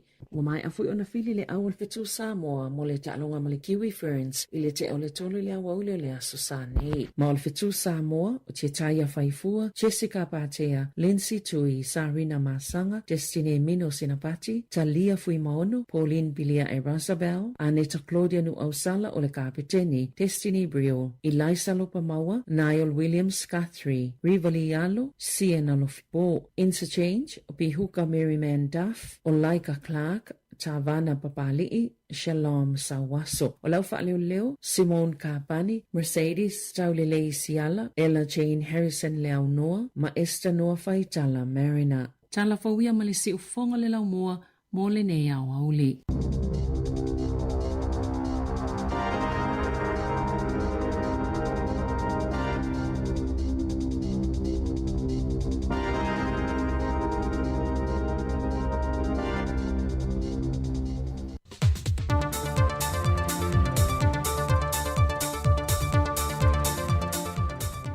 Le nganga whaaloalo e te whatalo whai leo whafonga male mai moanga lo tātua tunu nei fwoi whaopoponga o tala inisi o meo lo te tupu ilo tātua tunu i Samoa. E le urua i aso le whaanga aso longo le mata aupu mua o tālo sanga le whaamsinonga mo le whainga pa lota umawai. Samoa isu e le mata aupu le tu malo sa whata numero mua.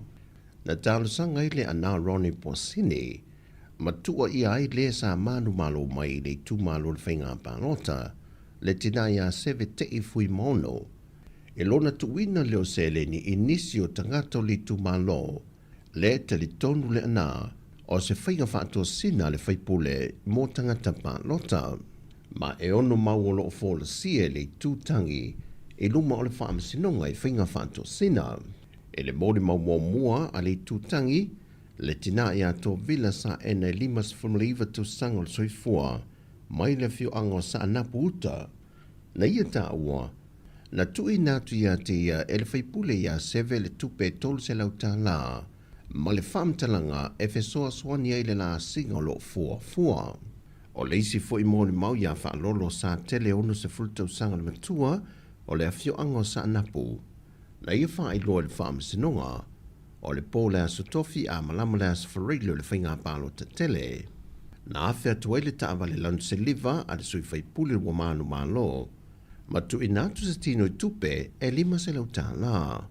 Na whai loa e whaalolo le whaamasinonga, e lante lo lotu whaatasi le ka le si e whakasai sa anapu, ma le sui whaipule manu malo, a o ie whai lau tusi le ka le sia, a le sunga le tina whaipule, o le teu tupe lea le ka le sia. Le foi na whai loa e whaalolo, o se teimi mua le watu inatu le tina ia seve se tupe ia te ia, tanu mai le tele o tau sanga a o lalo lotu whaatasi.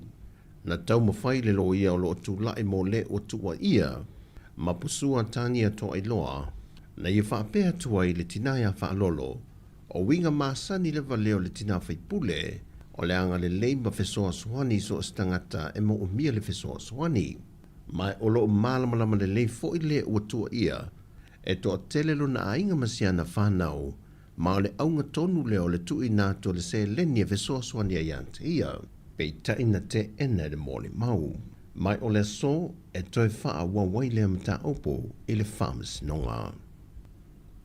E lua tangi le whamasinonga o mta opo tau whātua sina le whainga pālota, o ia tangi o sui umale i HRPP, e whasanga i sui manu malo o le whātua tui le tua sa mō o tasi, pei tai, wa toi whaawi tua i a tālo sanga.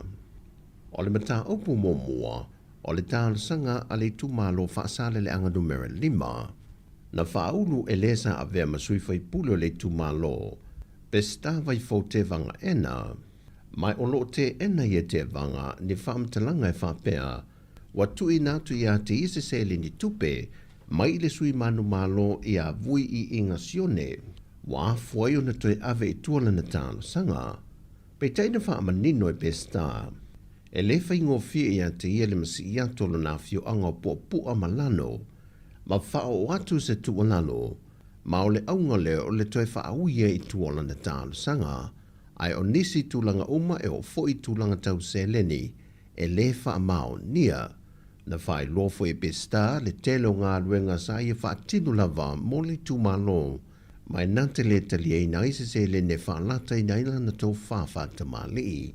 O manu manunga e le whionga pesta o lona i tūmalo pōpua, sa lango i ate e le telo tau sanga o mawaya o tūna i le tofi, ma wea manatu e le nofo le lei o lona nuu, a to aimali tūmalo, no afua i lana whai unga.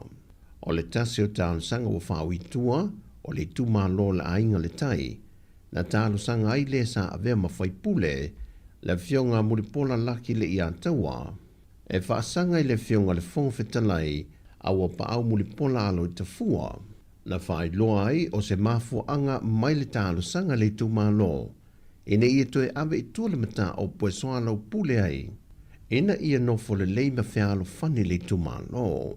Mai watu ina tua i le whaamasinonga so e 5, i ia tangi watu e whaui tua, ao ina toe wala au le mai e au ia so e 5, ina ia haloa ia i luma le whaamasinonga, le toe whaui i tua o ia tangi. O le wala aunga le mata au po le tama ia malo fausa le sue, i le whaamasinonga le vai aso le nei, o lo tua i ai i lona wha o 5 le lo na whawhina whai 5 tausanga le matua le soifua, le ana wa aia i anta i lunga o pengta whai langi, le sasa mua, po wha arua le ngutu, titina, matongi i whawhoma le whale. Whai loe mā loe luma le whaamasinonga, o lona i te tele na ua o ote lo na whawhine le wae o le ili alu le ele tise, na afueo na i whaatino le ngāi o inga, a o pu e ina le ata e le uso lona lava toa lua. Ua mōlia le tamai a malo i mōlianga o le umia lo se au penga matautia, whao o 5, ma le whao o manu atu ngā. Ma ua toi tolo po atu le mata o poe toi wāna au le māsina fōu, e whao o wai fōla sanga o na mōlianga. Ua whao le matanga luenga o leo le tangi, a le ofisa sidi o le whamasinonga, papali i John Taimalelangi, e whaasanga i le rungali mai au se tālia, e ana le poro kalame o le mautau vi inga, e lo la whaaluma ina matua inga, e whaasanga i le whaamasinonga le atunu. Whamaunia mai le sui komisina o matanga luenga o leo, a whamasanga sa muelu le iantaua, e le lua vai asu taluai na whaaulua tuai le tālu sanga a papali. Mai e le o yeini mōlianga ua whaia le teimile nei, o nau le whatoa a mata o nā o au mau, e na ia mawhai o na malosi le mata opo e whina wina, e na ia mawhai o na ngawha le mata opo e whina wina le whamasinonga.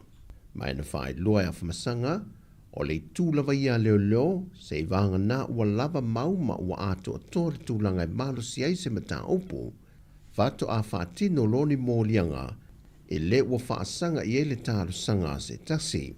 O le tangi e le fionga papali i, ono le tūma maina i leo ngā li o le māua lunga ma le mamalu o le whaamasinonga, e ala i upu matua inga na o la la foanga i iai. Mai o loo wha wawa i ngā ruenga le tua leo, e tusau le tāru sanga. O tala fawia mai Samoa, whamanuia le tua si o tātua tunu, e ngā ruenga le o ngā tutono le neiva yaso. Fasoi foia.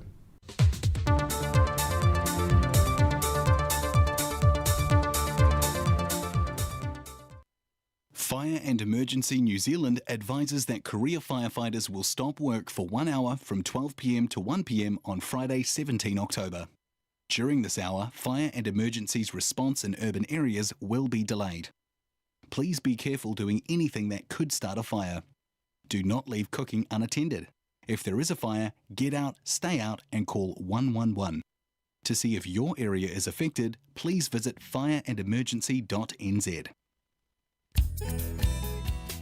Kisina fasa launga ia matatu talafo pion toi whaafonga mai le whaapupunga na ia on toi whaafonga le leitu lai tasi toi awi nātua ia pia whapea lena misi lau whaafonga i leitu lai sifululua ta le tasi tatou whaamawai atu nei tatou wompa anga i lunga o le tasi ono te sima tasi whaamo ia ai mafuta mai pia i latou nungo le YouTube ma le Facebook Whapele tatou website ia na whemwhaiona i mafuta mai nungo le tatou website Samoa Capital Radio ia na avisa o ale o ele website o lo iei fo ilunga ma scripts po o tustu singa fo io a tatou telefon ia pia whape o e te fia lawe whaitau ia tustu singa ia ilunga upenga of so ta inga ia tau malolo mai lau Facebook ma lau whaitau Facebook ai mana ia nai tu atu ilunga ina ia telefon ia pia whape te fia te whaitau wai ia na ilunga le tatou website Luaswulu minute o ti aile se fulu ma le lua,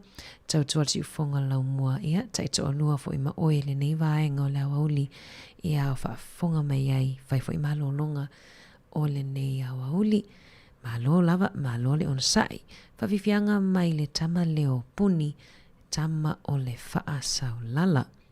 Po vivi inga fo i o la fio anga o sali moa o si mai whaafonga.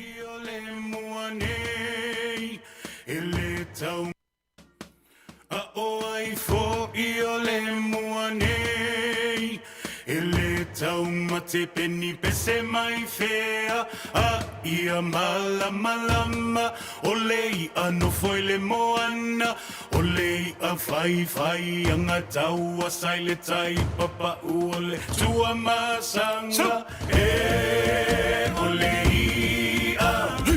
lei a lava o le ngata I fale Eta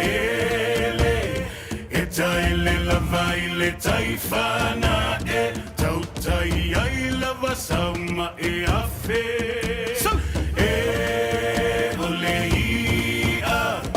olei a lava ole ngata ifale eta ele lava ile taifana tautai ai lava sauma afe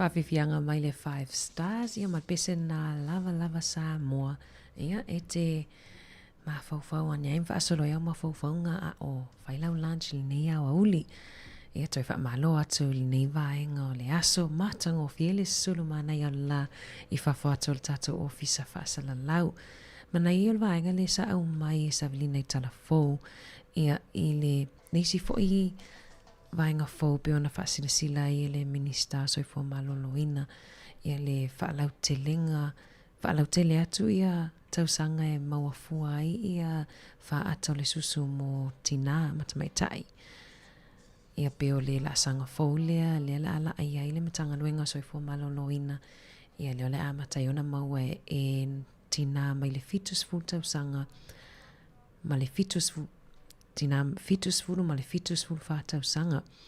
Mana ia o porkalame fau ia alamalo ia o se vaenga e tātou te whiawhia ia awa tele ia tala ia au mai soro te te ia aile o mana ia fo iwa i se tala e whiawhia i le tu pāo tina matamaitai. Tere la maina whai atu porkalame atu fo malolo ina tātou tautua ia e whamanato i pele whai o whaata mo tina matamaitai leolo o ia i porkalame leolo o mawafua ai e la tau mai tai fastful 5 tausanga anga i leono sfulu iwa ia siaki po whaata susu ia i tausanga tai lua tausanga mawhai ia lepe o ke topa i tausanga tai tasi i le isi tolu tausanga o lumanai ia leo le a whai lava malau li liu ia tausanga mawhalawa i tele ia tau whalau tele atu mo isi tausanga ia le whapea o le a whaawau lava o na whaupopo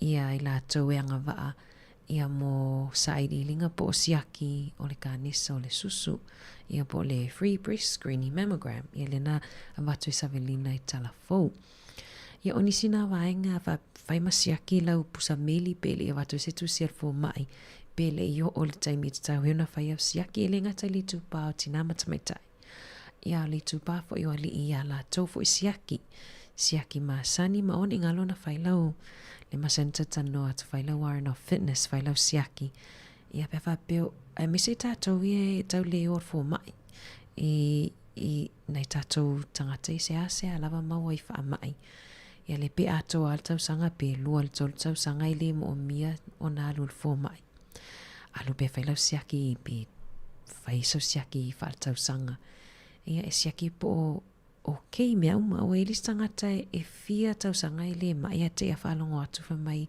o lana o sol fatu tu lau ia pe o lau pe te o whalongo atu o mali liu ia le i o e whaini siaki ia o nisina whamanatu nei awa uli awa vevela mai fo i male sa mani le wa vela mai le siwa enga le tua i ia le ave le tamato a whaile microwave kuka vavave na le uli pe fa pena wa pela o nga mo le sekesi vai le microwave tu e tonu tu e malania ni male tomato ia ta mala na le va lo a toi los fulano minuti on tale o le tu la tasi usi mai le fa fonga o le fa fifianga mai le tamaita ia Marcelina Masoe tene loa hat malana fa fifianga lea ia e te lue mai le nei awa uli.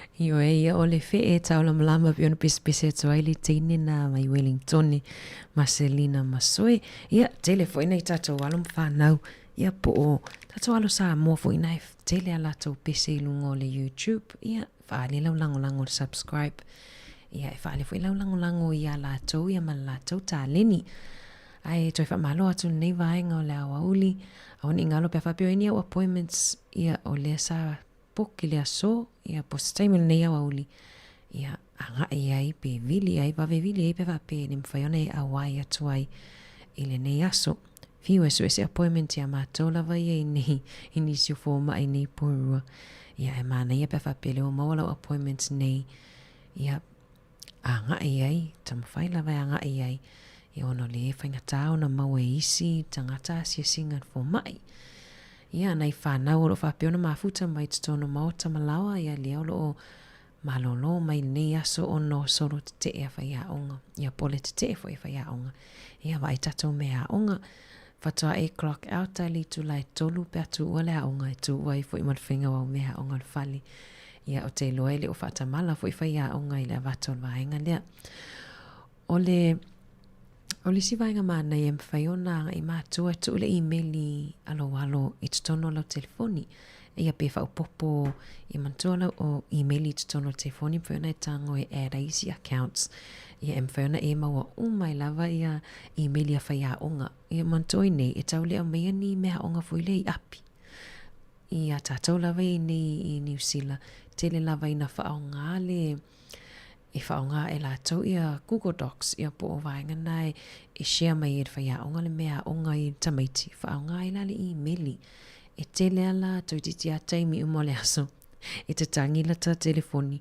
te vai atu o le email e whaia onga lai share mai se mea onga e te tauna whaile tamaititi ia e te e tau tu le vaenga foile o le fesili e se mea onga I o istaime e fesili atu ai pipe pelo mai tatou e tatou vaenga I o le onga I le se mea onga ia le te maua le lau telefoni po o lau laptop e mwhaiona tu iai ia e te loa ia o tala noanga malwhaia onga o meli o ni mea onga I le I whaia o ni mea onga o toititi diu te maua umalawa I nā pia whapefa o popo tu I lau telefoni ia whailo walo sawe log in au email I lau telefoni mwhaiona o tango e siaki ia po o whaia o mea onga ia o nisi nao ia o mea tātou te mawhau mamana ia fo I tātou te sila e nefsilifia fo I tātou atunu e nisi o metoti e mwhaiona whaonga ia I nei tātou alum whanau ai mese alum whanau lewa wasenga fituanga I wasenga sfutolu ia I le se pepelo e maua ia Fatalo fatu tiu lilo ia leo no mafuta mai I le tātou tautua awala mai le YouTube fatalo fa ila tolo mafuta mai ai le o I loa atu I o to swafa ia faftaile ave o le tio whaalongolongo a le si ufongo lau mua ia to te mafuta mai ai o vivi ingo la fio ango toa mua mai le Sons of Tiamaa sunga ia wha ai u Pettibone to isfuruiva minute tali tu laitas.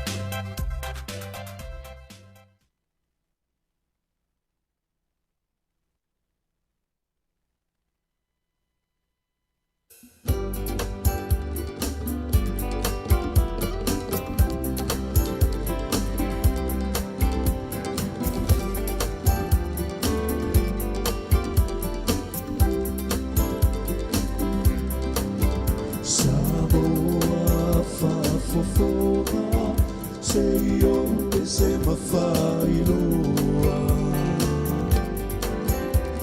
me ala na toe maua malini wai o loinoa e ulunga mai sabai sa no foi na utaotanga ile malai fono ono ulilo suafa ona turi anele ore fofine utuvai e anui fo oyele laume male mali e imata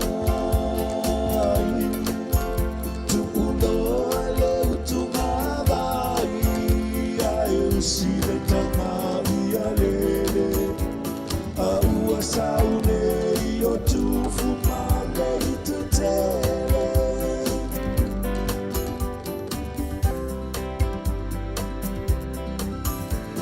mo fatani le toya ina watu ai mai lo matu watu no nei lo na tao fi o le fa fine o le afasioti e taunu I fo itai awele no matua uale ai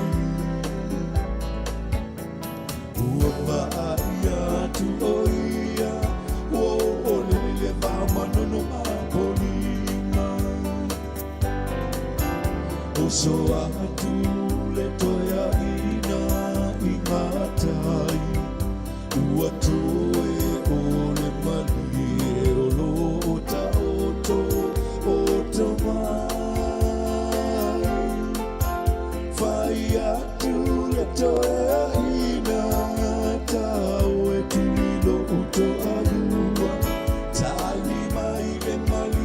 so ave tire no utua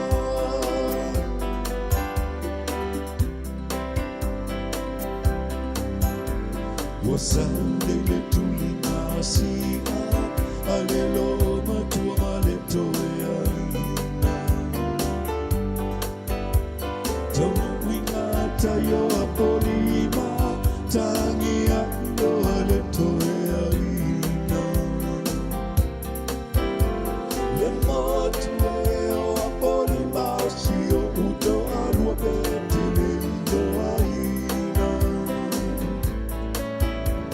eti e maila nai amasia na vai e unai na lima ao sio na ua maila ila ai ula mai sio na uala na ula mila una tali mai leo apolima lusa olia ua te pisa si outo alua ua banga ile masina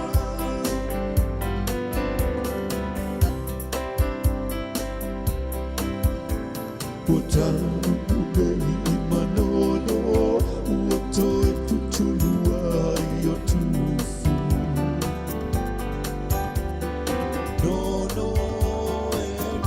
no o si motu la poto poto boina la ufa solo masia na vai pumo ole sui fo ile momono masia na laume pule solo o Natali anelea o manono atua a o alena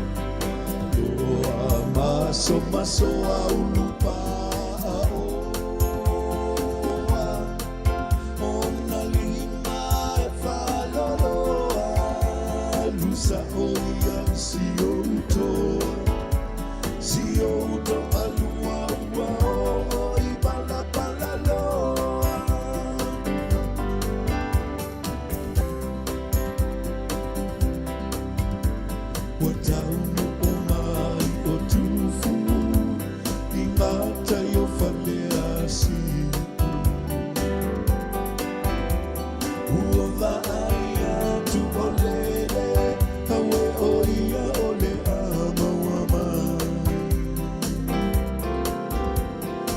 solo alaba iuta faapupu i totonu o le vai laua masiana laumei ae sola le tuinatai ae oso mai tufua solo a isasai tuitani umai aina ua taunu ini a whane roe oso mai o so iuta o tia i o male tamaloa o lota o tui tutunu o le ana ua liunana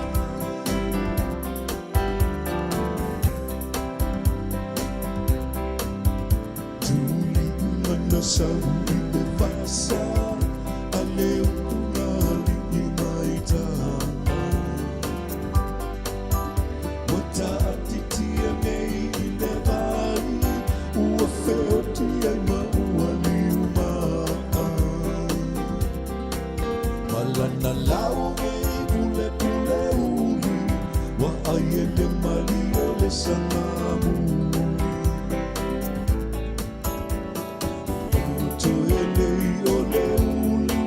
Sangamu wa masiona fata fata Mawaloa maleigoa osio vai Lindumani imaitanga satulimai Tuuloa parapangaloa Aetoe lili ubolo uino Tufulele uafa aingoa itaya samoa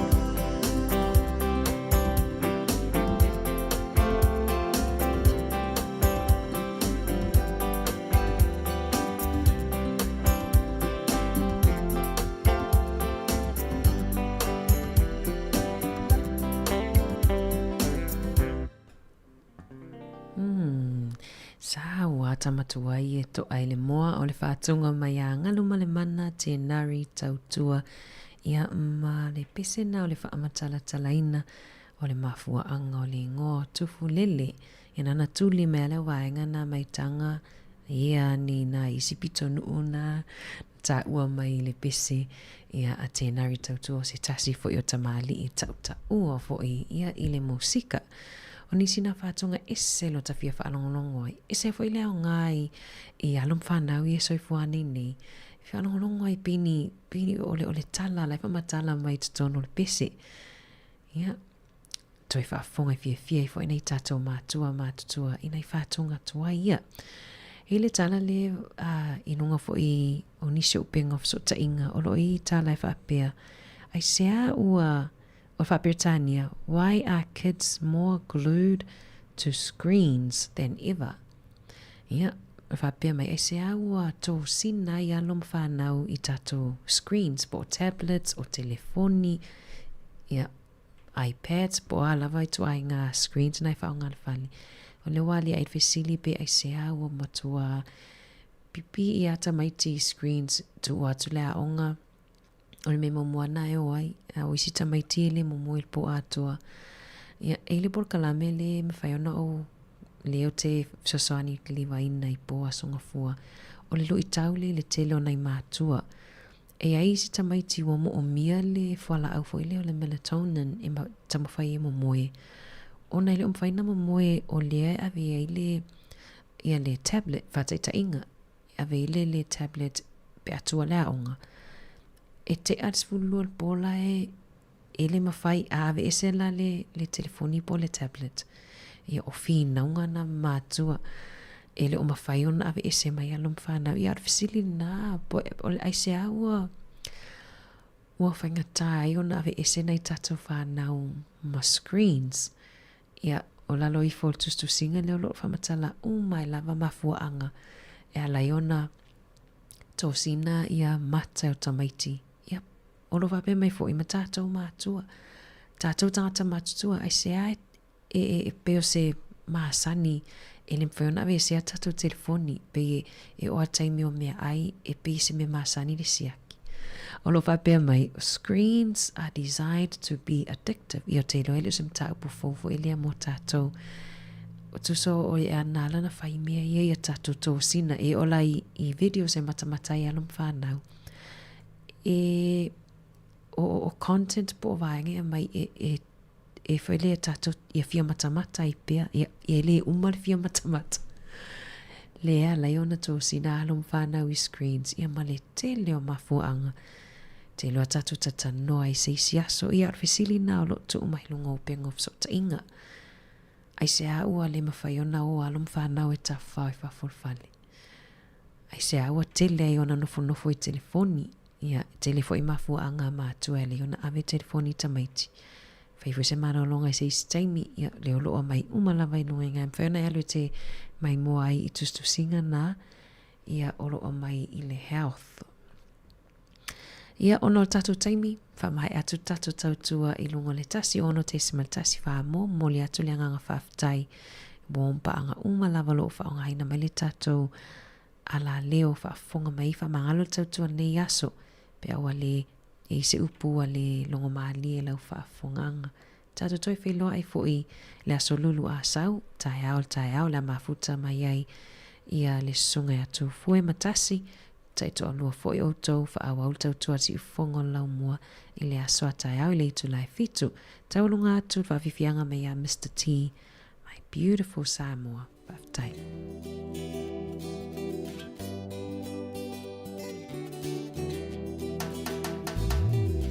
Tele to me, oh my oh, oh like a beautiful Samoa. Numero to see oh ya ita, let me fight on the fire and low. Don't matter no fina wa, all of the fita uwa. To see oh ile Pacifica, beautiful like Samoa.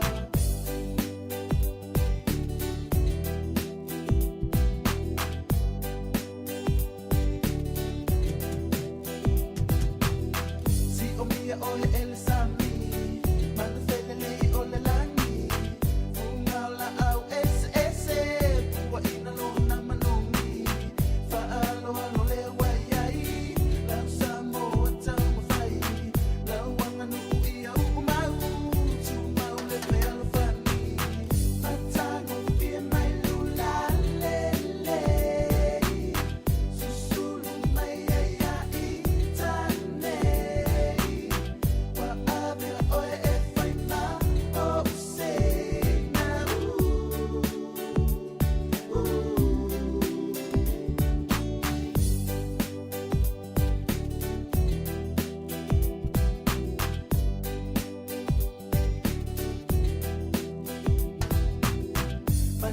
Solo mativa, le ai sita mau aina olo fina finau, se le leo na yo aina, taua samai le va fita, talo fana yo tua, mo se lumana I mo oe la Samoa, matango fia mai lula lele, susulu mai ia itane.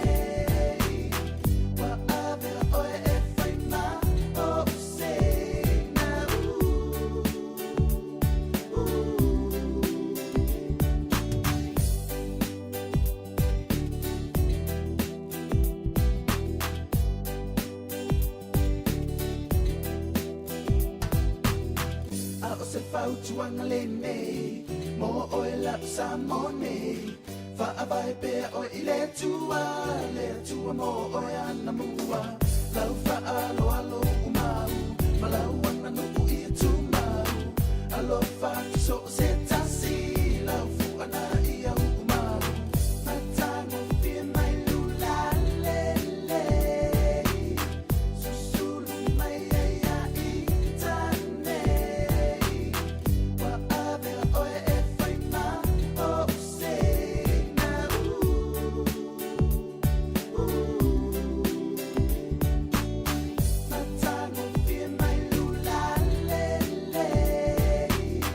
Susu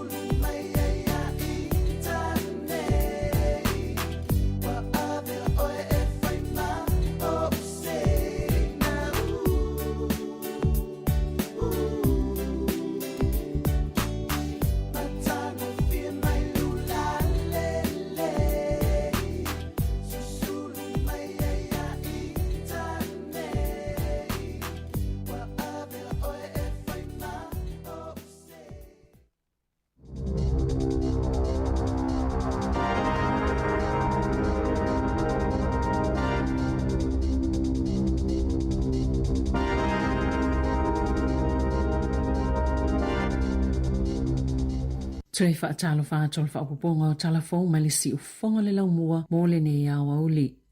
E tu samale to olua se lau tangata whainga luenga na poto e whawhani o le ofisa autua o le company whaatau Bali a le resini lo wahat. Na whaiaila lātou te tee ina isi iti o lātou tutongi i le living wage. Po le tutongi whaatulanga ina ngā whationa tau si eile ai ngai fua i le tau le soifuanga ua iai nei. O se tasi leo company pita te le lo wahat. E silia male to olua se lau tangata whainga luenga i whala whainga luenga i lua ina e nae ma apahat. O le to tele lawa ia tangata whainga luenga e lalo i fo le living wage o lātou tutongi. O le living wage luafi lua lima i le luafi lua ono e luas full valu tā la iwa lima sene i le ito la na amatafa amaluina mai le aso momo se tema luafi lua lima sa ia i le iuni al pisa a wha apea male etu i le titee na wha alia se sui o le solo i matua maua lalo lava le ofo le company na sauno se so upo le resign e o ngatasi lava la lātou ofo po le ofa ma si itanga wha altau sanga o tutongi mo le piliota le nei mo le se fululua masina o le masina o mena poto ai maftanga o tangata ile ai nae mo la lātou fono e whailo ailo lātou lango mo tangata whaingaluenga ale resign ina ia totongi ile living wage. Ele o toe mamao e anga wa ale whaitau wafio le ito pautina matamaita i mofa atau susu ele ai se tutongi po le free mammogram ina ua iei sa fufuanga le malo i toe whalau tele atu waile pol kalame le atunuu o le vai sonei e amata i le suinga wha popo i tina e ta ifitu se fulu tau sanga ma le ta ifitu wha tau sanga le mātutua o le amwhai o na anga wa aile wha atai le se tutongi ma o le la sanga mua lea o lea suinga i tutono tau sanga e whai o lumana i nei. Pei ona whaamaoni le minista lo soifua maloloina Simeon Brown ma le minista mo tina matamaita e Nicola Gregg e le so. Olo o tō mōpeo na avele ka nesa o le susu ma ka nesa pito silo na afia ngofie le tō pao tamaita e matina i New Sila pei ona sauno a Brown. E to samale tolus fulu afe ono se lau isi tina whaopopo o le aanga vaai i le tausanga mua. O le taimi nei e na o tina matamaita i ta ifali ma tausanga i le ta iono iwa tausanga le mātutua e anga vaa i le polo kalame o wha atau susu e le ise totongi mai ta ilua tausanga ma wha atino le wha ata mo tina ta ito atasi. Sana nati atu tangata whewa i o le tae au e fisosoni se whaalawalawe na tupu i waikanai. Na lawe e se loli na ua sosoa i se no whaafi e la taile awala e ta ua Elizabeth i le te au leono i le tae au ana le la. Sa whaalia leo e le ise tangata na manu a pei tae na tāpuni e le no whanga whaatali no whaafi waikanai ma tau fia i whewa inga i no whaafi le anga i atu i ka piti. E fōlinga mai o se no whaafi la uta mai le ise pāsese pe ona sauno se so upua leo.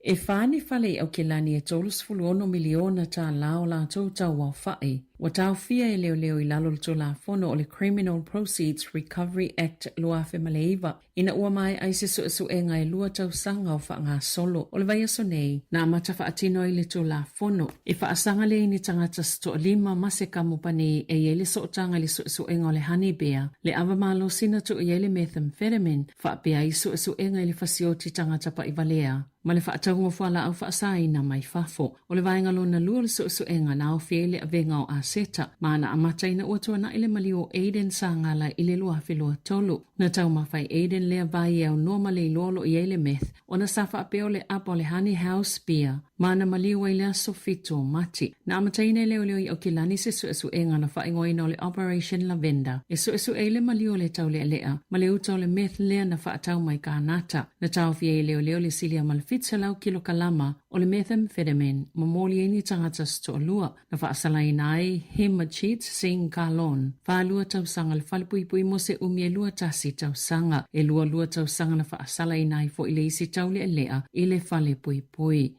Wawe isia le malo tu ungana iai. I whaasala launga whaapisinisi aso sa manisi o aso malolo whaal malo. O nei whaapio lea whaapopoi nai tupe maua whaal tausanga. Mo pisinisi whaasala lau. Na whaalia le ministaf so ta inga Paul Goldsmith. Na pasiel tu la fono foglo na whaitaunga whaatolu il palemene i le aso lua. O le vaenga tasul tu la fono whaasala launga. E whaasai nai whaasala launga whaapisinisi. I aso sa male tae au le Anzac Day le vaole ono le tae au male au auli. O le tu la la fono fo ile sa fa tu langa ile ngata mo televisi ai fa pe fo i maleitio ile ke visimasi aso fa ile pa ia male aso saole e seta na sauno le minister ile le ona fa pa leni ina ia mauti no ile o tau mia vano mo company fa salalau i te tono le tunu ona ole fa tapula au taimi pe tai ele o tutu sama ia ngai au nanga fa salalau i ubenga ta fa ilangi po digital streaming platforms na fa ali fa momongal New Zealand on air sa pito silona la wilole YouTube il tau sanga talwai na au sile fa tolu pasene o tangata e mata iai ile aso.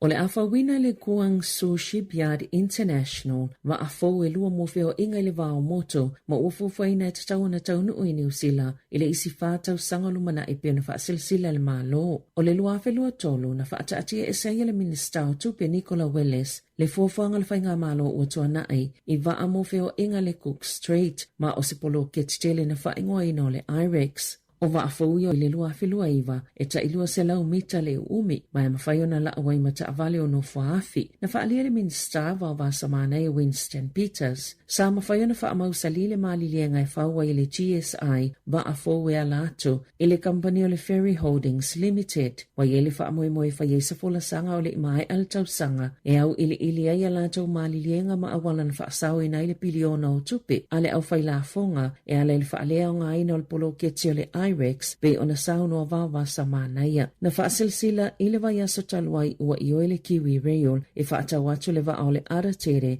ma momoli isi au nanga whaapitoa i initia e li liwai ini oloe mawhai ona toi whaau ngā ina. Ua valo ia le au wa ai tau le limanga i le iwa leo whaingoni a whamoli i tu saute i sifol Pasifika i le vai tau le uanga i atu iai o le vai tau o whamoli nei i tu langi a matamai le masino Novema e o atu le masino Aperila o le wa ai mamao i le tau pio na whaatu langa i le Earth Sciences New Zealand e le talitonunga o le ama walunga atua a fianga o le pito i sifo lata i le Coral Sea ma tawhatafa o New Caledonia ma Vanuatu na whaalia le sainitisi ta iulu Chris Brandolino i le Pacific Waves e atangia mai petu sama le luanga i le whania wha malolosi e whaatulanga mai le tasi i le 5 numera e fua i le malolosi o a wha e whaingofio na malamalama i le vai ma le malolosi o a wha. E to a whātanga tana mali liu i Vanuatu o na o lea whao lola lea na whaaleanga i nai whale a onga ma whaatoanga ia o ke topalu a whilua tolu o le whautuanga Brandolino ia whaanongolongo pia i le tala o le tau whaafonga i ripote lo fisa wa ai tau po whealawa o iai Fiji, New Caledonia, le Atokuki, po o Samoa, po o seisi lava vaenga o le Pasifika. Wa whatulanga le fonga fitalai Jerry Brownlee se fofanga sa ili ni a inga le palemene. Ona ole saunoanga whatau po le tamaita e whaipule fō o ori ni kai para le vai aso talwai. E le ngata na ova male taimi whaatapula aina. Aina mai aso so oi male waiata, whaapea ma se haka, mai ana tangata langolango. Sa wha malolo le fonga fitalai tau o le manga le palemene mo minute se fulu. Mai atu ua maota fono i le aso fitalwai. E uia le i whaatasio na taale longo ina o se fulu 5 minuto le saunoanga whaatau po o le whaipule. Peita ai saia le iamana ia ina ai whaawau pea. Ele fonatanga le palemene le asolua na sauno ai Brownlee. E le ini whaafitauli i le waiata po le haka. Peita ai ole whaafitauli. O le whaalo alongia leo tau o le manga maasani ale maota. E peo na wa ai e le aso. O tu la fono tu mau le maota. Na whaupe whaavai mai lava i le salau fitos fultasi tau sanga watua nai. E whaatonitonu ai whaangaso longa le maota fono. Ma whaamauti noa ia fonga ina malango na ina finangalo e o filifilia i le palemene e te tauna whaamuamua i mawhau sui umalo maota le whaalo ma le tāwal tamali anga e peo na sau noa le fonga fetalai. Olo ilo le lei sui whaipule i pulenga whaaloto i whale, lei unga le fisili whaapalota i whaatitau i Māori Awards, po pitonu o, po i tū malo whaapalota mo Māori, mai ei nisi olo mata i tūne i tū le lei, a o nisi foi, e matua o foi le whai unga ua maua, o whaitau mo mofe ngā palota pulenga whaaloto i whale, lua whilua 5, na whailo ai e luas fulwhai tū malo na palota, e ave ese alato Māori Awards, ai se fuluwalu na palota e whaawau pea, peita ai, e ei nisi tu malo e vāwala lata lava le whai unga, mai ono mawhai ona suia, pe a whaalau ilo le whai unga aloa i alwhainga pālota i le aso whareile nei. Ini pepo whaamatalanga na whaalauloi na lewaenga whaupwhaia Māori lea na au fieni tua inga e whaasanga ia Eru Kapakingi le alo se tasi o lātou whaipule na whaamanino mai eni whainga tau whaamatau i lewaenga i leo ina le saunga le mua le palemene e le tau sanga taluai. O ia pepo whaamatalanga na lafo whaau i atu i le e-maili i sui o lewaenga whaupwhai le pō le asonga fua. Na au fi se whaamatalanga se tangata whainga luenga o le au nanga whaapalemene e winga i ni ami o nga tau whaamatau na whaia i le aso o le tōlaulonga o le paketi tau sanga taluai. Na whaamawina ini upo māsoa o ngā ngana whailonga tangata ma whailonga lanu na lafo i le vaenga o le puipuinga. I le palemene, ele o Eru Kapakingi. O Kapakingi, o se so upo mo le solo tite e o le toitu te tiriti, ma o ia fo i o le alo le tamaita i whaipule, o Maria Meno Kapakingi, o le vaenga whaupwhaia Māori. O ia fo i sa avia masui perstelo le vaenga whaupwhaia Māori, o ia fo i sa tangata whainganuenga i le ofisa o lona tina, o le amatanga le masina nei, na whaalawa i tele i Kapakingi, le motu si ai po le vavai ese o lona sootanga, mai le vaenga wha upo whai. I ta alonga, e o ile fiso ia i o lanu o futa alo mo leli o racha tui vasa shek pe tai o lo oto o tele lava lana au tāpua i tutonoa te aroa. Pe ona lipo ti ai lele te o New Zealand. Na lolo fiatu le tāpua inga Samoa e wheilua ai i awa na tama whanau i le asolua i au kilani. Na whaalia tui vasa shek. E te lele langolango le tāpua inga le tunu o pe ono o lātou mol mawina o lea fo i la o le au lātou tau mawhai le mea ngata ilo lātou malosi e tau i atu le mita o le tunu o mo i lātou. Ua mai a whaelo le awa le toa Samoa mo le taalonga a le awa le Kiwi sa New Zealand i le taamanisanga le Pasifika i le asane i le Mount Smart i au kilani. Numere tasi Rocha Tui Vasa Shek, Lua Mari Taulangi Tolu Isaac Tango Fa, Dane Mariner, Lima Brian To'o Ono Blaze Talangi, Fitu Jerome Luai, Malu Josh Papali Eva Jess Tevanga, Sefulu Payne Haas, Sefulu Tasi Jeremiah Nanai, Sefulu Lua Jaden Sua, Mali numero Sefulu Tolu Junior Paulo. Interchange, Chanel Harris Davita, Simi Sasangi, Otero May, Mal Francis Molo. Ya matal ta'alonga ile lima i te ileono ile afiafi. Wamai afu ona fili le awal fitu Samoa mo le ta'alonga ma le Kiwi Ferns ile te ole tolu le awa ule le asusane. Ma ole fitu Samoa o te taia faifua, Jessica Patea, Lindsay Tui, Sarina Masanga, Destiny Mino Sinapati, Talia Fuimaono, Pauline Bilia Erasabel, Aneta Claudia Nu Ausala o le Kapiteni, Destiny Brio, Elisa Lopamawa, Niall Williams Guthrie, Rivali Yalo, Sienna Lofipo. Interchange, Bihuka Merryman Duff, Olaika Clark, Tavana Papali'i, Shalom Sawaso. O lau whaaleo leo, Simone Kapani, Mercedes Taulilei Siala, Ella Jane Harrison Leaunoa, Ma Esther Noa Faitala Marina. Tala fawia malisi ufonga le lau moa, mo le nei au auli.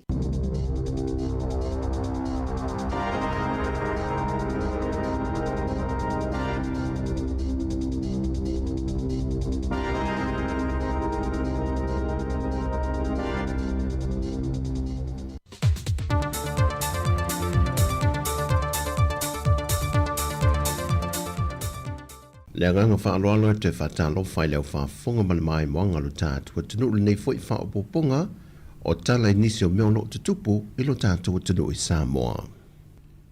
E le urua i aso le whaanga aso longo le mata opu mua o tālo sanga le whaamsinonga mo le whainga pa lota umawai.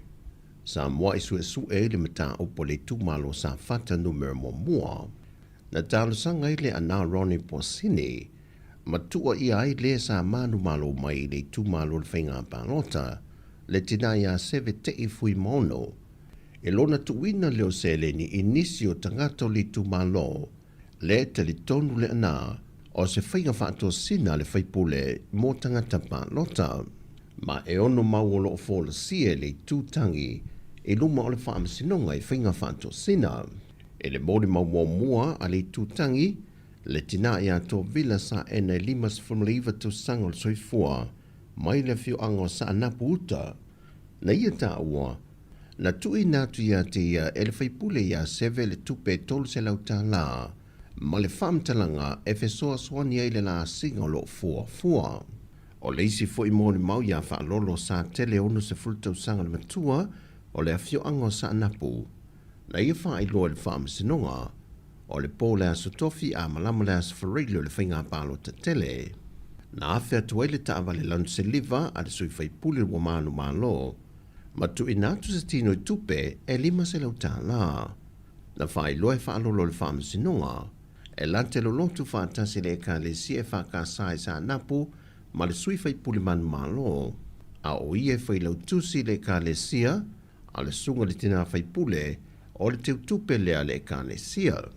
Le foi na whai loe whaalolo, o se teimi mua le watu inatu le tina ia seve se tupe ia te ia, tanu mai le tele o tau sanga a o lalo lotu whaatasi. Na tau mawhai le lo ia o lo tu lai mo le o tua ia, ma pusua tania to ai loa, na ia whaapea tua I le tina ia whaalolo, o winga maasani le valeo le tina whaipule, o le anga le leima fesoa soani so astangata e mo umia le fesoa soani. Mai o lo malamalama le lei fo I le o tua ia, e to tele lo na ainga masiana whanau, ma o le aunga tonu leo le tui nato le se leni e fesoa soani a yante ia, pei taina te ena le mole mau. Mai o le so e toi wha wawai le amata opo I le whamasinonga.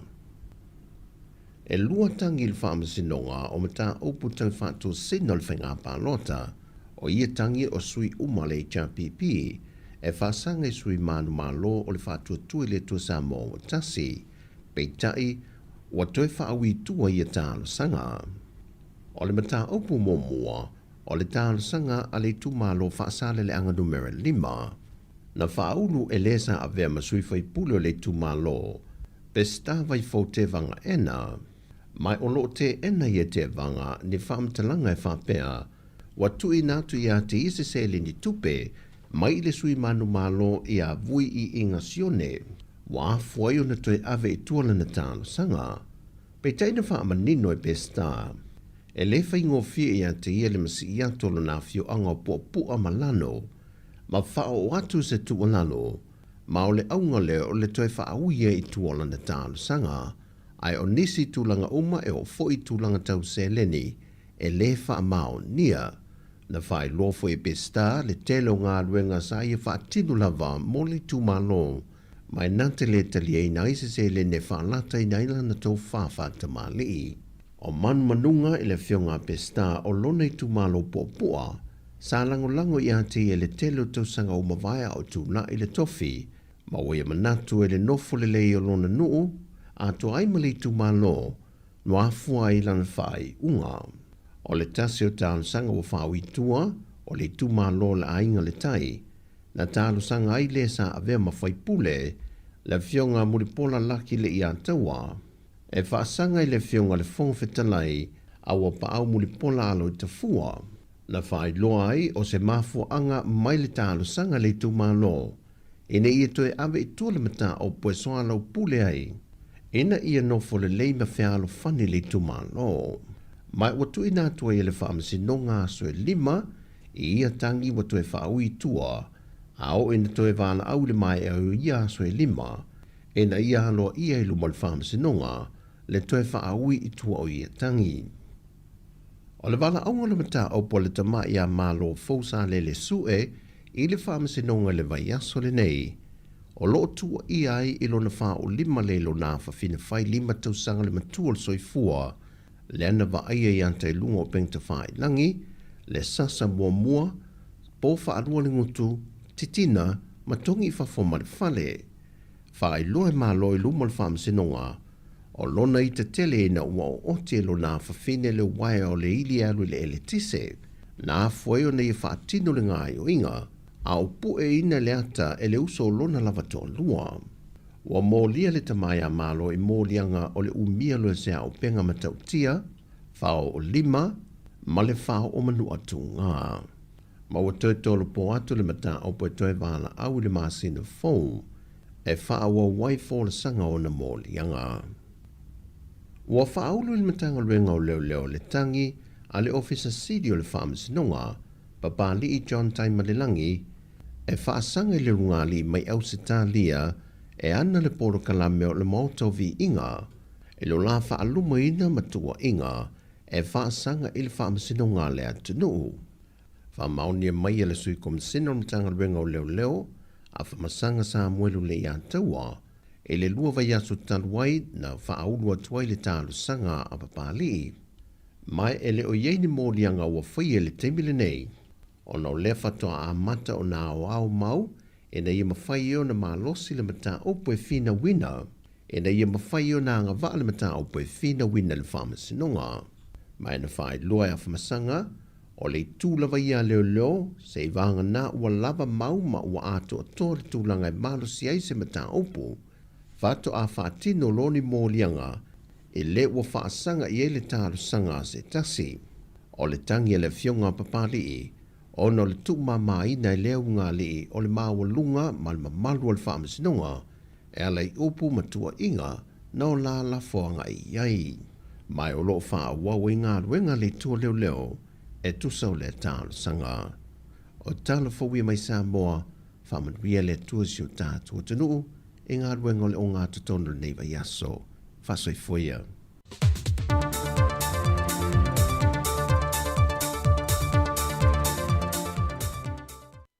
Fire and Emergency New Zealand advises that career firefighters will stop work for 1 hour from 12 p.m. to 1 p.m. on Friday, 17 October. During this hour, fire and emergencies response in urban areas will be delayed. Please be careful doing anything that could start a fire. Do not leave cooking unattended. If there is a fire, get out, stay out and call 111. To see if your area is affected, please visit fireandemergency.nz.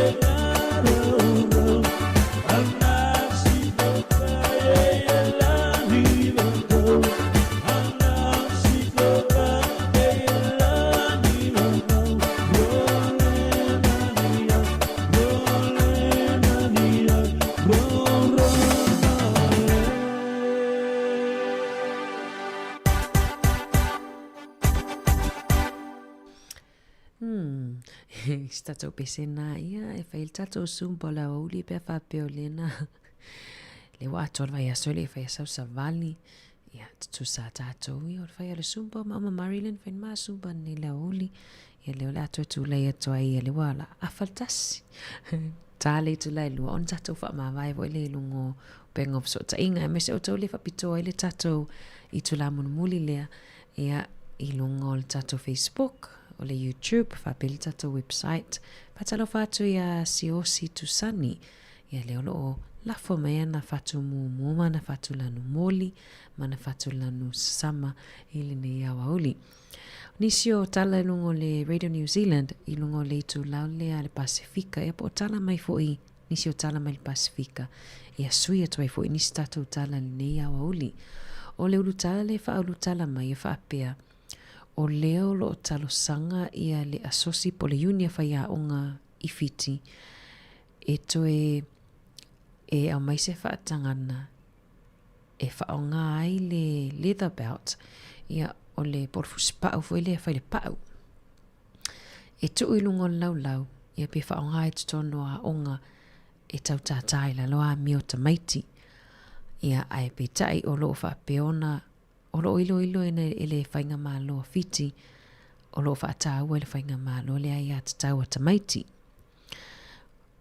ia o le talana le au mai ia I le tulawa le Pasifika pe fa peti fi fai tau ai te lo le ava tfo I se o tonga I tatu talafo I le aso atai au ia o lo fa pe e le fai a onga e le se tasio fai a onga I fiti le fa pe a tu le o fai a onga ma le primary school a tu le fusi pa o ilungo o le lau e le hima se pisa o tamaiti o lana masenga ia ai o loo whapea mai le tala fo ele minista o a onga I fiti a Siri Rajojo o lo whapea mai e moni e mawhai o na tātou tatau on tātou tata ami o tamaiti ia e tatau lava o na whai ia I lalo ai a ingo le tula fono whataua fo ia le ai a tatau o le tamaititi I o nisina o tala lo whapea ona au mai I le nei taimi ia ai me se lava le nei taimi o tatou I foi nei atunu o faasa foi le sasa I tonu o lo faasa levan faasa le sasa I tonu o ha onga ia fa pena foi Samoa ne o fai foi sina leva ona la a foi ia onga ia ai ave ese le sasa mai I tonu fa onga anga I tonu a onga te loai le onga tusa foi ma le onga foi na atawina mai nei tatou matua ia so ia ele I tatifa alongo lava fo I lota tina whapea ele ngaloa e manatua I ngofa ia onga saua I tono ha onga ia o atate I tate ola mai ta ita watau leini whaia onga saua ia peo nei tato matua ia le sao mai I whaia onga matua saua ia le wawai atua I le wuto I fia o mai fiti lua enga lea ia e whaonga I la tole upu leo le discipline ia pere ia awa awa ia tamaiti ia mionga tamaiti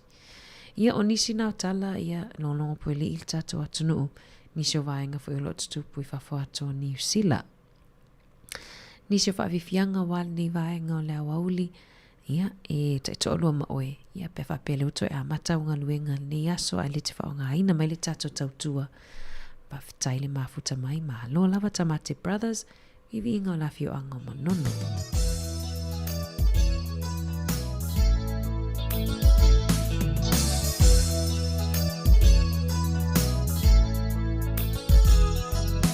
Osa e olela I Samoa Sulungi ai mane nei motu ato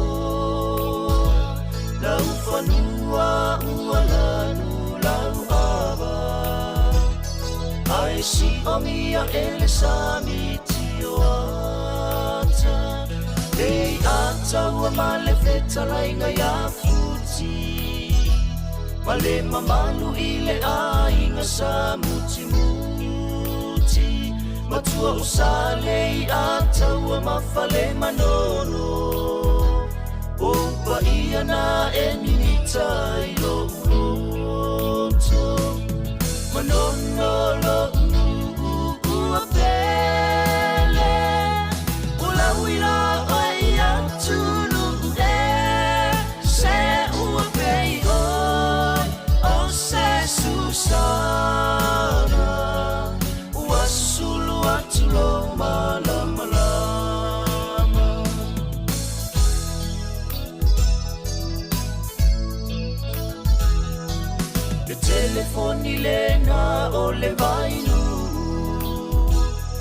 Masiangu pini tasi oe ile atunu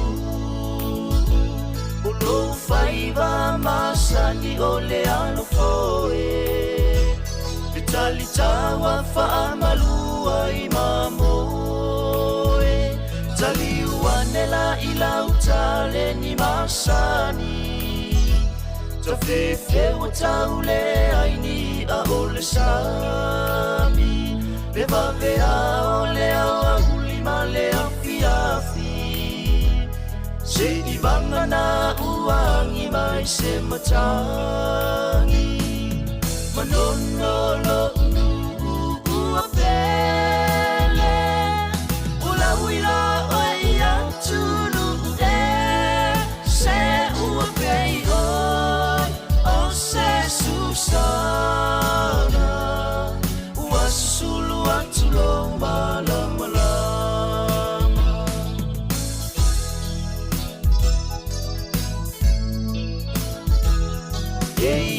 Fo imalesimo tuitani Leone one ete samali valiai Omea uma ualasi ila umaai Tasilona pona uti le suavai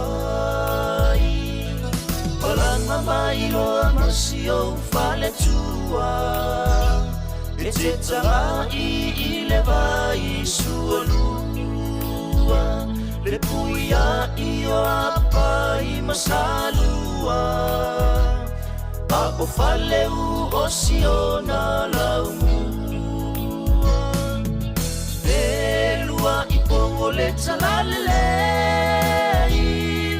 Usili a ilo aulele Ma ua pei Se Susana Wasulu atulo malamalama Manonolo uapele Ula wila oia tunu Se uapei oi O se Susana Wasulu atulo malamalama Atulo malamalama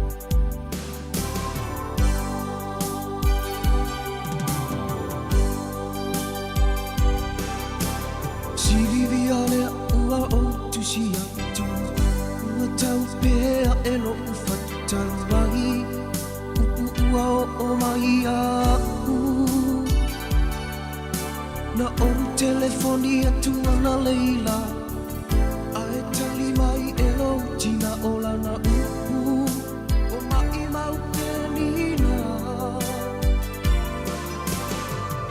Uala mai olo umativa E whaatau waalo uaina O au e waleale ia o aina Ae hui i lea o te whaamalo si No ualo whae o i leo ta umahi So la mona pe suiai o no ualo wha Silivia o te olo sai Olo o soifua le tama i le langi I love you darling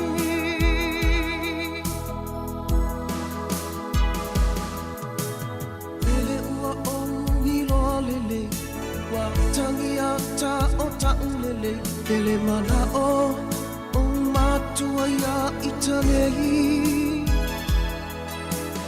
Ai o le vai mai ilo umativa Ele ai ai se tamao ai o le alofa na whaavae ai na tawhea ngana. Silivia fia whaalo matu i sau kupu mai moa se i tau vai mamu ai lo ufatu.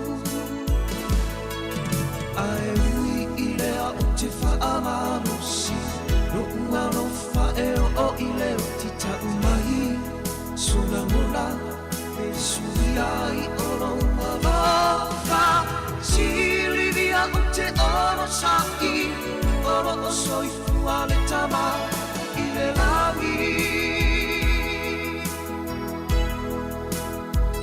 I love you, darling.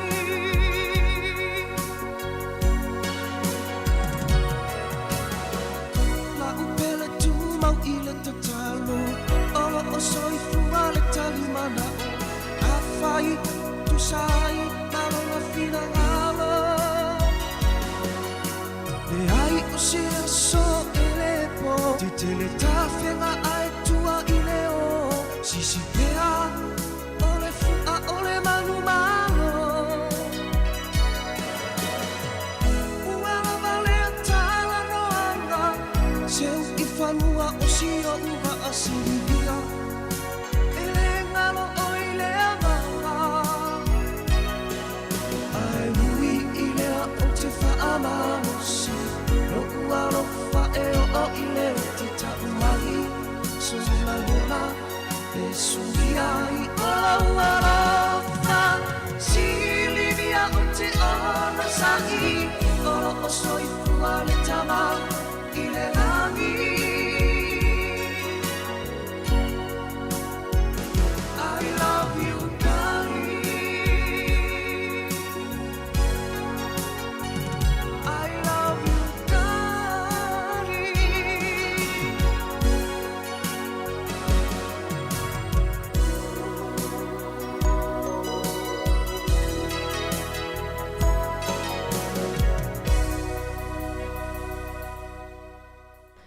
Ia, alofa atu ia Silivia le nei awa uli o le pese mai a taulanga tangaloa. Ia, ma le pese na mo Silivia. Te lo tātou ia tātou ia nei Samoa. Te le lava ina fia pese lea ia taimi fo i o le te o pē manatua ia le porokalame a le talofa whāmo le he walau fo malu i lawa uli i awa uli o aso vai aso. Te le lava ia taimi fo ina e mai lea pese. Ia wa Silivia o mato e malesi vaenga pasi ane lumon ni maki kia fe mai. Malo Silivia. O matua te le fia Silivia ia so ia ole o nisi o prokalame manatua i fo ia nei au fasala lau i Samoa ia o si tamali i fo i o su meo si tia ia le sa telefo ina tiu te taimi leo la uli. Ia peo o prokalame ia e fasolonga o pese pena e vai matu le e fea o leo uli fasolo atu le li sila tau prokalame na o le kuka o la fiafi. O nisi o prokalame sa pe fia i tātou i Samoa. Pe whawhaingo fia e fo ina whai fea au ma whai le kuka o la fiafi i le tali e mai la vaenga ia. A sa tautua fo i sa tautua ina fo i la tunu i na aso. Patalo fatu pali i sina leo mafuta mai masiona tu aolo salia. Ia leo lo mafuta mai tai la vai a tātou. Teine Wellington ni, teine un matangi, teine ia. Alo fatu o to uma lo mafuta mai i le nei vaenga o le awa uli. Ia o lo whaanga solo pea ia ngā nuenga ia le ngata i lea o haonga nei whanau le toi tititu ua. Nisi o haonga e se whaile maa nei o whaanga solonga mal wha apolo kalameina o haonga i nei atunu. Ia ole o haonga a mata le te le na tu ua le afo le lua. Ia whetau i mal tu ua primary schools po haonga tulanga lua le tu ua le tolu. Ia o kolisi ia le te le tu ua isi le se 10 minute te ele tolu po le lua 10 minute te ele tolu.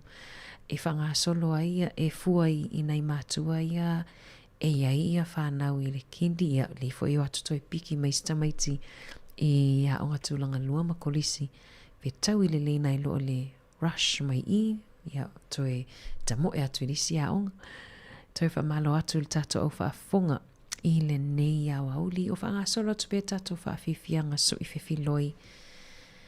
Ia ile ne awa uli o le aso lulu, aso 15 ua mame fuen tatou a sa vali atu ole vai aso fou ia lata foi le whaiunga. Ia ma le tatou public holiday leo lo o foli mai o le Labour Day I le aso luas fufitu.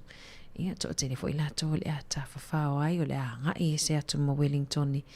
Ia e o ai e tawhawhama se asi fo inisi o ainga malo lava petelo alo sio leo lo mafuta mai I Perth I Australia o le ase vela o ye oto I nai Perth a petelo ia o matou ia o foi o sui foi le tau mai le tau maluluna na iai le whewanga ia tu matou I le sama ia November ia e whamalo atu malo Australia tele nei tatou wompa angai Australia ia le tele na mafuta mai tatou Porokalame whawhiwhianga mai le sunga ia Waino ia mavivinga o na fio anga vai loa I Palauli ia e te saa mai ai pia whapeo nei so e sau whaamalo stino ni au auli Lilo mai a vai sau ni folau Lulu au fulu apa au ma fa au li o laula au fa asisi na sali lo mai a vale vai a sa falele taua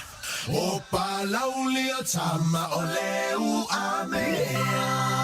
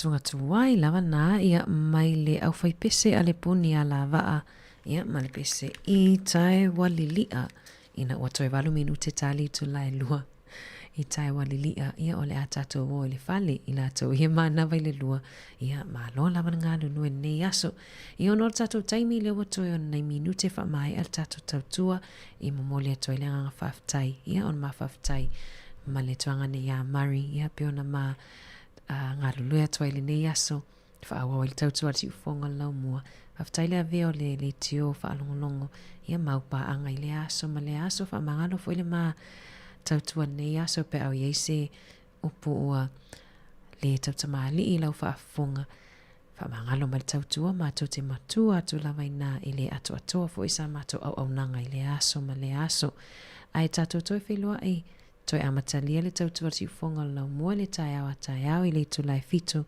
ngā lulu e tua I le sunga ia o ia tufue ia ma le sunga ia tasi tūtulu waa I le tai au ai me le fionga I le lipule ma le au whainga nuenga nei taimi Mātou te whaatofa, whasoivo atu mō le nei taimi.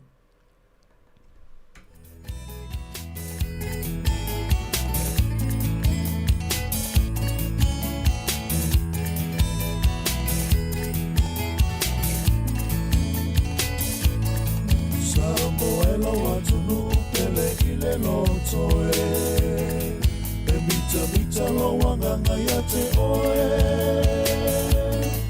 o vai tafele mu male sami e ila me asulu ya mayele masina o atu mama fa solo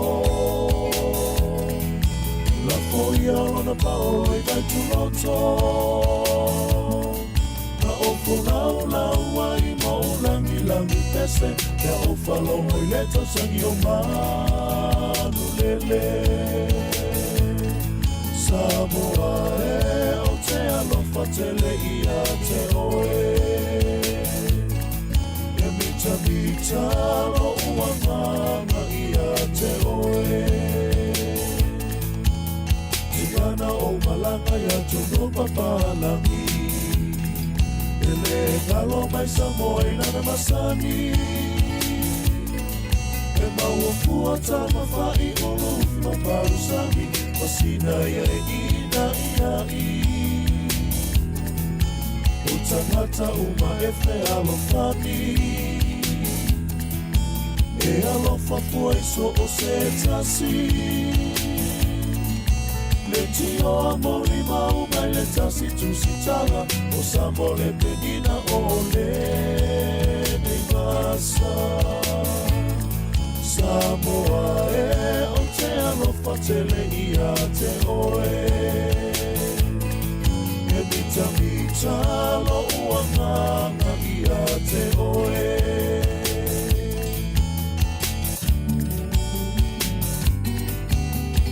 Ana mawhai o na opule i le lalolani Manu ua sui Samoa i lana masani O mea umalava e whai ele whenango mai Noto alofa matalia so o se tasi Tumauia i le tufa a Samoa moni E mawhaia i mea uma i le whaamaoni Saula ia sauia Ia oe i pangatia I lo fulitua i si o wanganu umanaia Me anganu usili Samoa ia tunu uma O le fia ma le whaalo alo i tangata Ai whai vai o le wha Samoa e le hana Ai ngalo ia oe ua si ia i lo tūlanga Tumauia i le tufa a Samoa moni E mawhaia i mea uma i le whaamaoni Saula ia sauia Ia oe i pangatia I lo fulitua i si o anganu umanaia Lo fulitua i si o anganu umanaia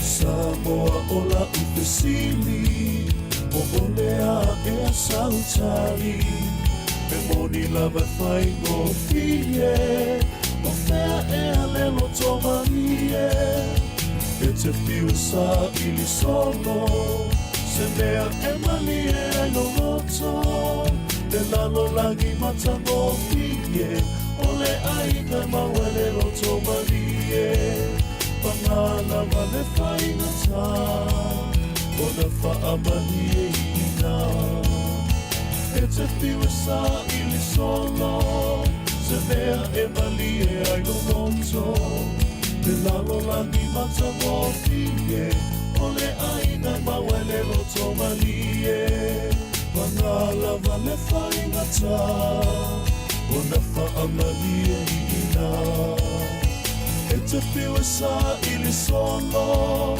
Se mea e mali e ai lo loto Le lalo langi matango fie O le aina mawele lo to mali e Le lalo langi matango fie O le aina mawele lo to mali e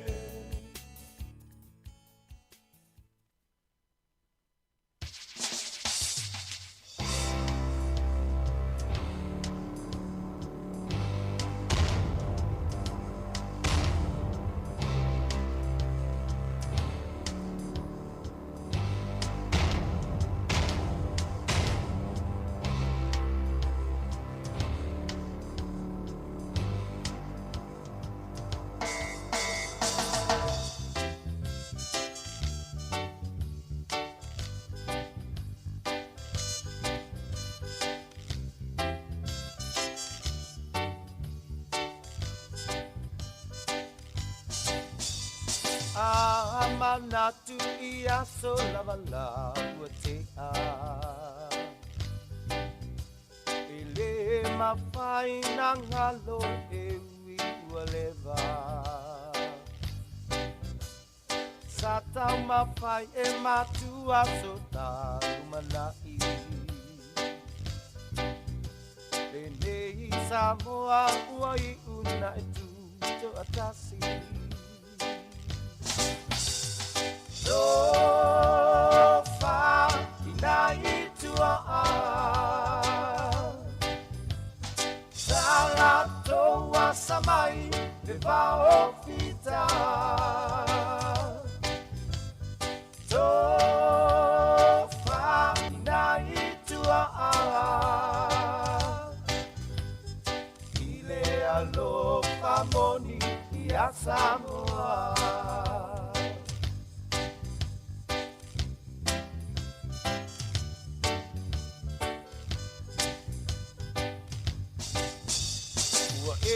Tau vivi ina maua so ai paasili